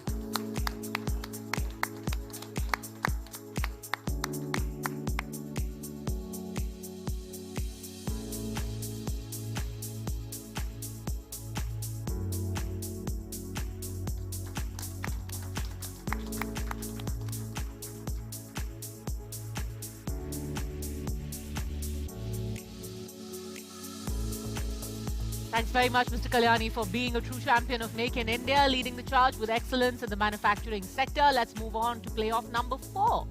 India, the next factory of the world. Oh, absolutely. As the world shifts its focus away from China, India is emerging as the next big manufacturing hub. And in this session, we explore how India can collaborate with Germany to drive new opportunities in manufacturing and, of course, technology.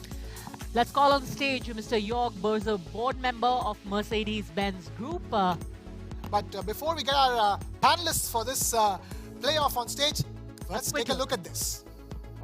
An increasing number of global companies are pulling their factories out of China. Apple is exploring ways to reduce its reliance on China. So what has triggered the mass exodus? The problem now is that China is drowning in debt. The era of miracle growth is clearly over. The companies are broadening their search. They're looking at India. The government wants to make India one of the world's biggest economies. India is growing rapidly, with Germany as a trusted partner in its journey. Economic reforms put in place by Prime Minister Modi's government have created the foundation for India's economic progress. More than $14 billion of iPhones were assembled in India.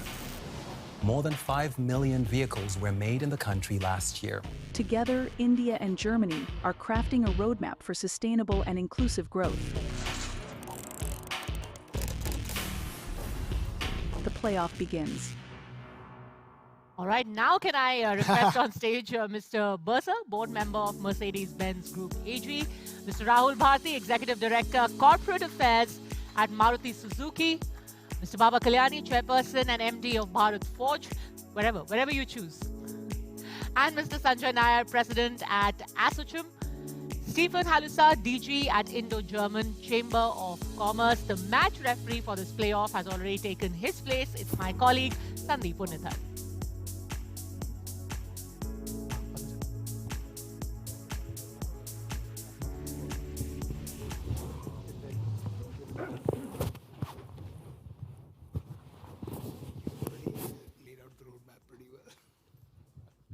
Good afternoon, ladies and gentlemen. I think this session comes just right after what Mr. Baba Kalyani just told us about why India needs to become a manufacturing hub, why it needs to become the factory of the world. And he spoke something very interesting. He said India needs to become a product nation. Now, I have a product right here. This is a haversack that I've had with me for 14 years. It's a German haversack. If this was a person, in about 4 years' time, it could have voting rights. It's got another 10 years of life in it, I think. That's one product. Another product is, I went to school with someone whose father brought the first German submarines to India 4 decades ago.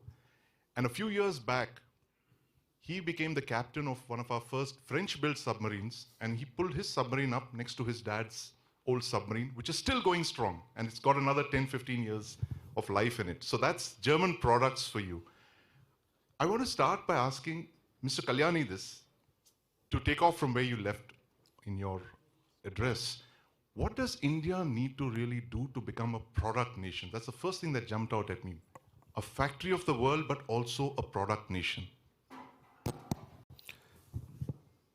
Well, if you trace the history of any country, trace the history of Germany for the last more than 100 years. Germany was a product nation even 100 years ago. They had many businesses that were making all kinds of things. They had metals business, steel business, armament business, am I right? Of course, the automobile was just starting, growing. But for a product nation, you need 3 major ingredients. Number 1, you need first people who have ambition, who have passion to make things happen. You need availability of material resources, whether it's in the old days it used to be minerals, iron ore, water, shipping area, etc. And third, of course, you need a market for that, a growing market. I think we have all this. The problem in India largely has been that for almost 60 odd years, we kind of drifted after independence into a direction, or even directionless, I would call, of trying to follow some philosophy that we didn't even understand, central planning or whatever it was. And of course now with Prime Minister Modi, we've been able to correct most of these things and get the mojo back in India's entrepreneurship. Get the mojo back in India's entrepreneurship. Indeed, and we've seen a kind of focus on manufacturing that we haven't seen in decades, as you mentioned, Mr. Kalyani. But I want to talk about another product which Aspirational India really looks forward to. And people who haven't factored Aspirational India into their business plans have seen cheap car dreams being ground into the dust. I'm sure all of you have known the story of the Tata Nano, the great car, but unfortunately it was sold as a cheap car, and possibly one of the reasons why it flopped. Every Indian wants a 3-point star in their lives. Pure, what are your plans for India? Mercedes. It's good to hear that every Indian wants to have a 3-pointed star. That means a huge market. I think one of the most important topics we just mentioned, and Baba Kalyani mentioned, which I admire him because he is not only a pioneer in India for manufacturing industry, but also a pioneer, as we heard, for expanding business to Germany and participate also in the German automotive industry. But what is most important is market. We are in India since 30 years. Since 30 years we're producing in India, and 20 years ago I was honored to visit and first met Baba Kalyani in his forging facility. We as a car company which is not producing cheap cars but luxury cars, we need a market to expand. And if you just look at how we expanded our facilities around the world, there was always first a local market in Germany, that's our heritage, but also in the US, also in China, also in South Africa. Everywhere where we have manufacturing factories, plants, there was first a local market. The market was developing, and then the next step was basically also exporting and producing it for other markets. So that's what we want to do as well in India. We would like to, and we target for expansion at the local market, and then let's see what happens. Yeah. So if I look back the last 30 years with our manufacturing in India, yes, it was first a very small factory, which followed the traditional Mercedes production system. And now what it's developing together with our R&D facility, which we have in Bangalore with more than 10,000 colleagues in R&D, to the powerhouse of digitalization in manufacturing. We're basically writing chatbots in Bangalore, we're using them in Pune, and then we're expanding it to our production network. And this is, I would add a fourth topic, innovation. Innovation coming from India for production industry, for production processes, and this makes us confident that the market in India is really developing, also in a segment where we are building cars in. The market in India is developing for sure, but there's a gentleman to your left who's smiling all-knowingly because he's got plans for not just India, but for the rest of the world. Rahul, tell us Maruti Suzuki's plans for the world. Make in India, make for the world. What is Maruti Suzuki planning right now? Sure. I think I'll start from where Mr. Baba Kalyani left. The kind of aspiration we have for growth from, let's say, today till 2047, whether it is for Viksit Bharat or it is for our own enterprises, that ambition cannot be satisfied by the domestic market demand growth alone. We've done the numbers. So we need a larger share of the global trade. And why not? India currently has less than 2% of share of the global trade. There is every reason why we can take a much larger share and participate in the global value chain.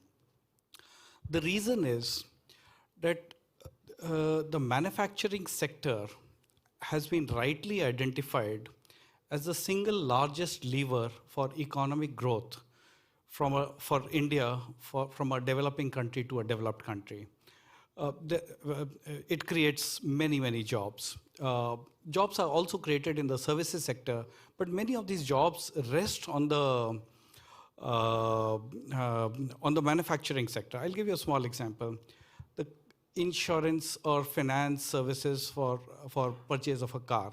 Now they come in the services sector, but they actually are spurred because of the manufacturing sector. So manufacturing sector can lead that journey. Automobiles are a good large chunk, 40% of manufacturing. And therefore, we also have a sense of responsibility. We are the largest car provider in India and export. So when we say make in India for the world, we have targeted to grow many-fold times in exports. So something like we've done 3 times in the past 4 years, and from where we are today, we are targeting 3 times in the next 6 years. So something like 9 times in 10 years. And in exports, there's nothing called market share. It's an ocean. You can get as much as you have an ambition for. So it's an opportunity share. So I think one can go even beyond that. And I would imagine many other Indian companies can do a similar trend. Right, absolutely. The animal spirits of India's private sector have been unleashed. But Sanjay, we were speaking just before this session about how India seemed to have completely skipped the manufacturing revolution. There seemed to be a erroneous belief that we could ride to become a global superpower only based on the services sector. And I was looking at some figures for shipbuilding, for instance. We are going to be the 3rd largest economy in the world a few years from now, but we account for just 0.06 of the world's ships built. We are number 22 in the list of shipbuilding nations, way, way behind, forget China, but even behind South Korea. Do you believe that the current focus of this government on manufacturing, which is, as we say in Hindi, der aaye par durust aaye, is that enough to power us into becoming the 3rd largest economy? As Mr. Kalyani was mentioning, the contribution of manufacturing has to be 12 times what it is presently. Sanjay. Thanks for this. I think, you've got some great success stories, but I think we shouldn't get fooled just by the success stories. We have to be honest. As you rightly said, we really missed the boat on manufacturing. I think 15% of GDP, you said, Baba? 15% of GDP. I think I'm not a manufacturing guy, but I come from a financial background and an investor. I think a couple of things that investors and FDI investors like Mercedes-Benz and others should look for, and which India completely missed the boat, is connectivity, logistics, and power cost. And there's too much of emphasis, tax consistency is not there, too much bureaucracy. I think all that is changing with this government for the last 10 years. I think we've come a long way in changing, like you heard the minister talk about, removal of so many regulations and compliance. All that is soft touch that can happen pretty quickly with a determined government. But what you cannot change overnight is logistics, power cost, ports. I just did a small study as an anecdote that we've got pharma waiting at Nhava Sheva for three weeks because we don't have deep water draft and ships can't come in. Anyway, leaving that aside, I think this government is now very determined. If you look at the Gati Shakti program, you look at the national corridors that they're creating, there seems to be a much more holistic approach. But still, our logistic cost, last time I looked at it from our investment company, was 18% of GDP is logistic cost. Global standards are 6 to 8% is logistic cost. Okay, our power cost is 6 rupees a unit. I think you can, in America, you probably don't even have to count it, in those kind of terms. So I think we have a long way to go. This government is very focused on doing it. It's going to take time because this is the hard part of it. The softer parts, compliance, bureaucracy, tax consistency, much better. We've been investing in India as KKR for like 16, 17 years. Not the issue. But I just want to take the platform to say we need foreign direct investment desperately. Indians cannot itself finance its own growth ambition because we are savings deficit. It's a fact of life because our government preempts the savings first to finance its own debt. But to welcome foreigners to come there, you need to have a conducive environment, which I think we have. We have a pretty good red carpet there. We can make it easy, but it's not going to work on the numbers till all the logistic projects are played out and the power costs are throttled, which this government is going full throttle. So you've got to give it some time. And he said, I can tell you, I was at a Chamber of Commerce in one of the EFTA countries, came out of it, and I wish the Chamber of Commerce guy who was hosting me saying, I hope you heard something about India. I gave you a reality check and I gave you realistic. He says, yeah, now I've got the governor of Pennsylvania and South Dakota coming in to make in America. So, you've got to compete with Americans who want to get manufacturing. And this is well before the new president-elect, right? This is 2 months ago. So I think we've really got to wake up and do it. And if somebody is woken up, is this government, led by this prime minister and the ministers you heard yesterday. They're so determined, very hardworking. But the fact is it'll take another 5-6 years. In the meantime, my last recommendation is if we get foreigners like you all to come in, at least we'll find good partners, much lesser inconsistency in policies. And I'm talking more like a private equity guy, unfortunately. But the fact is, you'll have more predictable returns if you get good partners to start with. Then you can become more independent when you feel confident. So I think that's the way to go about this. And that's what I've been pitching for the last couple of months on the road. For the benefit of our hosts here, it's Der Aaye Durust Aaye means better late than never. It's taken a while to come, but finally it's arrived. And that is how we reacted to Chancellor Olaf Scholz when he came to Delhi, Stefan. The German government brought out a very interesting document, a 32-page document called Focus on India. I haven't seen this kind of a country-focused approach that any other country has brought out. I mean, Germany has taken its time to come to India, if I can say that. But now it seems that it's firing on all cylinders. It sees India as the next big hope when 2 other countries have disappointed you in the past. I can mention cheap gas and manufacturing. But that comes with baggage, as we've noticed, right? Now, what is it that you really need to get Germany and India to build this bridge that the minister mentioned here? How to turn this bridge into a physical bridge, like a gas pipeline, but a stronger one? Probably we have to talk about shipping then in this case. No, I think you're absolutely right. The new focus on India policy that has been made by the German government, by the federal government, shows very clearly that for the first time, at least as long as I've been following politics and specifically related to Asia, that there's a very clear, specific focus on a country, and that goes across all different areas of life. So we're talking about politics, we're talking about government, we're talking about industry, we're talking about culture, we're talking about sports and football. So unfortunately, it wasn't football, but when we organized the Asia Pacific Conference just a few weeks back in Delhi, we had a national game between the two hockey national teams, because hockey is that one sport where there really is a level playing field between the two teams, and it was great. 2 games, one was won by Germany, the other one by the Indian team, so it was a perfect tie as a start. And now, basically, this shows that the German industry is now very much looking at, for many good reasons, at India. And I'm just also looking a little bit at the title, India, the Next Factory.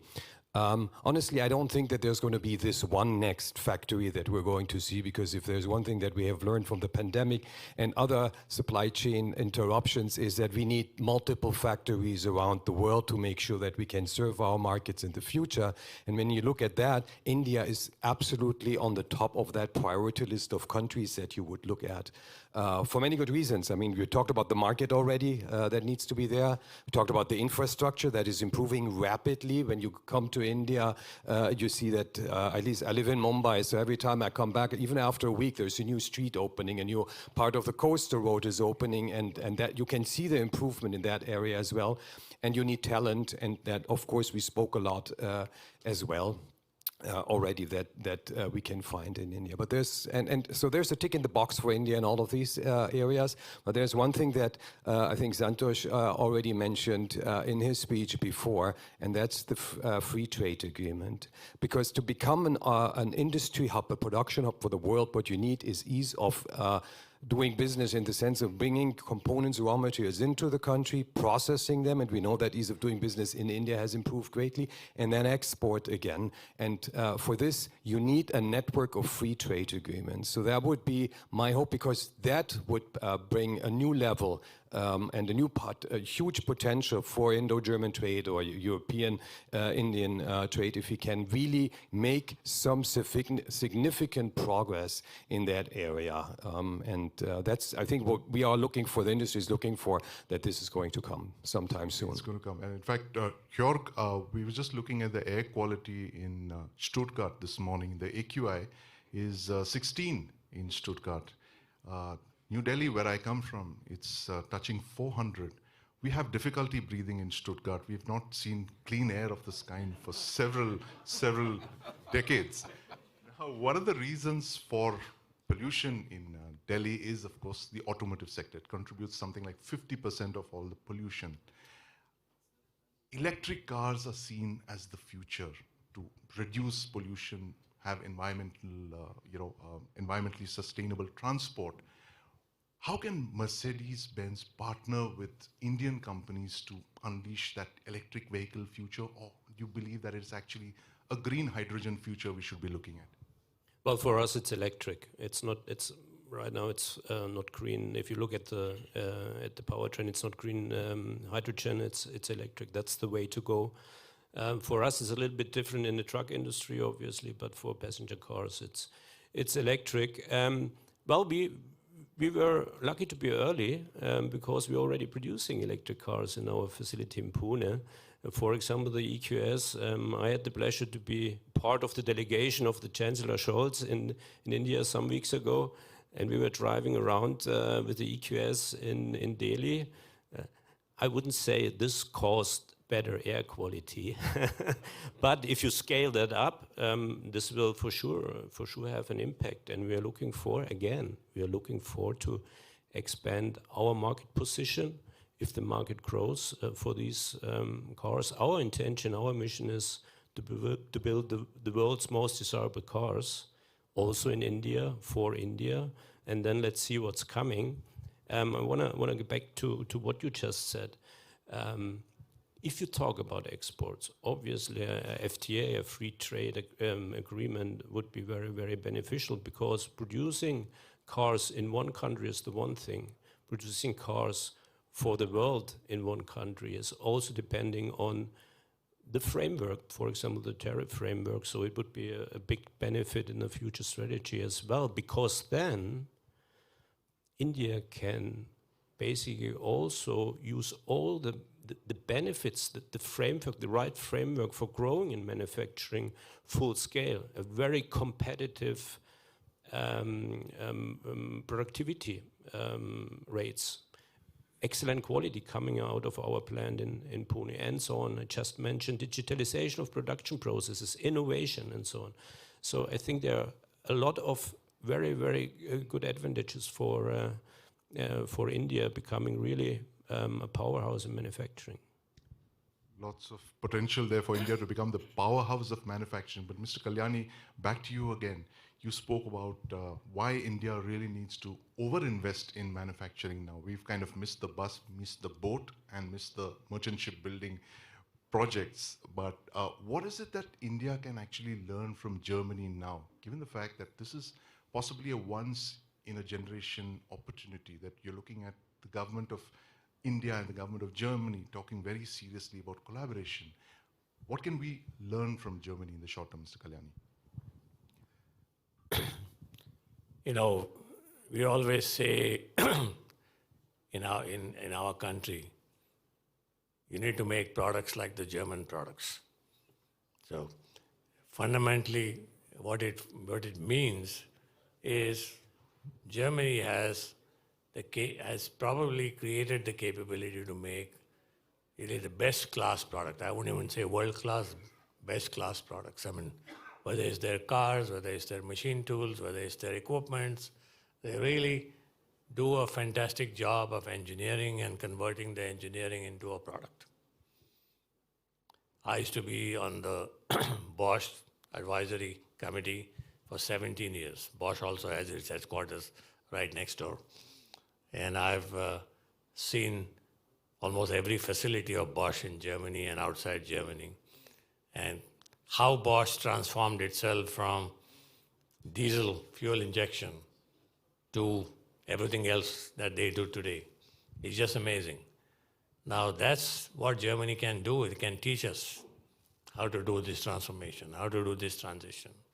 So I think building a close relationship with Germany, a close bridge with Germany, encouraging German companies to come and invest in India to produce, opening up our markets, and what Mr. Berger says, yeah, we need to have some kind of trade agreement with Germany and with the EU. Only my precaution, one word of caution is we need to be very careful that China doesn't use it to dump products into India and get us out of business. As I recall a certain conversation in a train compartment in New Delhi about a month ago. Thank you very much, Mr. Kalyani, for putting that into perspective. Thank you, gentlemen, for your thoughts and views. You've actually captured a German word, if I may use that, zeitgeist. You've captured the zeitgeist of 2024, India, Germany, the partnership that could power the next factory of the world. Thank you very much for joining us. Thanks. Thank you.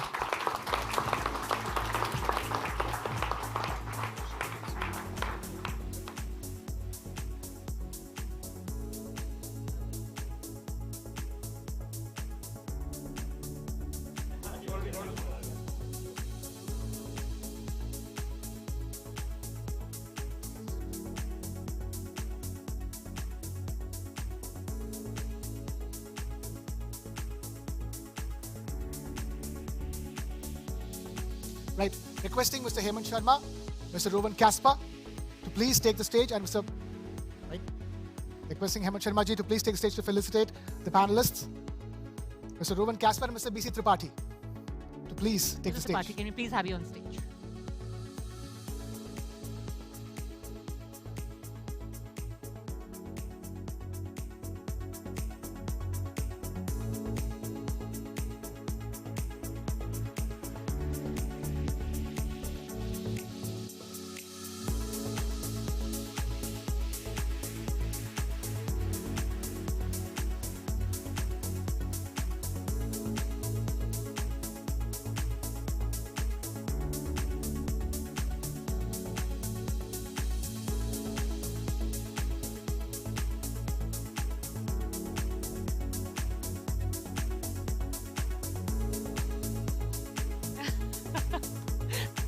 Thanks very much, Hemanji. Thank you, Mr. Tripathi. Can we please have you here for the picture?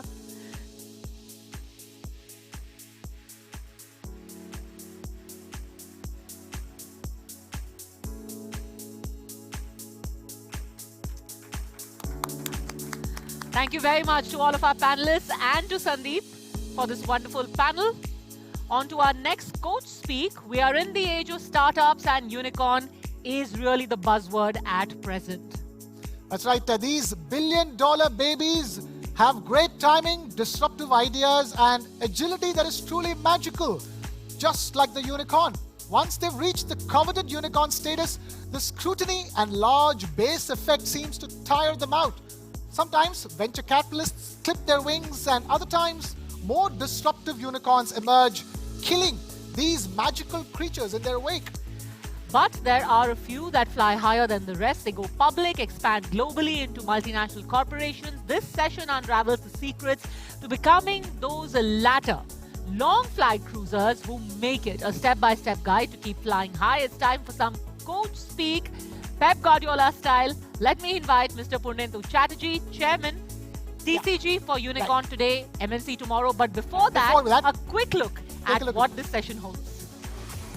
It begins with a spark. An idea, bold and disruptive. Unicorns, the billion-dollar dream. Purnendu Chatterjee, a pioneer in transforming startups into global giants. A leader shaping the future of business. Join him as he unveils the roadmap to global success. The Coach Speak. It's for you, Mr. Chatterjee. Ladies and gentlemen, please put your hands together for Mr. Purnendu Chatterjee of the TCG Group.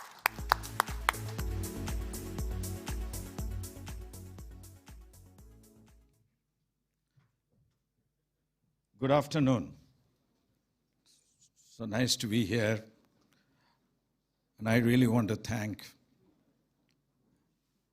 the TV9 group to create this wonderful idea and put it in the land of football, this great summit. And it's a harbinger of many things to come.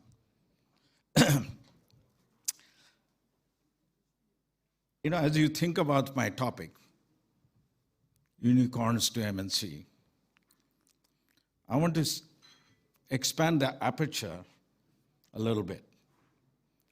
You know, we all talked about where we end up in 2047.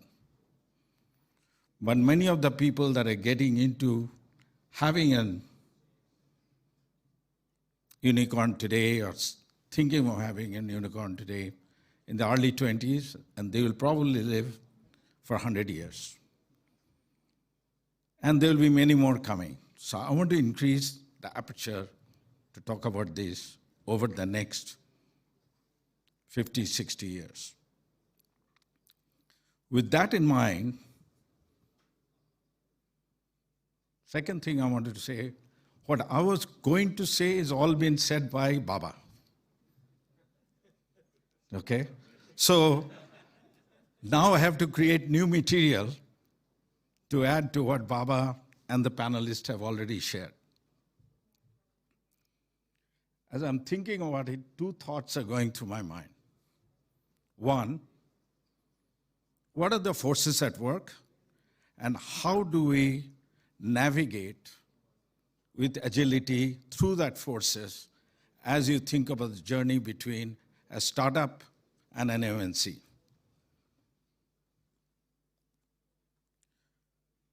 Within that, many things are happening. Climate revolution, bio-revolution, lots of revolutions. But two things stands out in my mind. Trump 2.0 and AI. Trump 2.0 to me is not just disruptive. I think it's an upheaval. We don't know what it is going to be. Baba used the word VUCA. I use the word disruptive, upheaval, future. Second is AI. You all have been reading about it. NVIDIA's earnings has become everybody's business. What is the guidance? It is 37.5 billion next quarter. And what is the number? And the market goes up and down. Talking about market, and my good friend here is Sanjay Nair sitting here, a big market animal.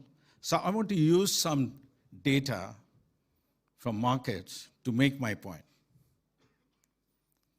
See, market cap is a very interesting phenomenon for all unicorns. They start with $1 billion market cap. They don't talk about GDP, they don't talk about revenue. As a matter of fact, more money you lose, higher is your market cap. But market cap is an indicator of future profits. US market cap in the last 3 years went from 40 trillion to 55 trillion. Chinese market cap during the same period has gone down from 14 trillion to 10 trillion. Think about this. What the market is saying is the future profits of the US economy is going to be substantially more and increasing than the past. Think of the Magnificent Seven. You know what the Magnificent Sevens are, so I don't want to repeat that. The share of market cap over the same 3-year period has gone from 10 trillion to 17 trillion.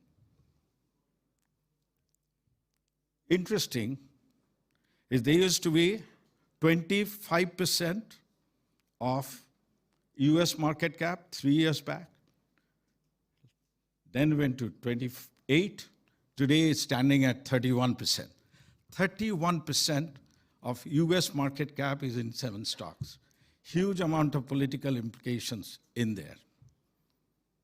Controlled by few people, beyond sovereignty. So we have to deal with those things separately. But now, I look at UK. UK has been our rulers for 200 years. And I've been talking to them about where UK superpower because of their technology or because of they were superpower, they got the technology.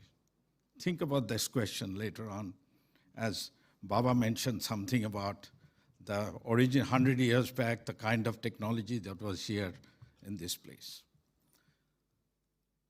Because military might creates also technology.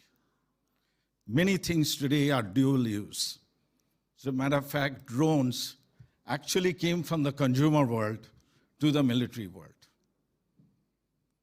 So being superpower has a relevance.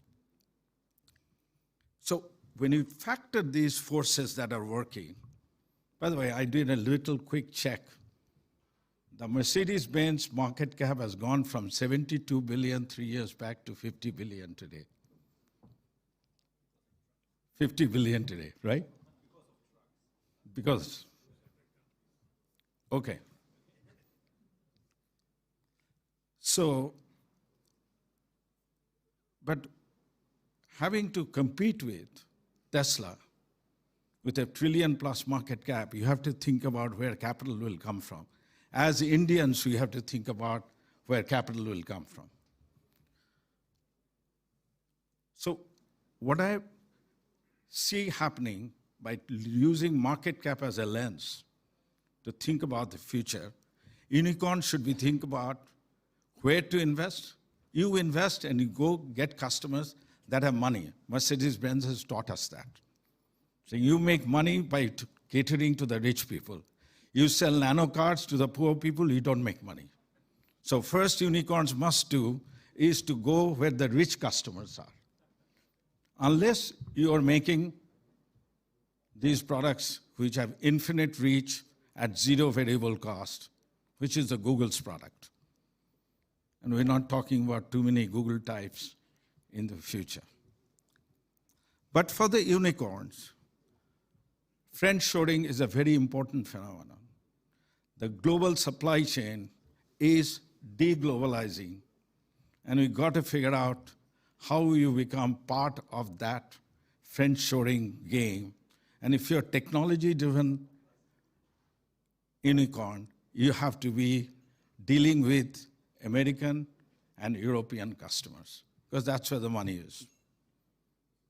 Of course, India will do well, but Indian unicorns have to go and be successful in the biggest capital markets in the world. Now we're talking about becoming a product nation. And this is where I'm now shifting into. These forces are going to change the entire element of the business system. What do I mean by business system?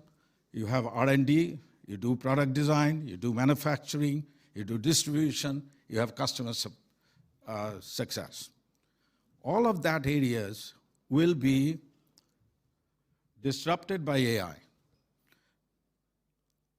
in massive way. And those who are not thinking about AI and digital, how each element of the business system is going to get disrupted, will be disrupted.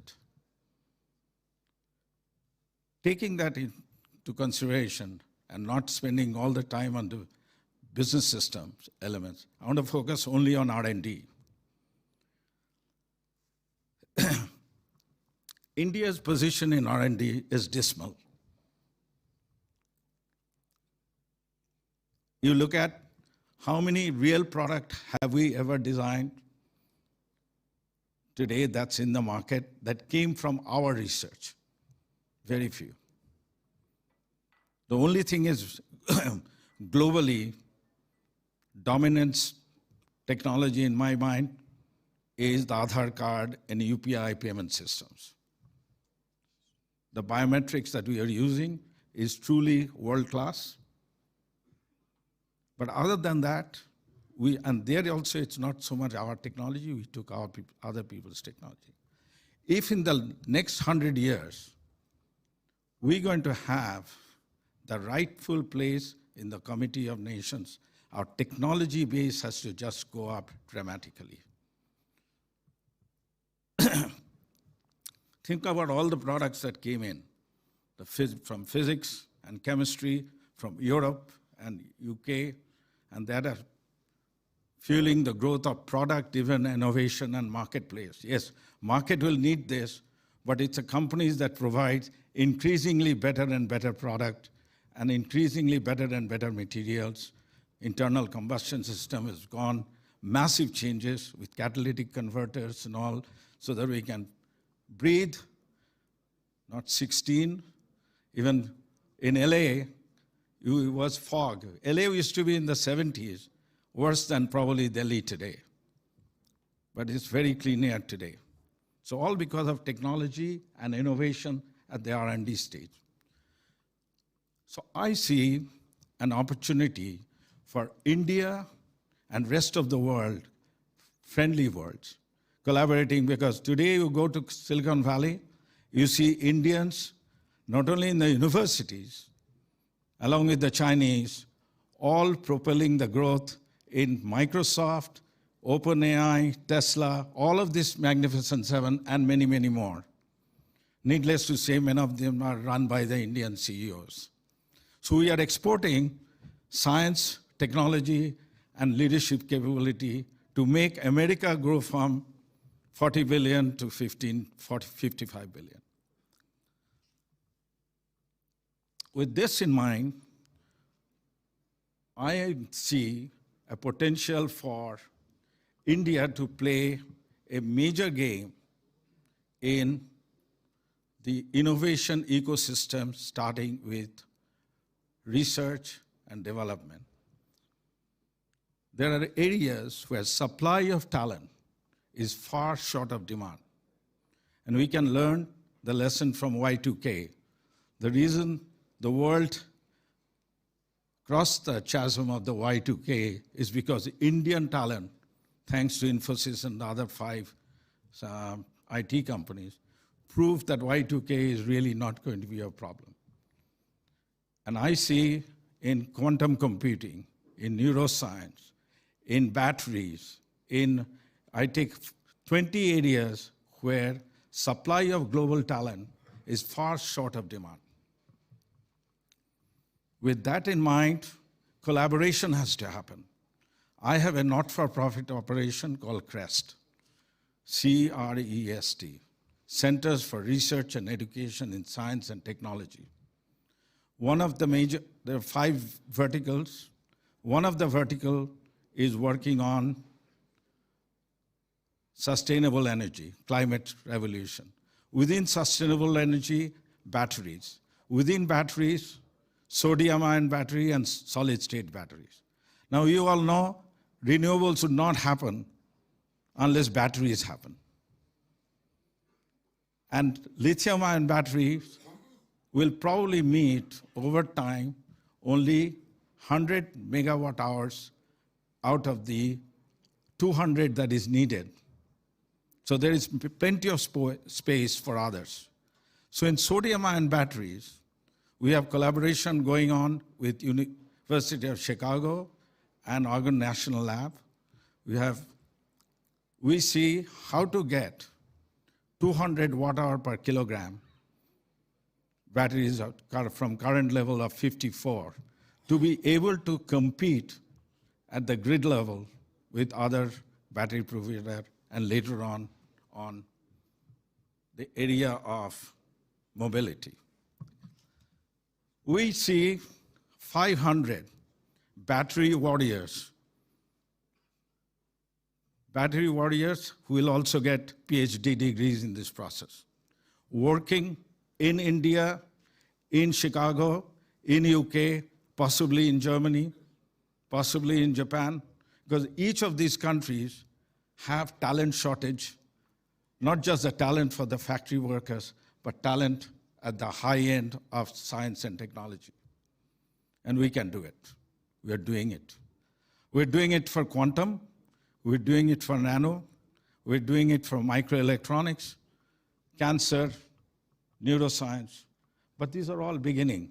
And that's why I have 200-year project on this, because it's going to go on, and science and technology is going to be the foundation for a product-driven factory that India can help rest of the world. So that's also an area that startups will happen. Startups will take advantage of these technology to make them MNCs. Look at all the MNCs, at the very core is their R&D labs. And that's what I think is the future, and my advice to the youngsters. Thank you. Asking you to stay on stage. Let's felicitate him. Let me please invite Mr. Barun Das, Mr. Ramurao Jupalli, Mr. Ruven Kasper, and if we have Kai Damols amongst us, requesting Mr. Kai Damols to please take the stage to felicitate Mr. Puneti Chatterjee.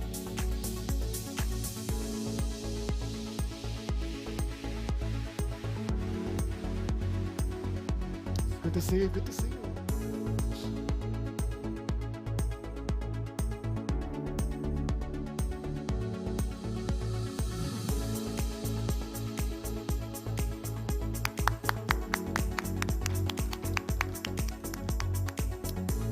All right, thanks very much, ladies and gentlemen. Now it's time to buckle up. How close are we to seeing self-driving cars on our roads, and what's the future of flying taxis? It's time for playoff number 5, Future of Mobility, Co-Driving the Agenda. And before we go to the playoff, take a look at this one. Mobility is evolving fast. From electric cars to self-driving tech. Innovation now leads the way. New solutions for a changing world. The era of electric is here. The age of gasoline is fading. From ICE to EV, the transition is on. Hybrid and hydrogen options are evolving too. Engineering the next era of movement. An evolution driven by necessity. Sustainable choices driving tomorrow's cars. The fuel debate intensifies. Flex fuel. Is it an alternative or a temporary fix? Lithium-ion versus sodium-ion? What powers tomorrow? Lower emissions, affordability, sustainability.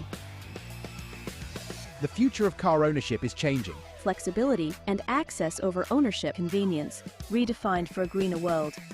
Germany's roadmap, precision, innovation, and collaboration. Stuttgart, where automotive history meets innovation. Shaping the future with partners like India. The playoff begins. And for this playoff, let's invite upon stage Mr. Shubhranshu Singh, Chief Marketing Officer, CVBU, Tata Motors. Mr. Santosh Iyer, Managing Director and CEO, Mercedes-Benz India. We have Mr. Martin Corner, Director of Climate Protection, Mobility and Housing Policy Unit, City of Stuttgart.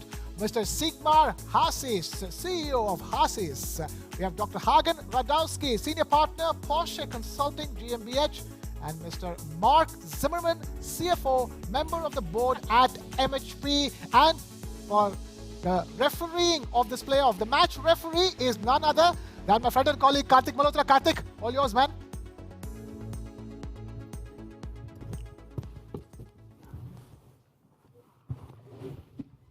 Ladies and gentlemen, good evening. I think everything that we've heard today pretty much culminates in something that we're going to talk about now, which is the automobile industry. We've spoken about green, we've spoken about sustainability. We also just heard Mr. Purnendu Chatterjee talk about sodium-ion batteries as an alternative to lithium-ion.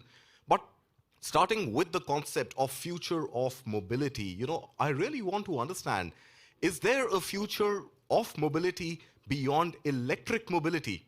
Because right now, the buzz of the town, no matter which town you go to, from Europe to India, happens to be electric. Mr. Santosh Iyer, let me start with you. Is the future of mobility electric, electric only, or electric plus? See, we are in Stuttgart, where if you ask it 140 years back, and if you would have come here and asked this question, they would have said, and you do a market research, they would have said mobility means faster horse carriages. Nobody would have told a car, right, till the time... Sir, you're doing that already. You're using the Formula One engines in the Mercedes-Benz cars, and then you're combining it with the power of electric and hybrids, which are giving a mileage of 13 kilometers a liter. So I don't think the story has changed too much, has it? No, I think the brand thrives on innovation, and we have been pushing the boundaries. So the future to define is yet to be seen. But as we see today, there is no other alternative, at least in the passenger car space, than electric. When you have to decarbonize the industry, when you need to also get performance out of the car, I think if you tick all those boxes, right now it's only electric which offers. But future nobody knows. That's to put a time frame to say the future will never be anything apart from any other technology may not be entirely right. But at this stage, it's about electrification. It's about using electric cars. Personally, me working for the brand, when I come to Stuttgart, when I have a chance to see some future cars, including performance cars, they blow me away, on what's yet to come. So a lot of work happening. On one side, we heard about batteries, but also on the other side in terms of motors, and also trying to make the car itself much more recyclable, much more sustainable. So yes, right now, all bets in on electrification, electrified cars, till the time something else challenges this technology and these platforms. Okay, Shubhranshu, let me come to you and let me get the India perspective. While Santosh Iyer has also given us the Indian perspective, but this is a German brand, and on the panel you've got two more German gentlemen with you. But I want to come to the Indian perspective. Is it too early for us to start thinking about sustainability? Or is it the right time to also start thinking about sustainability when we talk about electrification? As a matter of fact, I think India is not even one step behind when it comes to the consciousness that sustainability is an imperative. In fact, thousands of electric buses are plying our roads. We are in electric cargo, in mini trucks, passenger vehicles. There is a leadership position already with Tata Motors. But the important thing is the reasons that are driving sustainability is the consumer realizes that he is doing good by doing well himself, as in the cost of operation itself becomes a major motivator. Say, for instance, in the case of last mile cargo, if you are spending 30,000 rupees on average a month on diesel, if you have, say, you're running 300 kilometers a day, the equivalent costs in electrification would be about 3,000 rupees a month. So even though the vehicle cost would go up, the cash in the pocket and the cost of operation is so lucrative that it is becoming a major magnet. So I think contextually people realize that it's good for business, it's good for environment, and of course the sensorials and everything else along with it are also going up. So electric vehicles are very much present across various sectors of the economy, and we will see this in terms of payload, etc., going across pretty much the entire portfolio where commercial vehicles and passenger vehicles. Right. So we've seen, I think what you're mentioning is absolutely bang on and on point. When you talk about electrification of the fleet in India, the journey really started with commercial vehicles, and a high capex, low opex model works well. But in the case of passenger vehicles, is the consumer going to be ready to shell out that additional delta on an electric vehicle when ICE pretty much does the job for him? Shubhranshu. Well, in my opinion, I can speak as a marketer. You see, we are too focused on what is changing in the consumer's context. And Bill Bernabach, who was an advertising genius, said, for millions of years, human beings have had very basic instincts and very basic heuristics. So we should be more concerned about the unchanging man. And the unchanging aspect of this is, if there's something new that offers you delight, that has novelty value, that has huge operating economic advantages, then, you know, the adoption starts. And then the early adopters set the trend, and the rest follows. So you know that the Nexon in EV from Tata Motors has a 70% market share now. Absolutely. And I think the accompanying infrastructure in terms of home charging and so many other things, the conditioning variables are all lining up. And so I think the future is very, very bright. And I think the passenger adoption is also happening not only because it's a fancy new car, but because they see the value in terms of what it does to the environment, and they want to make their own personal contribution as well. Okay, let's bring in the German perspective here. Dr. Hagen Rodowski, if I can throw a question to you.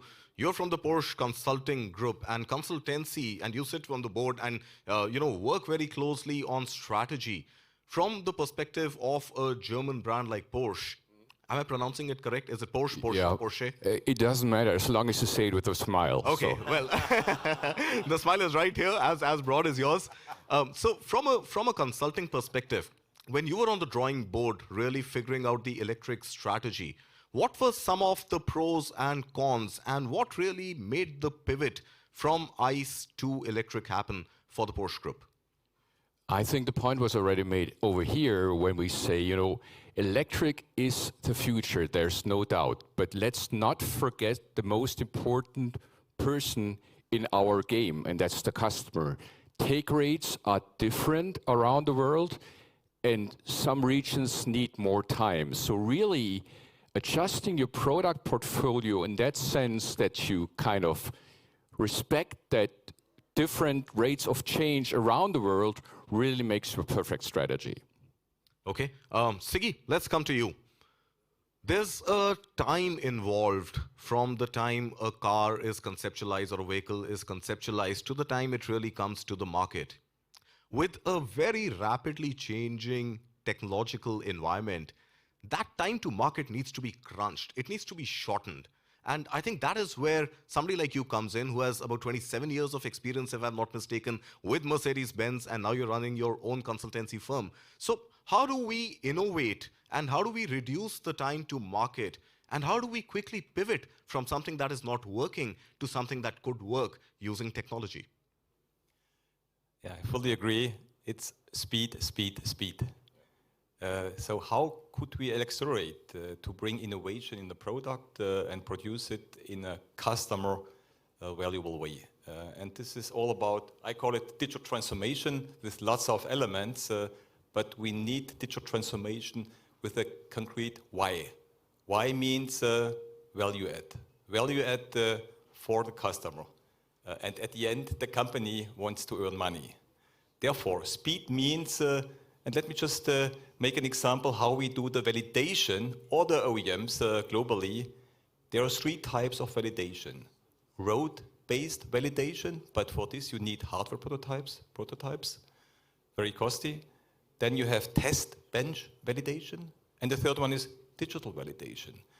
And if we want to make speed, we have to shift from the right to the left. That means from road-based validation to test bench validation to digital validation. This has to do definitely with tools, with methods, with organizations, with processes, but do not underestimate the mindset.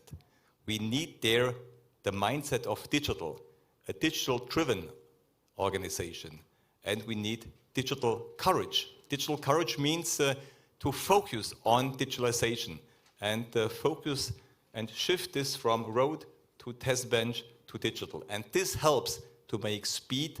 This I call digital transformation, digital engineering, and there I do see everywhere huge potential.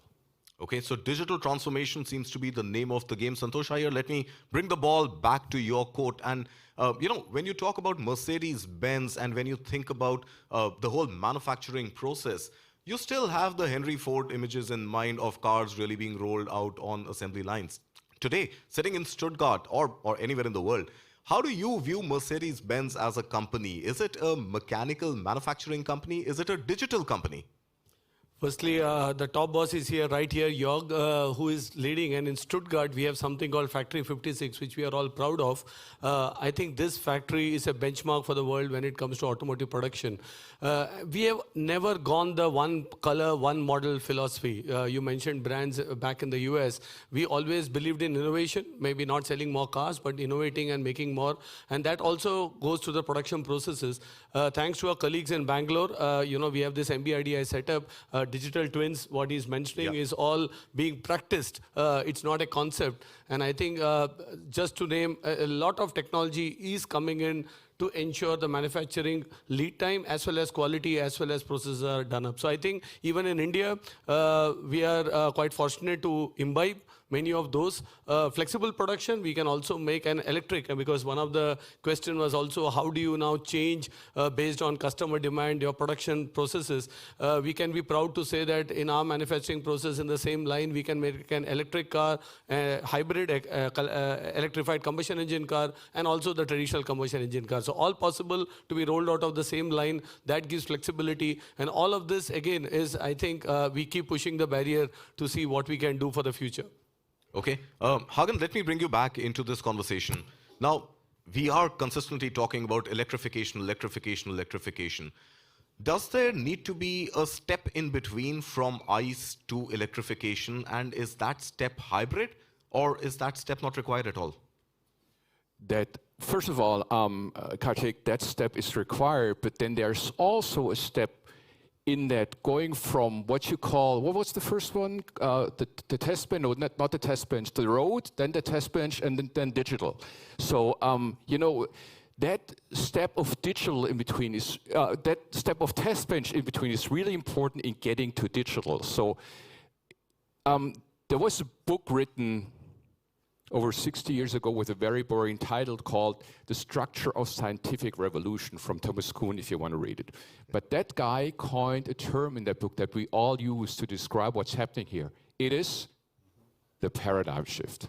And that's what's really happening. And we need, we need to give our customers time and also maybe that step in between to adapt. Okay, the step in between, Shubhranshu, let me come back to you. And Tata Motors is the largest electric vehicle manufacturer, seller in India. My whole conflict with EV is, and I don't want to be a naysayer, but my only conflict with this whole EV narrative right now is that what if 5 years later, after making large investments in electric manufacturing, there's a new technology which offsets the impact of the investments that you've made already.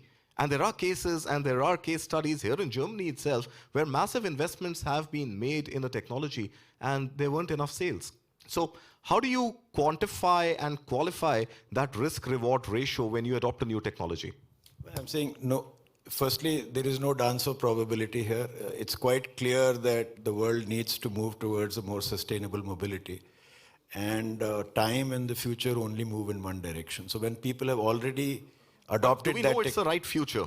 Certainly, because the way industry and technology come together and move ahead is that a very virtuous ecosystem develops around it. And consumer insights into their choice making are actually mediated by various voices of authority. It's not only the OEM saying, I think you should buy electric, therefore go buy electric. They make their own choices based on what are the options available. Take, for example, what has happened in communication or content, for example. The choices that were made, if people said, oh, I should not move away from a landline telephone because who knows if this cellular thing will ever come down in terms of cost, the adoption would not have kicked off. When NASA sent a man to the moon in 1969 July, the total computing power in NASA was less than what's available in an electric iron today. Right. And an ordinary hand phone, smartphone would have more computing power than the entire planet had. If they said, you know what, I'm sending a man to the moon, but what if the technology changes in between, I can't get him back? There is inherent risk in every business decision that you make.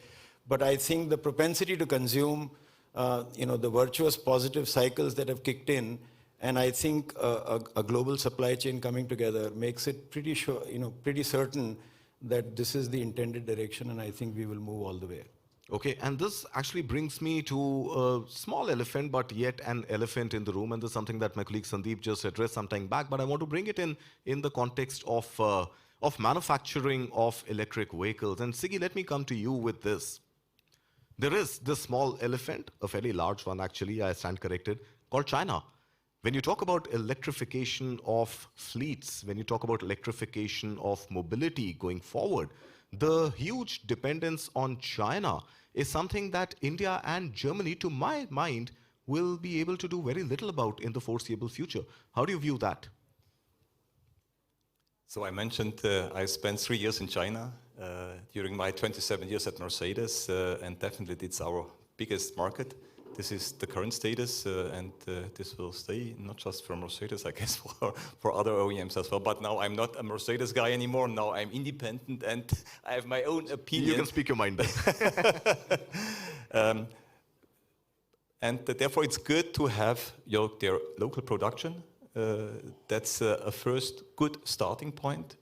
And we can be proud of this, and we have to expand this. But anyway, we have this regulation in China, in US, and it's always good to have their local production as a starting point.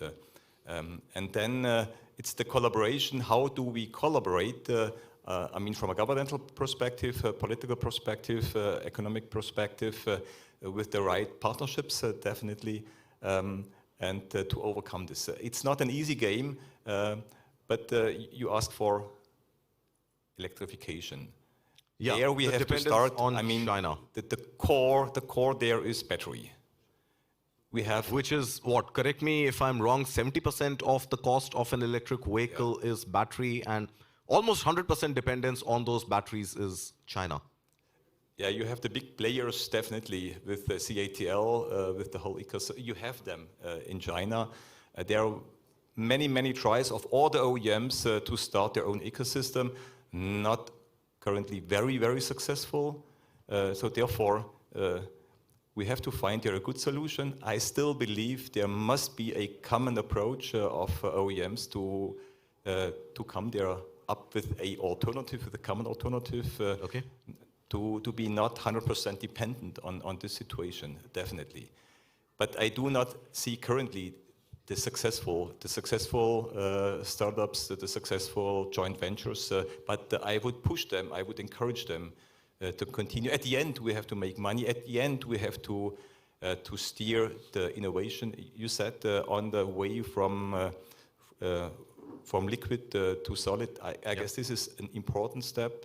It's all about battery, but do not forget the next step with the cars with the big wheels. We already started, which is fuel cell.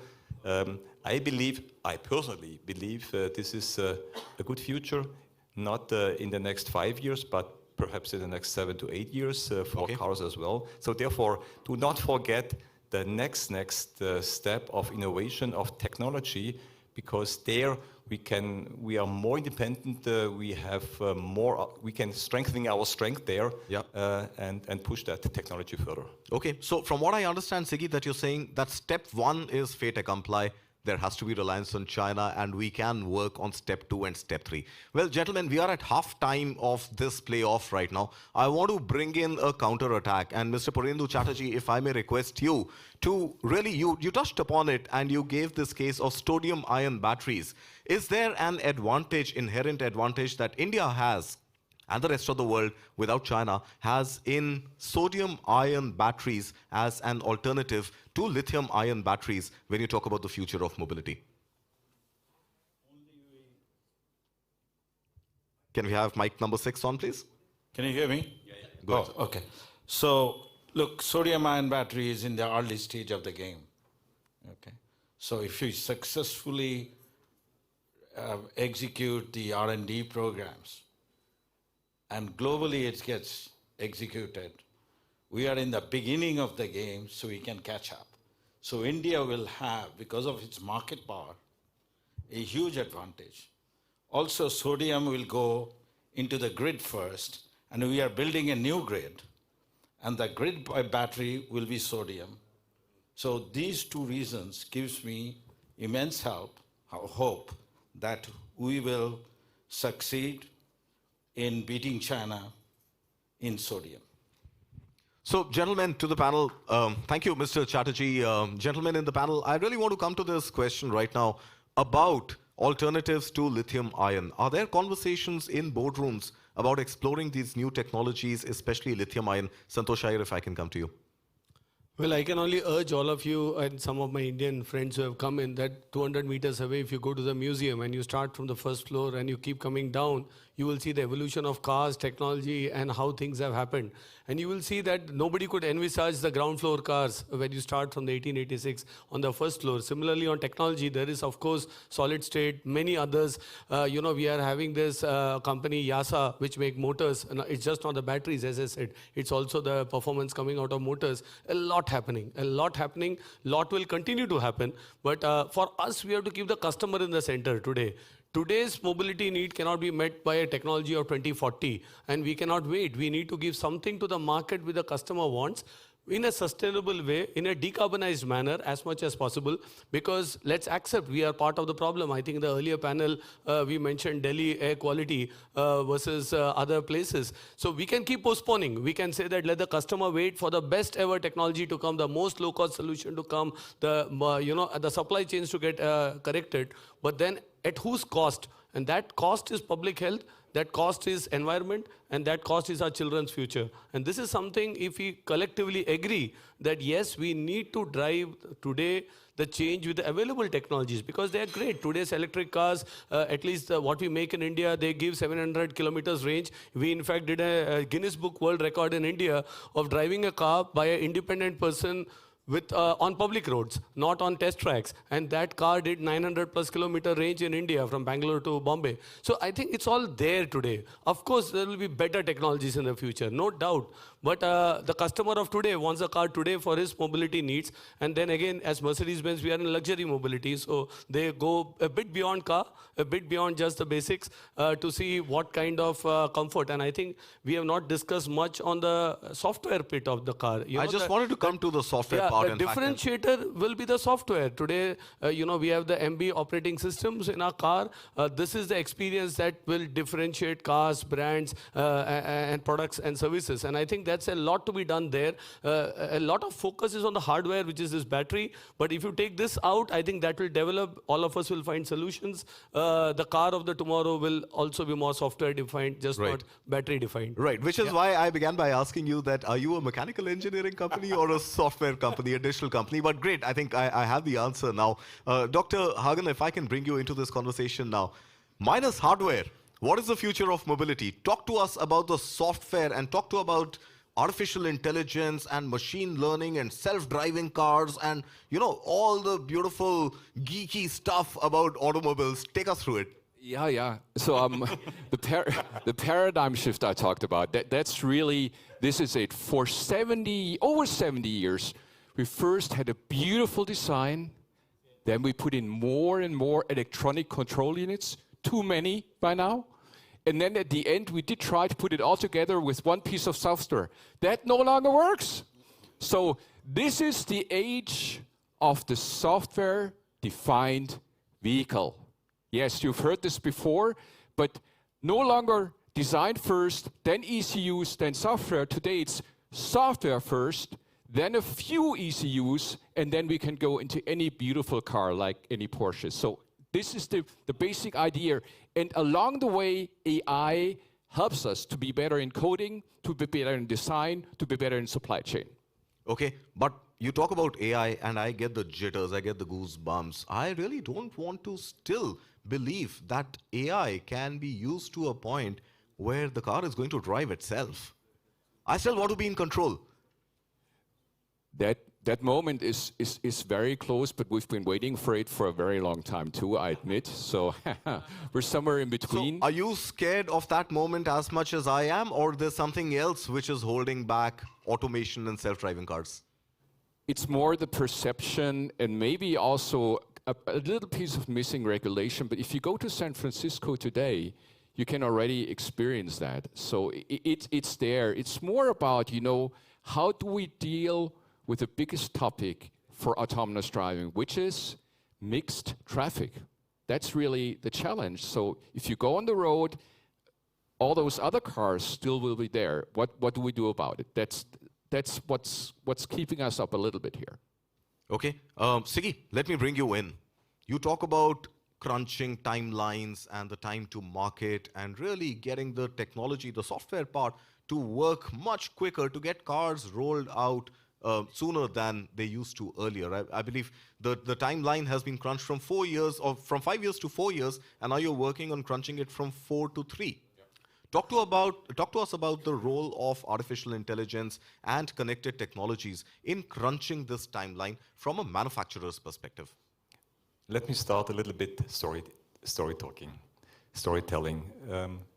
10 years back, when I had a discussion with Ola Kalenius, and I asked for some money for the digital twin, he said, okay, Siggy, give me 3 numbers, how I can measure your success and how you want to bring benefit for the company. And I know he expected KPIs. And I said, Ola, 30, 12, 1 ready. And this is always time, cost, quality. So time is only one aspect.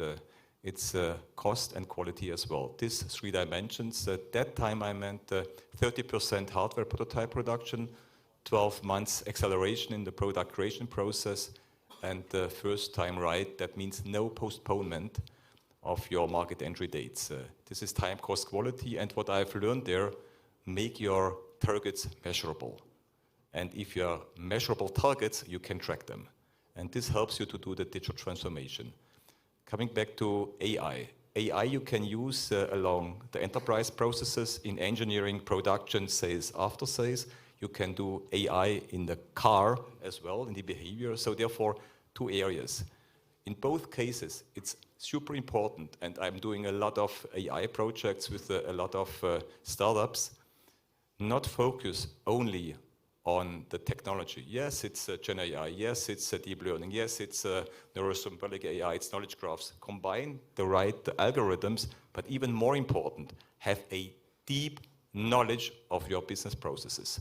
And if you know your business processes, and that's true for engineering, for production, sales, and after sales, knowing you have the right data and you have first to do your homework before you start the AI, do I have the right data? Do I have the right data quality? Do I have access to the right data via API?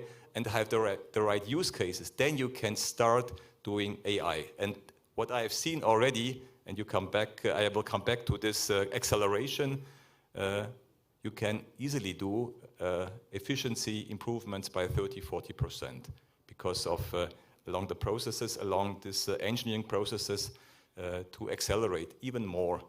And this is AI with a deep knowledge of the business processes. So do it in a T-shaped way.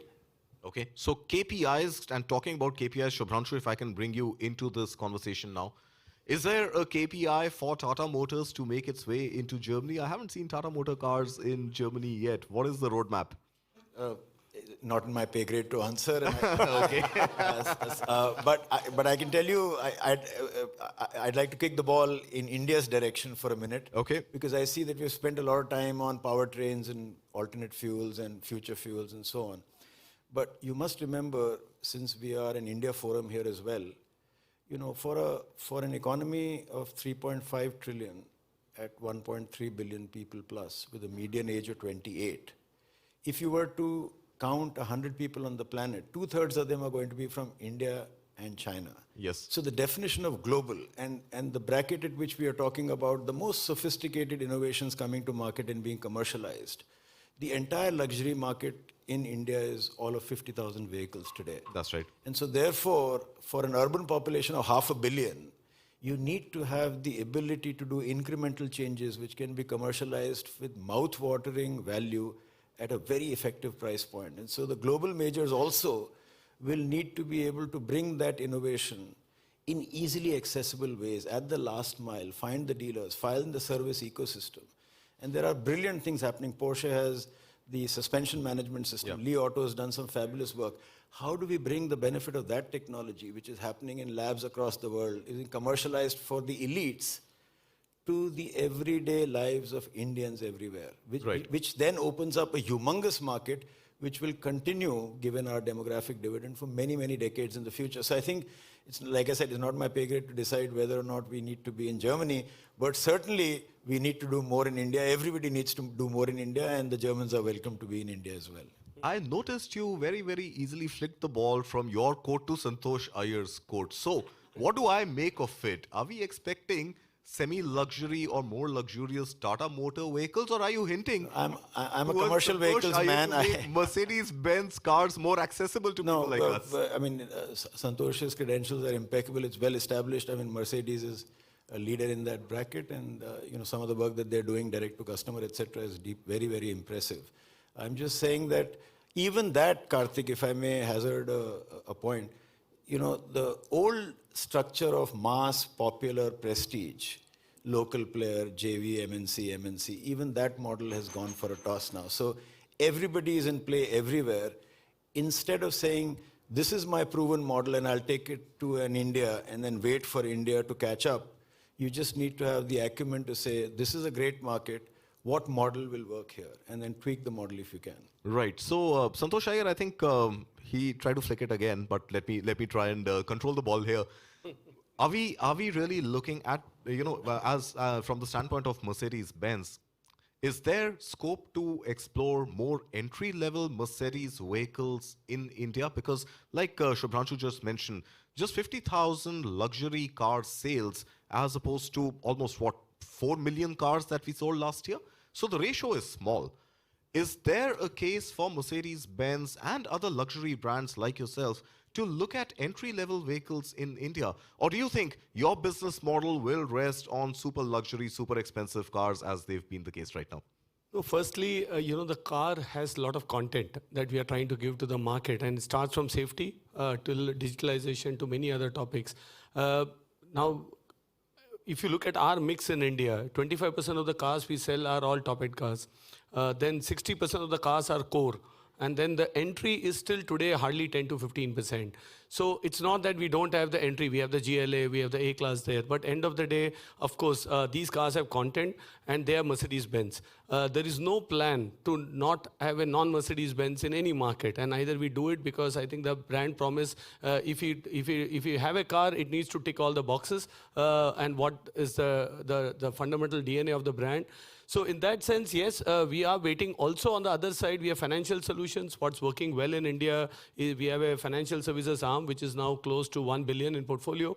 And these guys, they really come up with ownership solutions where an Indian can actually pay 50,000 EMI, and actually start driving a Mercedes-Benz. And that in monthly installment is something that actually then crosses barriers between different segments.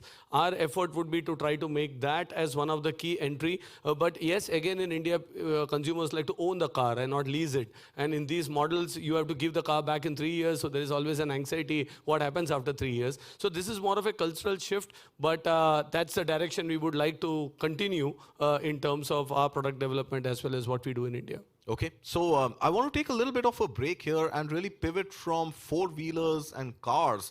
While I understand this is the birthplace of Mercedes-Benz and Porsche, but I really want to defend at this point some blue sky thinking. And if Mr. Rahul Bharti is with us in the audience, Mr. Bharti, I would really want to come to you and want you to elaborate upon the story that you and I were discussing offline yesterday about flying taxis. Oh my God. I mean, that seems to be just another game changer at all. And Mr. Rahul Bharti was telling me about these flying taxis which are being tested by Suzuki in Japan. So take us through the future of flying mobility. Yes, so we have to be open about what all can society benefit from. In Japan, for example, in mobility, there are individual machines where you have a one-man machine which can take, let's say, an elderly gentleman or a lady across the marketplace. Similarly, there are flying cars, and they are not too far away. They will be productionized in 2025, next year. and we are almost at the end of 24. So innovation is something you have to dream about what can, and actually you have to question why not.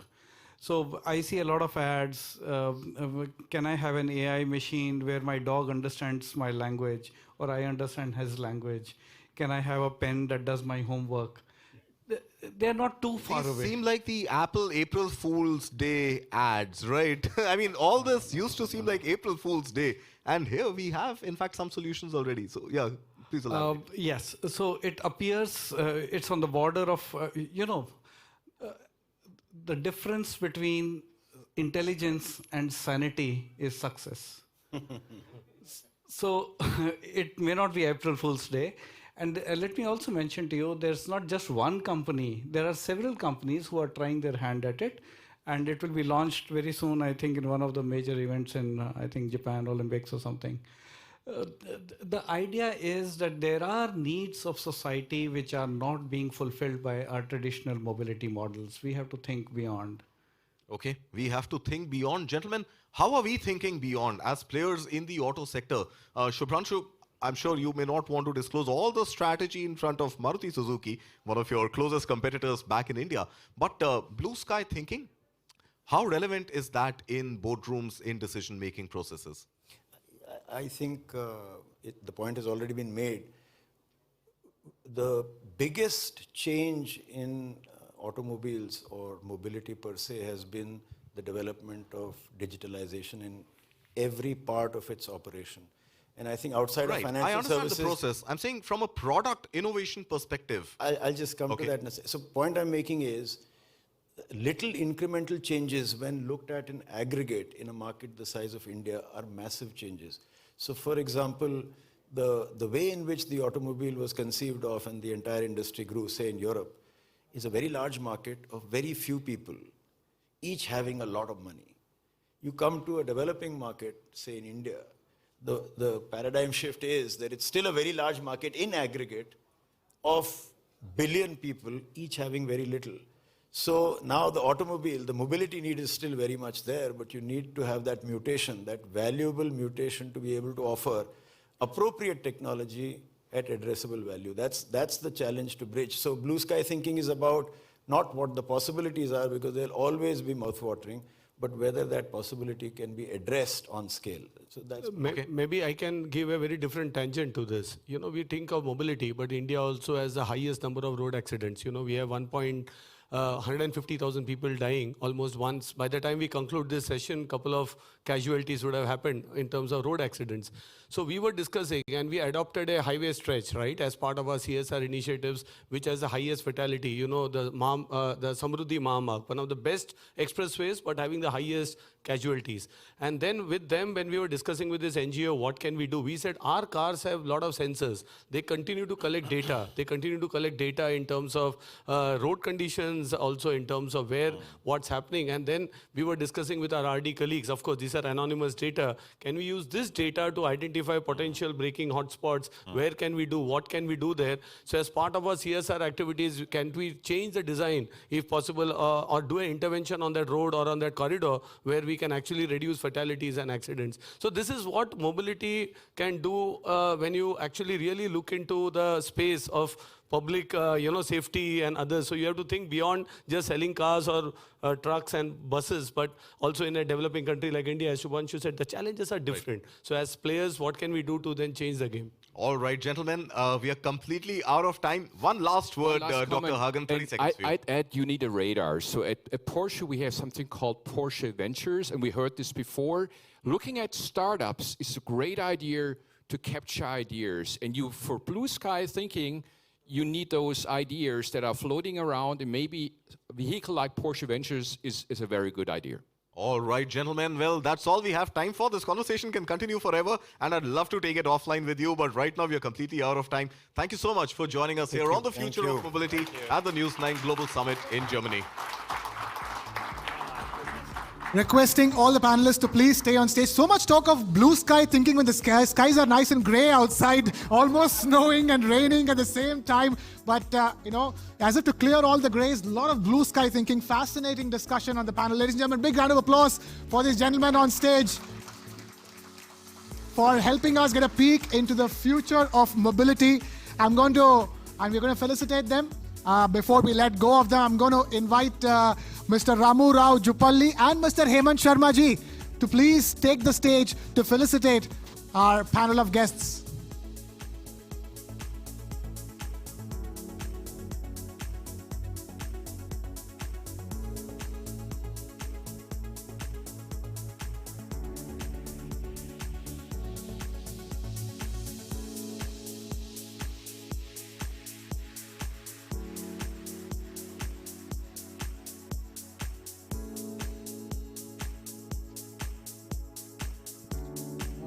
We can have another shawl, please.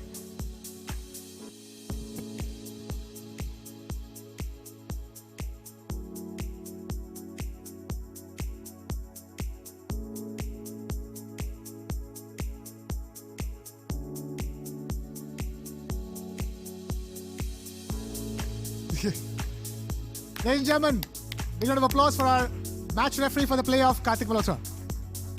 The man who's been doing so much else apart from this. And of course, and with that, we've arrived at a very important stage in the News 9 Global Summit. Because with this, we are moving on to the Golden Ball Address segment, where we will be having none other than the Prime Minister of India, Shri Narendra Modi, delivering the Keynote Summit address. But to take us through this Golden Ball session, I'm going to invite upon stage my colleagues Aditya Raj Kaul and Padmaja Joshi. Ladies and gentlemen, please give them a warm round of welcome. Thank you, Krishna. We're just minutes away from the great Golden Ball, and that's Prime Minister Narendra Modi's speech.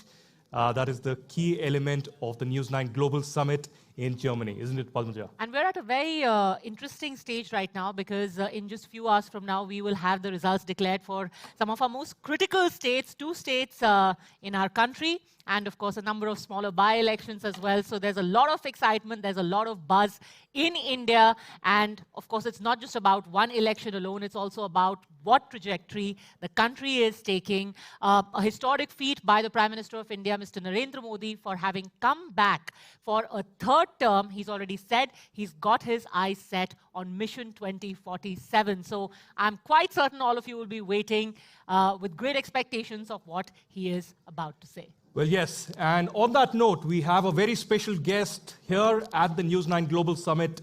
Winfried Kretschmann, the Minister President, is here. Can I please request all of you to get on your feet? Let's welcome him with a huge round of applause. And India's Union Minister, Mr. Jyotiraditya Scindia, joining us on the day 2 of the News 9 Global Summit. Ladies and gentlemen, please put your hands together. A huge round of applause for both gentlemen.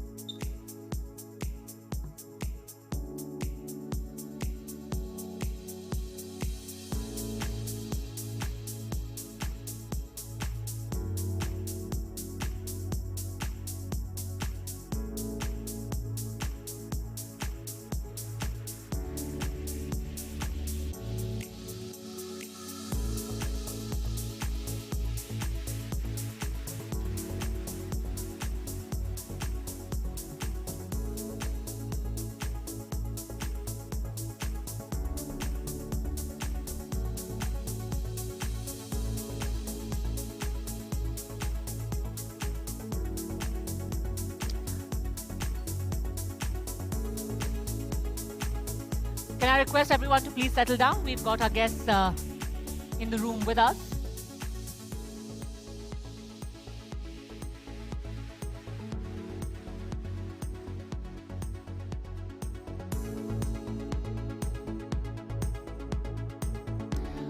All right, so here we are in our Golden Ball session.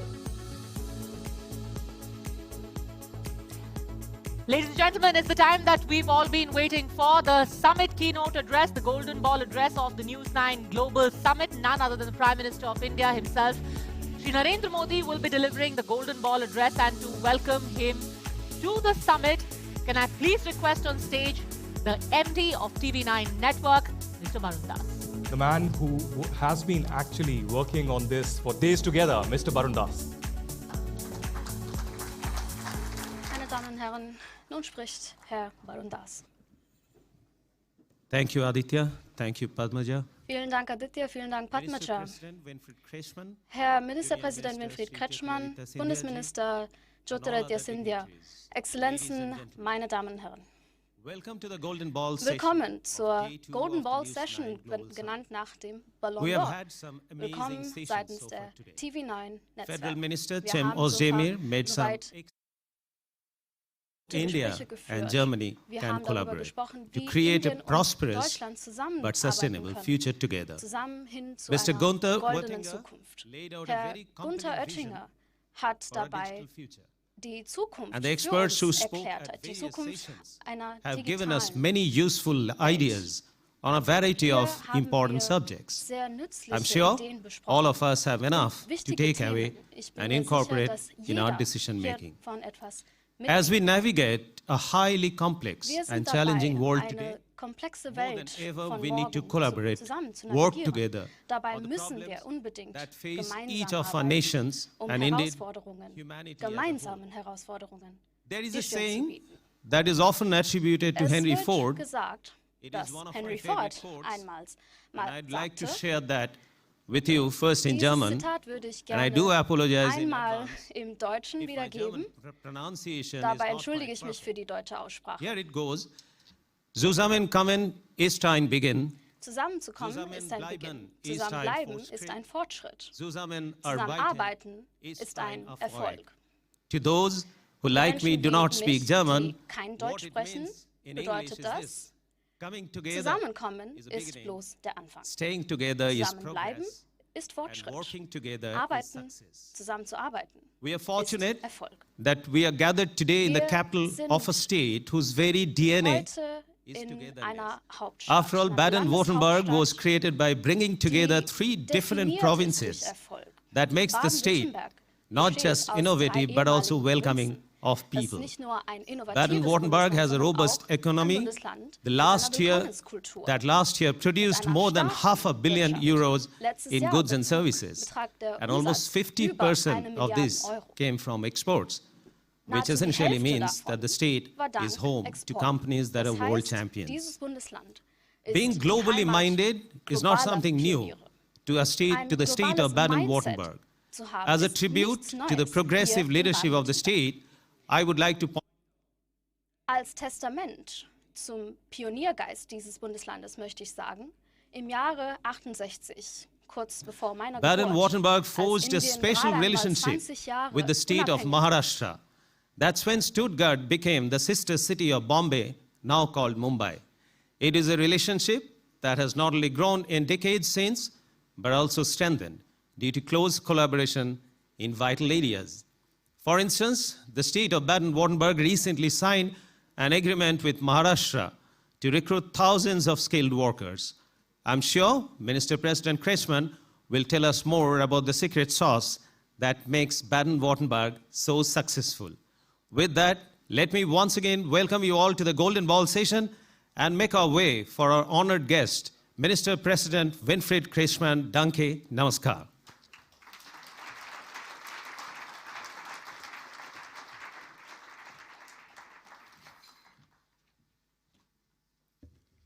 Excellencies, Honorable Prime Minister Modi, Honorable Minister Scindia, Ambassador Gupte, Consul Sinha, Honorable State Secretary Hassler, dear Mr. Das and dear Mr. Kasper, thank you for organizing today's summit in Stuttgart, and welcome to all business leaders from India and Germany, dear members of press, ladies and gentlemen.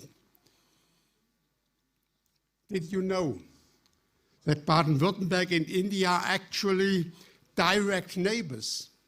At least it is true as far as the Indian embassy and our state offices in Berlin are concerned. And I'm very glad indeed that we are not just good neighbors in Berlin.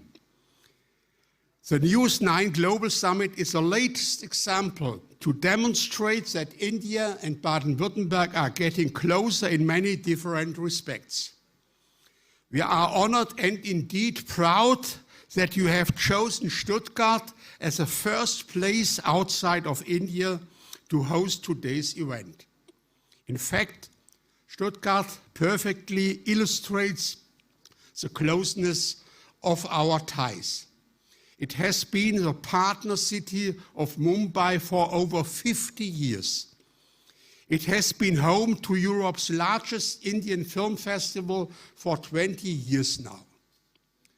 And homegrown multinational players like Bosch have been present on the Indian market for over 100 years. It proves the relationships between India and Baden-Württemberg have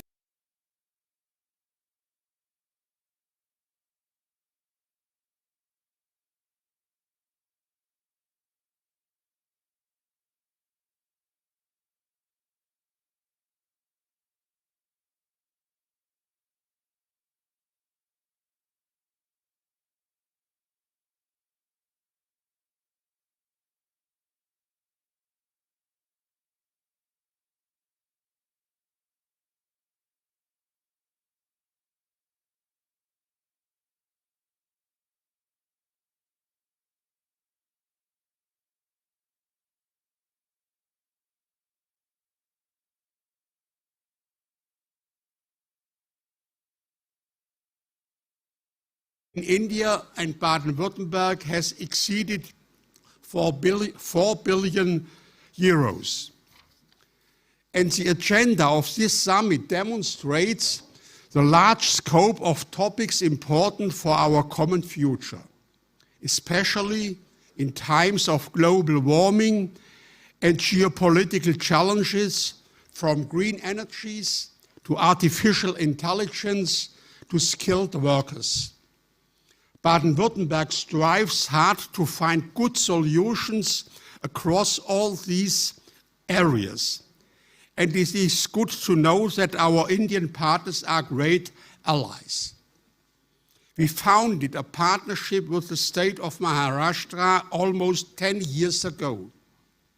We are expanding our support for skilled Indian employees who would like to come to work here. We support companies from Baden-Württemberg wishing to enter in the Indian market and vice versa. In addition, we foster collaboration in the fields of science and education.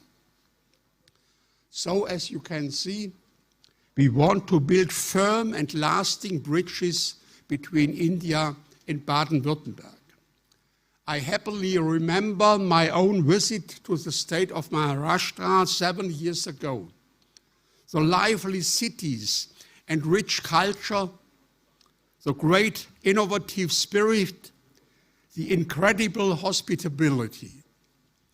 I truly hope that as our guest from India, you feel just as welcome here in Stuttgart and that you will return here soon. By the way, you could not have chosen a better football club to visit. VfB Stuttgart is 2 world champions. VfB Stuttgart is home to world champions, fantastic fans, and plays exciting football. But I do admit, being a fan myself, I might be a little biased. I wish you all an inspiring event with fruitful discussions. Thank you very much.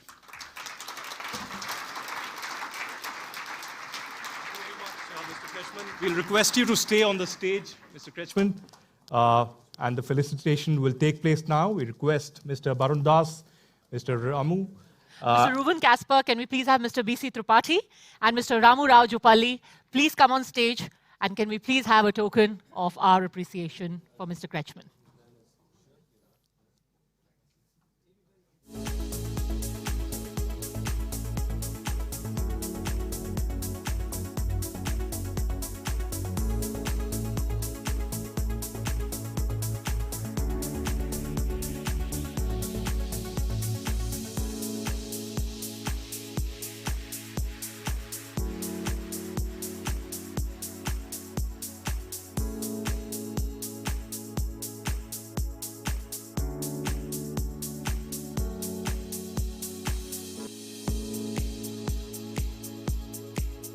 try to pronounce Baden-Württemberg. Simple for people in southwest Germany, not so simple for everybody else.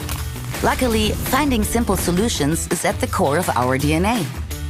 For instance, when our Arthur Fischer was fed up with his favorite picture constantly falling off the wall, he simply revolutionized the fastening industry by inventing the dowel. Or when we had the simple idea of getting from A to B without horses. The car. Simple idea, simply revolutionary. Our inventiveness makes us the #1 innovation region in Europe. Simply put, we love inventing things like this and that and this and that and that and that, that, and also that. Simplicity is key, because simple ideas are the ones most likely to fly. So even for elaborate processes, we always find a simpler solution. Almost always. No wonder we're the perfect home for 35% of German world market leaders. We think that the best place to grow young talents is in your own front garden. That's why we have over 70 universities, more than 100 research institutions, Cyber Valley, and Europe's largest ecosystem for artificial intelligence, the EPI. We are Germany's sunniest state, so we simply use this advantage to power a more sustainable future. We are convinced that everything you do should be simple. This is why we even found an easier way for you to say Baden-Württemberg. Simply call us the land.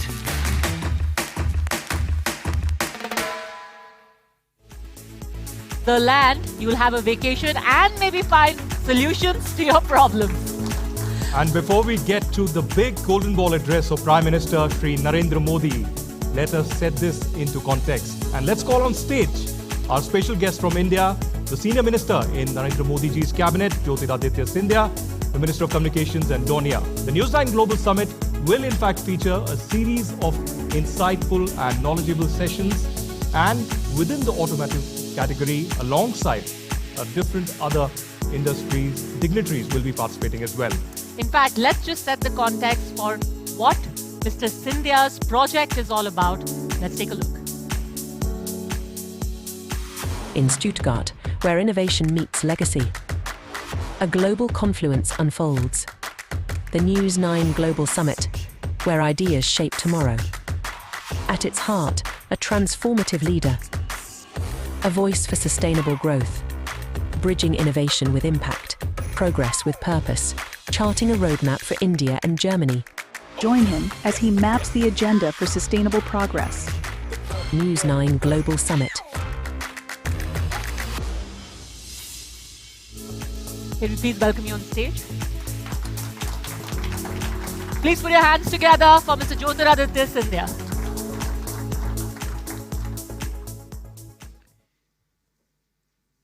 Seated with me at this Golden Ball session,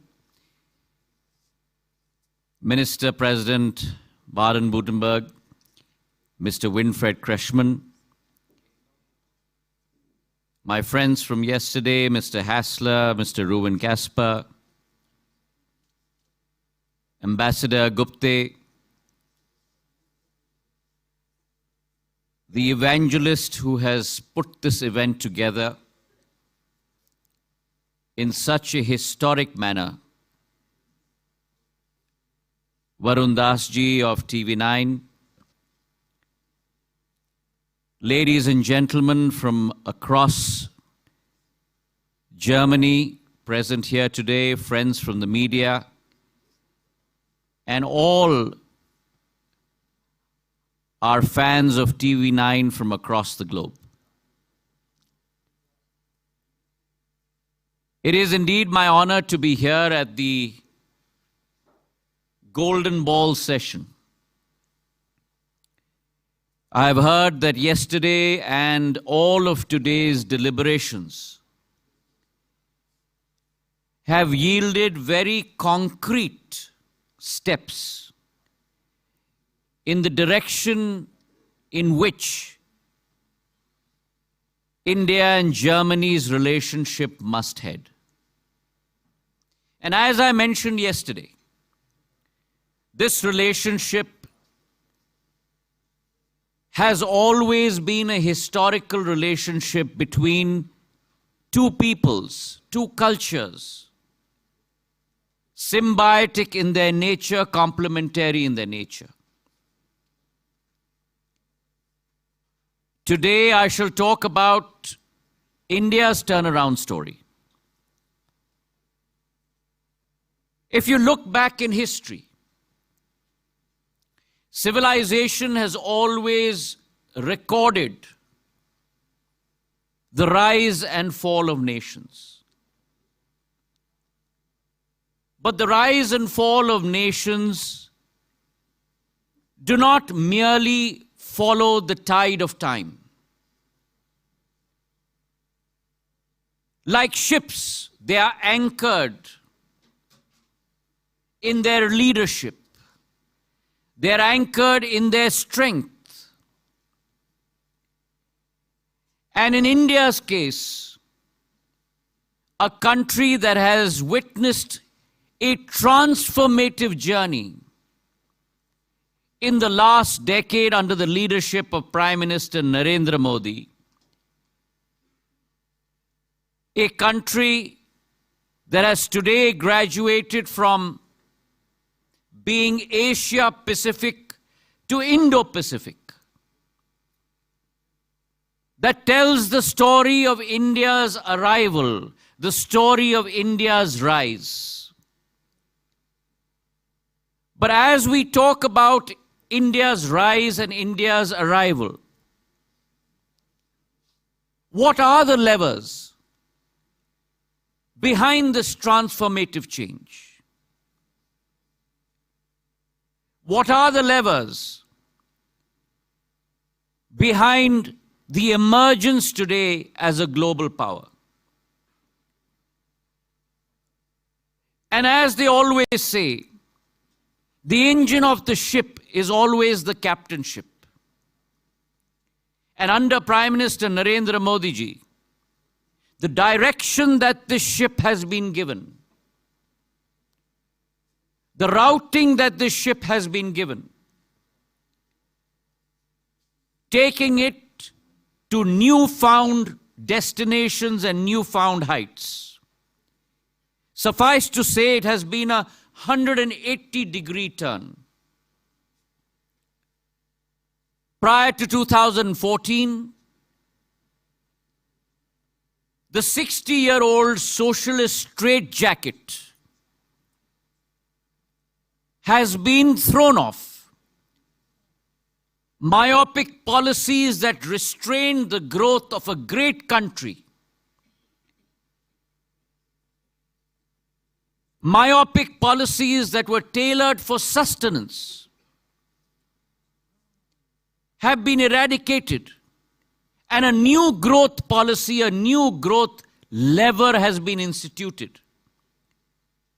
Growth policies and growth levers based on the concept of Atmanirbhar Bharat, self-reliant India. Ein Indien, and that policy, das sich selbst gerecht wird. Under the leadership of Prime Minister Narendra Modi ji, over the last decade, has resulted in a country that is far more confident, a country that is far more consequential as an economy, and a country that is marching down the path of progress at light speed. And when we talk about the concept of speed, what is speed? But the amount of distance covered in a period of time. And when we talk about distance, today Indian products, Indian companies, the Indian brand, there is not a single country across this world where Indian products or Indian brands are not known, where Indian products and Indian brands have etched their quality and their capability. Indian supply chains today extend to every continent across the globe. And India today has become the go-to destination for every multinational, every rising company, and every startup. Because in today's globe, irrespective of the point of time in your journey as a company, every company has to be global. And suffice to say that any global strategy cannot be even contemplated about without the core of that global strategy being centered around Bharat Mata, being centered around India. And if you look at the change, citing one example, the ubiquitous part of our lives, the mobile phone, which is a ministry that now I am in charge of. Apple came to India to manufacture mobile phones in the year 2021. They had a turnover of $1.6 billion. Today, 3 years down the road, Apple's turnover from manufacturing iPhones in India, the only country where it has manufactured phones outside China, is $8.1 billion.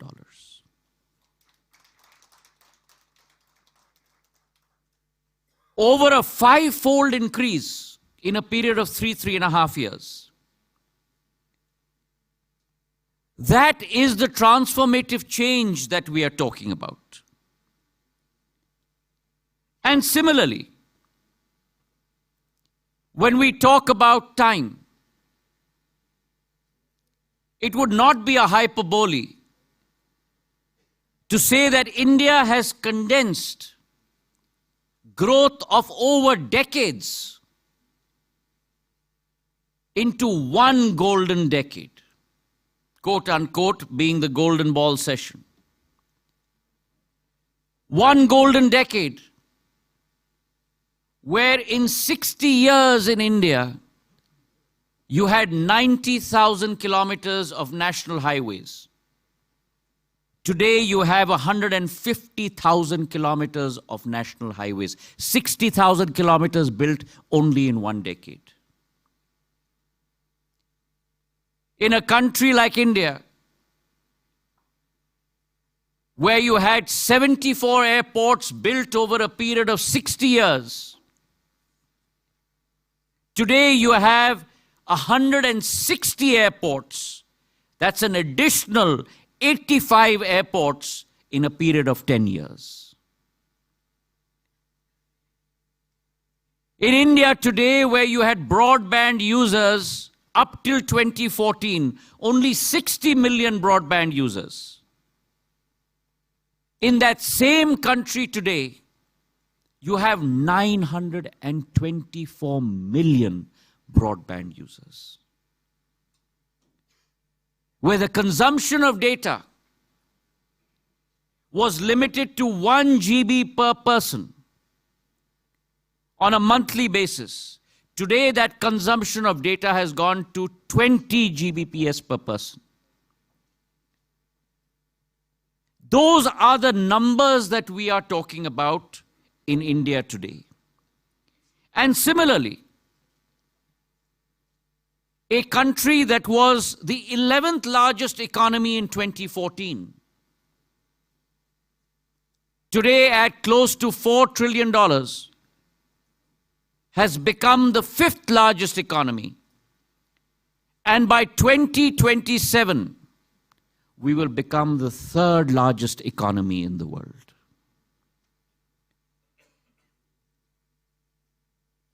On foreign exchange reserves, a country that had close to $304 billion today has $684 billion in terms of reserves. In terms of exports, a country that had $446 billion worth of exports today has $777 billion worth of exports. And therefore, India, ladies and gentlemen, has transformed itself, is transforming itself, both at scale and at speed.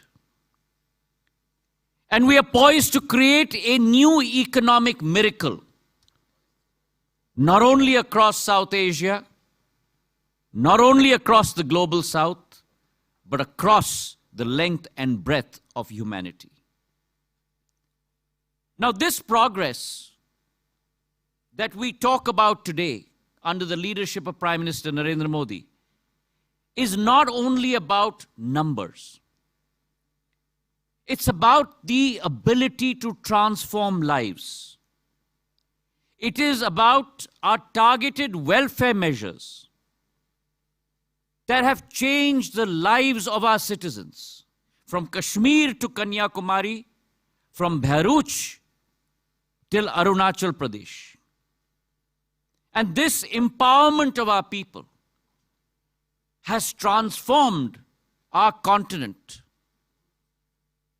from its roots to be able to compete in a globalized world. In 60 years of our independence, we had built 30 million houses for the poor. In the last 10 years, we have built an additional 30 million houses, and we have now said, in the next 5 years, we will build another 30 million houses, ensuring 100% saturation of a roof over every single citizen's head in India within the next 5 years. Similar is our case with regard to toilets. In the last 10 years, we have built 120 million toilets across the length and breadth of our country. Not a single person in India, in any village across the length and breadth of our country, 650,000 villages, is without the dignity of being able to use their own facilities. Our largest healthcare program, the largest healthcare program today in the world, a universal coverage of close to about $6,000 on an annual basis for every single citizen below the poverty line, covering today 30 million citizens across the length and breadth of our country, and adding on every single person above the age of 70 years, taking that number from 30 million to 36 million. And similarly, every single woman across the length and breadth of our country will move from using wood to cook their food to gas cylinders and gas stoves. In the last 10 years, 100 million women through the Ujjwala Yojana have been empowered with free gas stoves and free gas cylinders. When COVID came along, and many across the world were left without jobs, left without food to eat, under Prime Minister Modi's leadership, we committed ourselves that not a single citizen in India will go to sleep on an empty stomach. We instituted a food program for 800 million people across the length and breadth of our country. And that's why we use the refrain that India is moving both at scale and at speed. And all of this, ladies and gentlemen, all of this at the click of a button. India's economy, India's welfare programs have all been moved onto the digital system. And if I were to give you a perspective of the magnitude of the task that we have undertaken, today with our DPI network, digital public infrastructure, our UPI network, United Payment Interface, which our Minister of Communications in Germany has used when he visited India last time to buy chilies. A system today that has 16 billion transactions in a single month. 16 billion transactions in a single month, comprising of $272 billion, which means $3.2 trillion a year. So yes,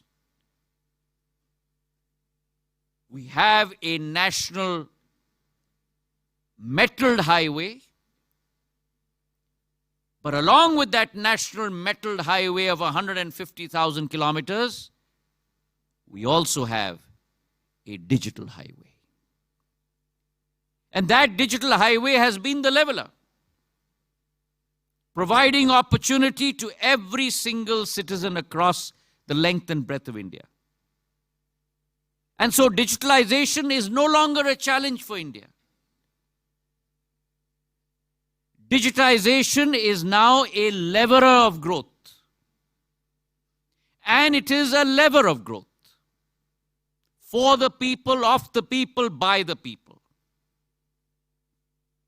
And as India progresses down that highway, in the last 10 years, 250 million people have been lifted above the poverty line. This is probably the largest turnaround that history has documented in any economy across the world. And as we move from the core to the periphery, and when we talk about the periphery in growth mode under Prime Minister Narendra Modi, we are talking about India's innovative capability, India's soft power capability. India historically has always been a land of invention. We invented the zero. We gave the world yoga. We gave the world Ayurveda. Surgery was invented in India. But now India moves from invention to being a cradle of innovation. And when India moves from being a cradle of invention to innovation, it reminds me of the movie Star Trek, where Captain Kirk's dialogue, "Where no man has gone before." India's Mars mission, ladies and gentlemen, a successful mission, was executed at 11% of the budget of NASA.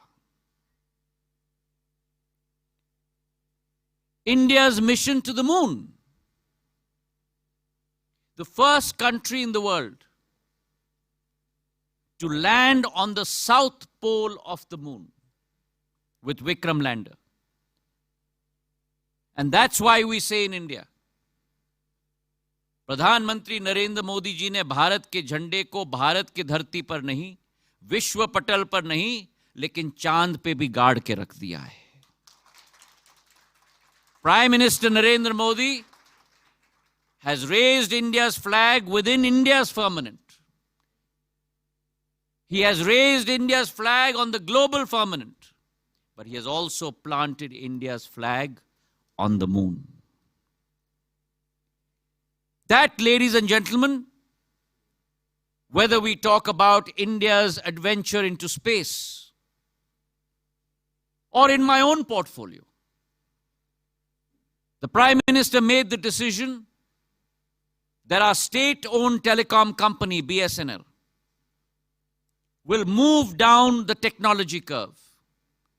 But we shall not be dependent on international telecom equipment manufacturers. We will manufacture our own 4G stack. And it has taken us only 19 months to manufacture our own 4G stack, our own 4G core, manufactured by CDOT, a government company. Our radio access networks, manufactured by an Indian private sector company, Tejas, and both of them being put together by our own Indian system integrator, Tata Consultancy Services. An end-to-end Indian solution. We are rolling it out as we speak. 50,000 towers have been rolled out, 100,000 towers by next June, on which the 5G network will also be laid. The Indian stack 5G network will be laid, the only fifth country in the world to successfully do so in a record period of time. When COVID came along, and India, a country through history that has always gone to international countries and begged and pleaded and tried to secure international vaccines, whether it is smallpox, BCG. In an environment of COVID, we manufactured not only one, but 2 vaccines. Inoculated 2 billion shots across our 1.4 billion population. But not only that, but exported our domestic vaccines to 100 countries across the world. India believes in not only India first, India believes in humanity first. And that is India's ethos, ladies and gentlemen. So while I was talking about telecom, let me assure this august audience here that we followed the world on 4G. We marched with the world on 5G. But we shall lead the world in 6G. Our Bharat 6G Alliance will contribute over 10% of the patents in the new 6G rule-making network. But whilst we say all this, we also look at the entrepreneurial energy of India. A country in which Prime Minister Narendra Modi started up the Startup India initiative. We had just but a few startups that we could count on our fingertips in 2014. Today, with the democratization of technology, the democratization of opportunity, the democratization of progress, we have over 140,000 startups in India. 117 unicorns. For every 10 unicorns in the world, 1 is based from India. So India is the cradle of innovation, the cradle of invention, and the cradle of entrepreneurial opportunity. But as we move ahead, India's strategy is to grow, but to grow with the world alongside it.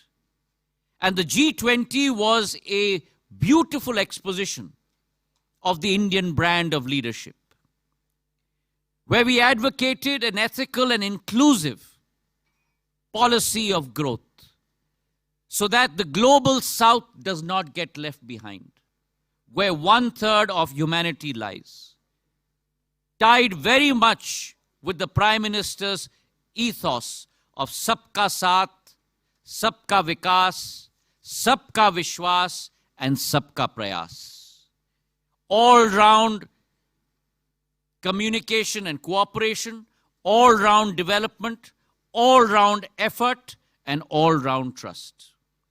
And it is with that notion that today India participates in international narratives, whether it's the Quad, whether it's the Shanghai Cooperation Organization, whether it is international initiatives, such as the International Solar Alliance, the One Sun, One Earth, One Grid philosophy.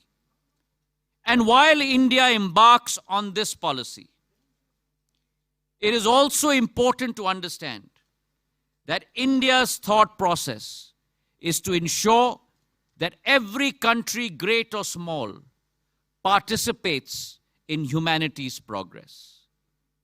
So while India moves ahead, India has also transformed herself from being a rule taker to a rule maker. An ability to create her own future, an ability to create her own destiny.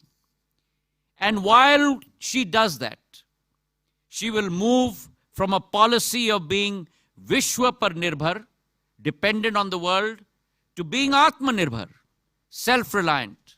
From being Atmanirbhar, self-reliant, to Vishwa Bharat par Nirbhar. The world depends and trusts India. The Prime Minister's thought of reform, perform and transform. Everyone grows as India grows. And as they say, no one can whistle a symphony. It takes a whole orchestra to play it. So ladies and gentlemen, as India moves and embarks on her journey from her Amrit Kal to her Shatabdi Kal, from her 75th year of independence to her 100th year of independence, she needs to poise herself for a new dawn and a new age where there is collective growth and shared triumph. And on this stage, I invite all of you to come be a part of that transformative journey. I thank TV9 and the government of Germany for organizing this wonderful conference, and I wish you all the very best. Jai Hind, Jai Bharat. Thank you very much, Honorable Minister Scindia, for joining us on the second day of the News 9 Global Conclave. Well, we're almost there, in fact, Aditya. We request now Mr. Barun Das to please welcome Prime Minister Modi.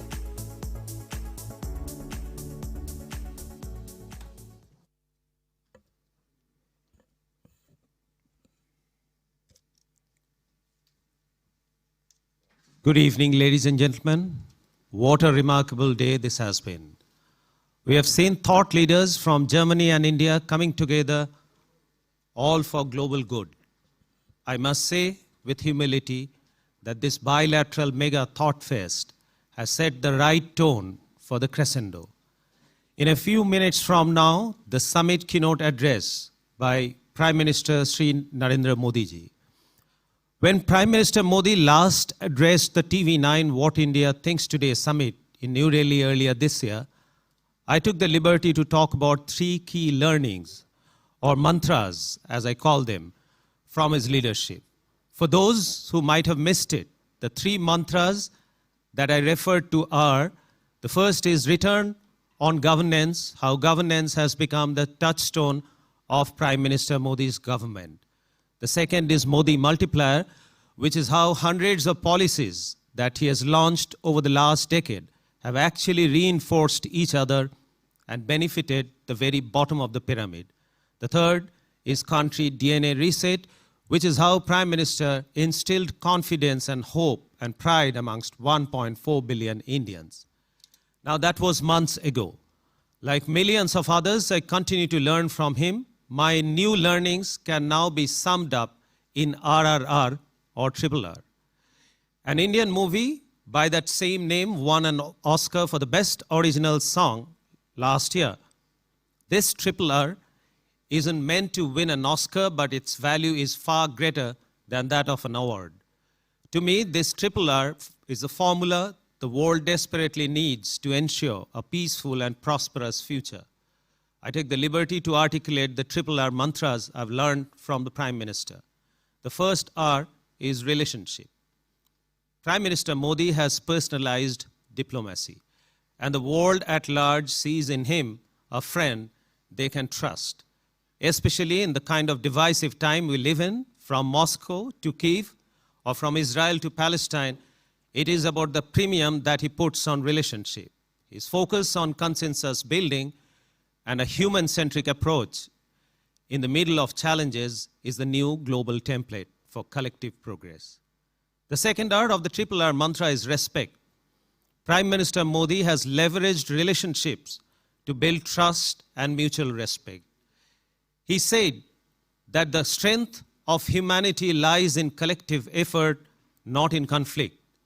This sentiment has got global resonance. He repeatedly urged that this is not an era of war. That is a reminder to his political peers that their primary responsibility to their people is shared peace, prosperity, and progress. The third and final R in the triple R mantra is responsibility. His foreign policy advocates the need to be responsible for actions that target humanity. India, under his leadership, has pursued a vision for global good, especially for countries that are struggling to get their voice heard. Prime Minister Modi's insistence that global action must align with global ambition has been his signature statement for accountability. I thank Prime Minister Modi for taking time out from his very, very busy schedule to join us. Ladies and gentlemen, I now have the deep privilege of inviting the Honorable Prime Minister to deliver the summit keynote address on the theme, India inside the global bright spot. Before that, let's take a quick glimpse of the man on a global mission.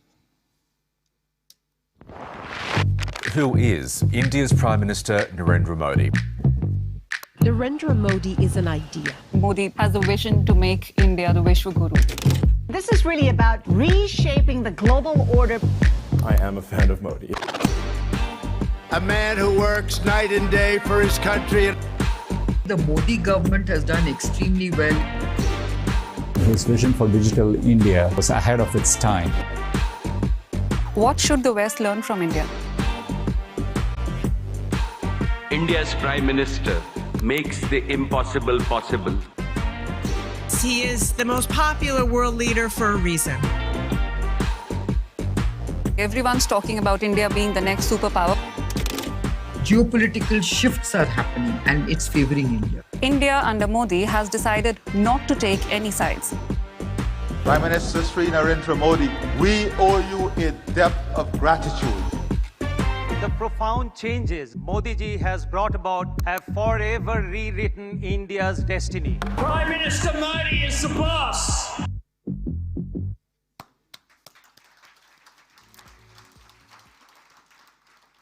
He'll be joining us shortly. Please join me in welcoming the Prime Minister, Mr. Narendra Modi.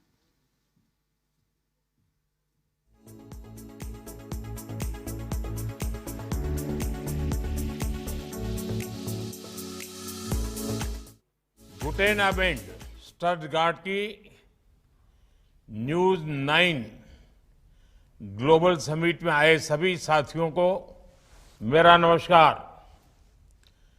Minister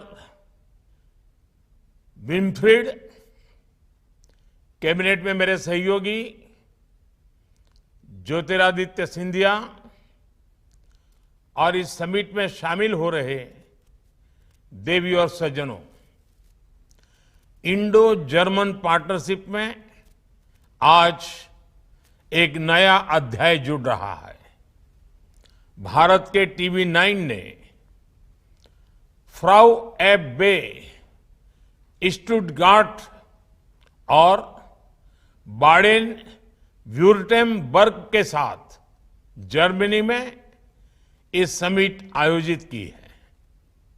मुझे खुशी है कि भारत का एक media समूह आज के information युग में जर्मनी और जर्मन लोगों के साथ कनेक्ट करने का प्रयास कर रहा है। इससे भारत के लोगों को भी जर्मनी और जर्मनी के लोगों को समझने का एक प्लेटफॉर्म मिलेगा। मुझे इस बात की भी खुशी है कि न्यूज 9 इंग्लिश न्यूज चैनल भी लॉन्च किया जा रहा है। साथियों, इस समिट की theme India Germany a road map for sustainable growth है और ये थीम भी दोनों ही देशों की रिस्पॉन्सिबल पार्टनरशिप की प्रतीक है। बीते 2 दिनों में आप सभी ने इकोनॉमिक इश्यूज के साथ साथ स्पोर्ट्स और एंटरटेनमेंट से जुड़े मुद्दों पर भी बहुत सकारात्मक बातचीत की है। साथियों, यूरोप जियो पॉलिटिकल रिलेशंस और ट्रेड एंड इन्वेस्टमेंट दोनों के लिहाज से भारत के लिए एक इम्पोर्टेंट स्ट्रेटेजिक रीजन है और जर्मनी हमारे मोस्ट इम्पोर्टेंट पार्टनर में से एक है। 2024 में इंडो जर्मन स्ट्रेटेजिक पार्टनरशिप के 25 साल पूरे हुए हैं और ये वर्ष इस पार्टनरशिप के लिए ऐतिहासिक है, विशेष रहा है। पिछले महीने ही चांसलर शोल्च अपनी तीसरी भारत यात्रा पर थे। 12 वर्षों बाद दिल्ली में Asia Pacific conference of the German businesses का आयोजन हुआ। इसमें जर्मनी ने focus on India document release किया। यही नहीं, skilled labour strategy for India उसे भी रिलीज किया गया। जर्मनी द्वारा निकाली गई ये पहली कंट्री स्पेसिफिक स्ट्रेटेजी है। साथियों, भारत जर्मनी स्ट्रेटेजिक पार्टनरशिप को भले ही 25 वर्ष हुए हो, लेकिन हमारा आत्मीय रिश्ता शताब्दियों पुराना है। यूरोप की पहली संस्कृत ग्रामर, ये बुक्स को बनाने वाले शख्स एक जर्मन थे। 2 जर्मन मर्चेंट्स के कारण जर्मनी यूरोप का पहला ऐसा देश बना जहां तमिल और तेलुगु में किताबें छपी। आज जर्मनी में करीब 3 लाख भारतीय लोग रहते हैं। भारत के 50,000 छात्र जर्मन यूनिवर्सिटीज में पढ़ते हैं और ये यहां पढ़ने वाले फॉरेन स्टूडेंट्स का सबसे बड़ा समूह भी है। भारत जर्मनी रिश्तों का एक और पहलू भारत में नजर आता है। आज भारत में 1800 से ज्यादा जर्मन कंपनियां काम कर रही है। इन कंपनियों ने पिछले 3-4 साल में $15 बिलियन का निवेश भी किया है। दोनों देशों के बीच आज करीब $34 बिलियन का बायलैटरल ट्रेड होता है। मुझे विश्वास है आने वाले सालों में ये ट्रेड और भी ज्यादा बढ़ेगा। मैं ऐसा इसलिए कह रहा हूं क्योंकि बीते कुछ सालों में भारत और जर्मनी की आपसी पार्टनरशिप लगातार सशक्त हुई है। साथियों, आज भारत दुनिया की फास्टेस्ट ग्रोइंग लार्ज इकोनॉमी है। दुनिया का हर देश विकास के लिए भारत के साथ साझेदारी करना चाहता है। जर्मनी का फोकस ऑन इंडिया डॉक्यूमेंट भी इसका बहुत बड़ा उदाहरण है। इस डॉक्यूमेंट से पता चलता है कि कैसे आज पूरी दुनिया भारत की स्ट्रेटेजिक इंपॉर्टेंस को एक्नॉलेज कर रही है। दुनिया की सोच में आए इस परिवर्तन के पीछे भारत में पिछले 10 साल से चल रहे रिफॉर्म, परफॉर्म, ट्रांसफॉर्म के मंत्र की बड़ी भूमिका रही है। भारत ने हर क्षेत्र, हर सेक्टर में नई पॉलिसीज बनाई। 21वीं सदी में तेज ग्रोथ के लिए खुद को तैयार किया। हमने रेड टेप खत्म करके ईज ऑफ डूइंग बिजनेस में सुधार किया। भारत ने 30,000 से ज्यादा कंप्लायंस खत्म किए। भारत ने बैंकों को मजबूत किया ताकि विकास के लिए टाइमली और एफोर्डेबल कैपिटल मिल जाए। हमने जीएसटी की एफिशिएंट व्यवस्था रखकर कॉम्प्लिकेटेड टैक्स सिस्टम को बदला, सरल किया। हमने देश में प्रोग्रेसिव और स्टेबल पॉलिसी मेकिंग एनवायरनमेंट बनाया ताकि हमारे बिजनेस आगे बढ़ सके। आज भारत में एक ऐसी मजबूत नींव तैयार हुई है जिस पर विकसित भारत की भव्य इमारत का निर्माण होगा और जर्मनी इसमें भारत का एक भरोसेमंद पार्टनर रहेगा। साथियों, जर्मनी की विकास यात्रा में मैन्युफैक्चरिंग और इंजीनियरिंग का बहुत महत्व रहा है। भारत भी आज दुनिया का बड़ा मैन्युफैक्चरिंग हब बनने की तरफ आगे बढ़ रहा है। मेक इन इंडिया से जुड़ने वाले मैन्युफैक्चरर्स को भारत आज प्रोडक्शन लिंक इंसेंटिव देता है और मुझे आपको ये बताते हुए खुशी है कि हमारे मैन्युफैक्चरिंग लैंडस्केप में एक बहुत बड़ा परिवर्तन हुआ है। आज मोबाइल और इलेक्ट्रॉनिक्स मैन्युफैक्चरिंग में भारत दुनिया के अग्रणी देशों में से एक है। आज भारत दुनिया का सबसे बड़ा टू व्हीलर मैन्युफैक्चरर है, दूसरा सबसे बड़ा स्टील एंड सीमेंट मैन्युफैक्चरर है और चौथा सबसे बड़ा फोर व्हीलर मैन्युफैक्चरर है।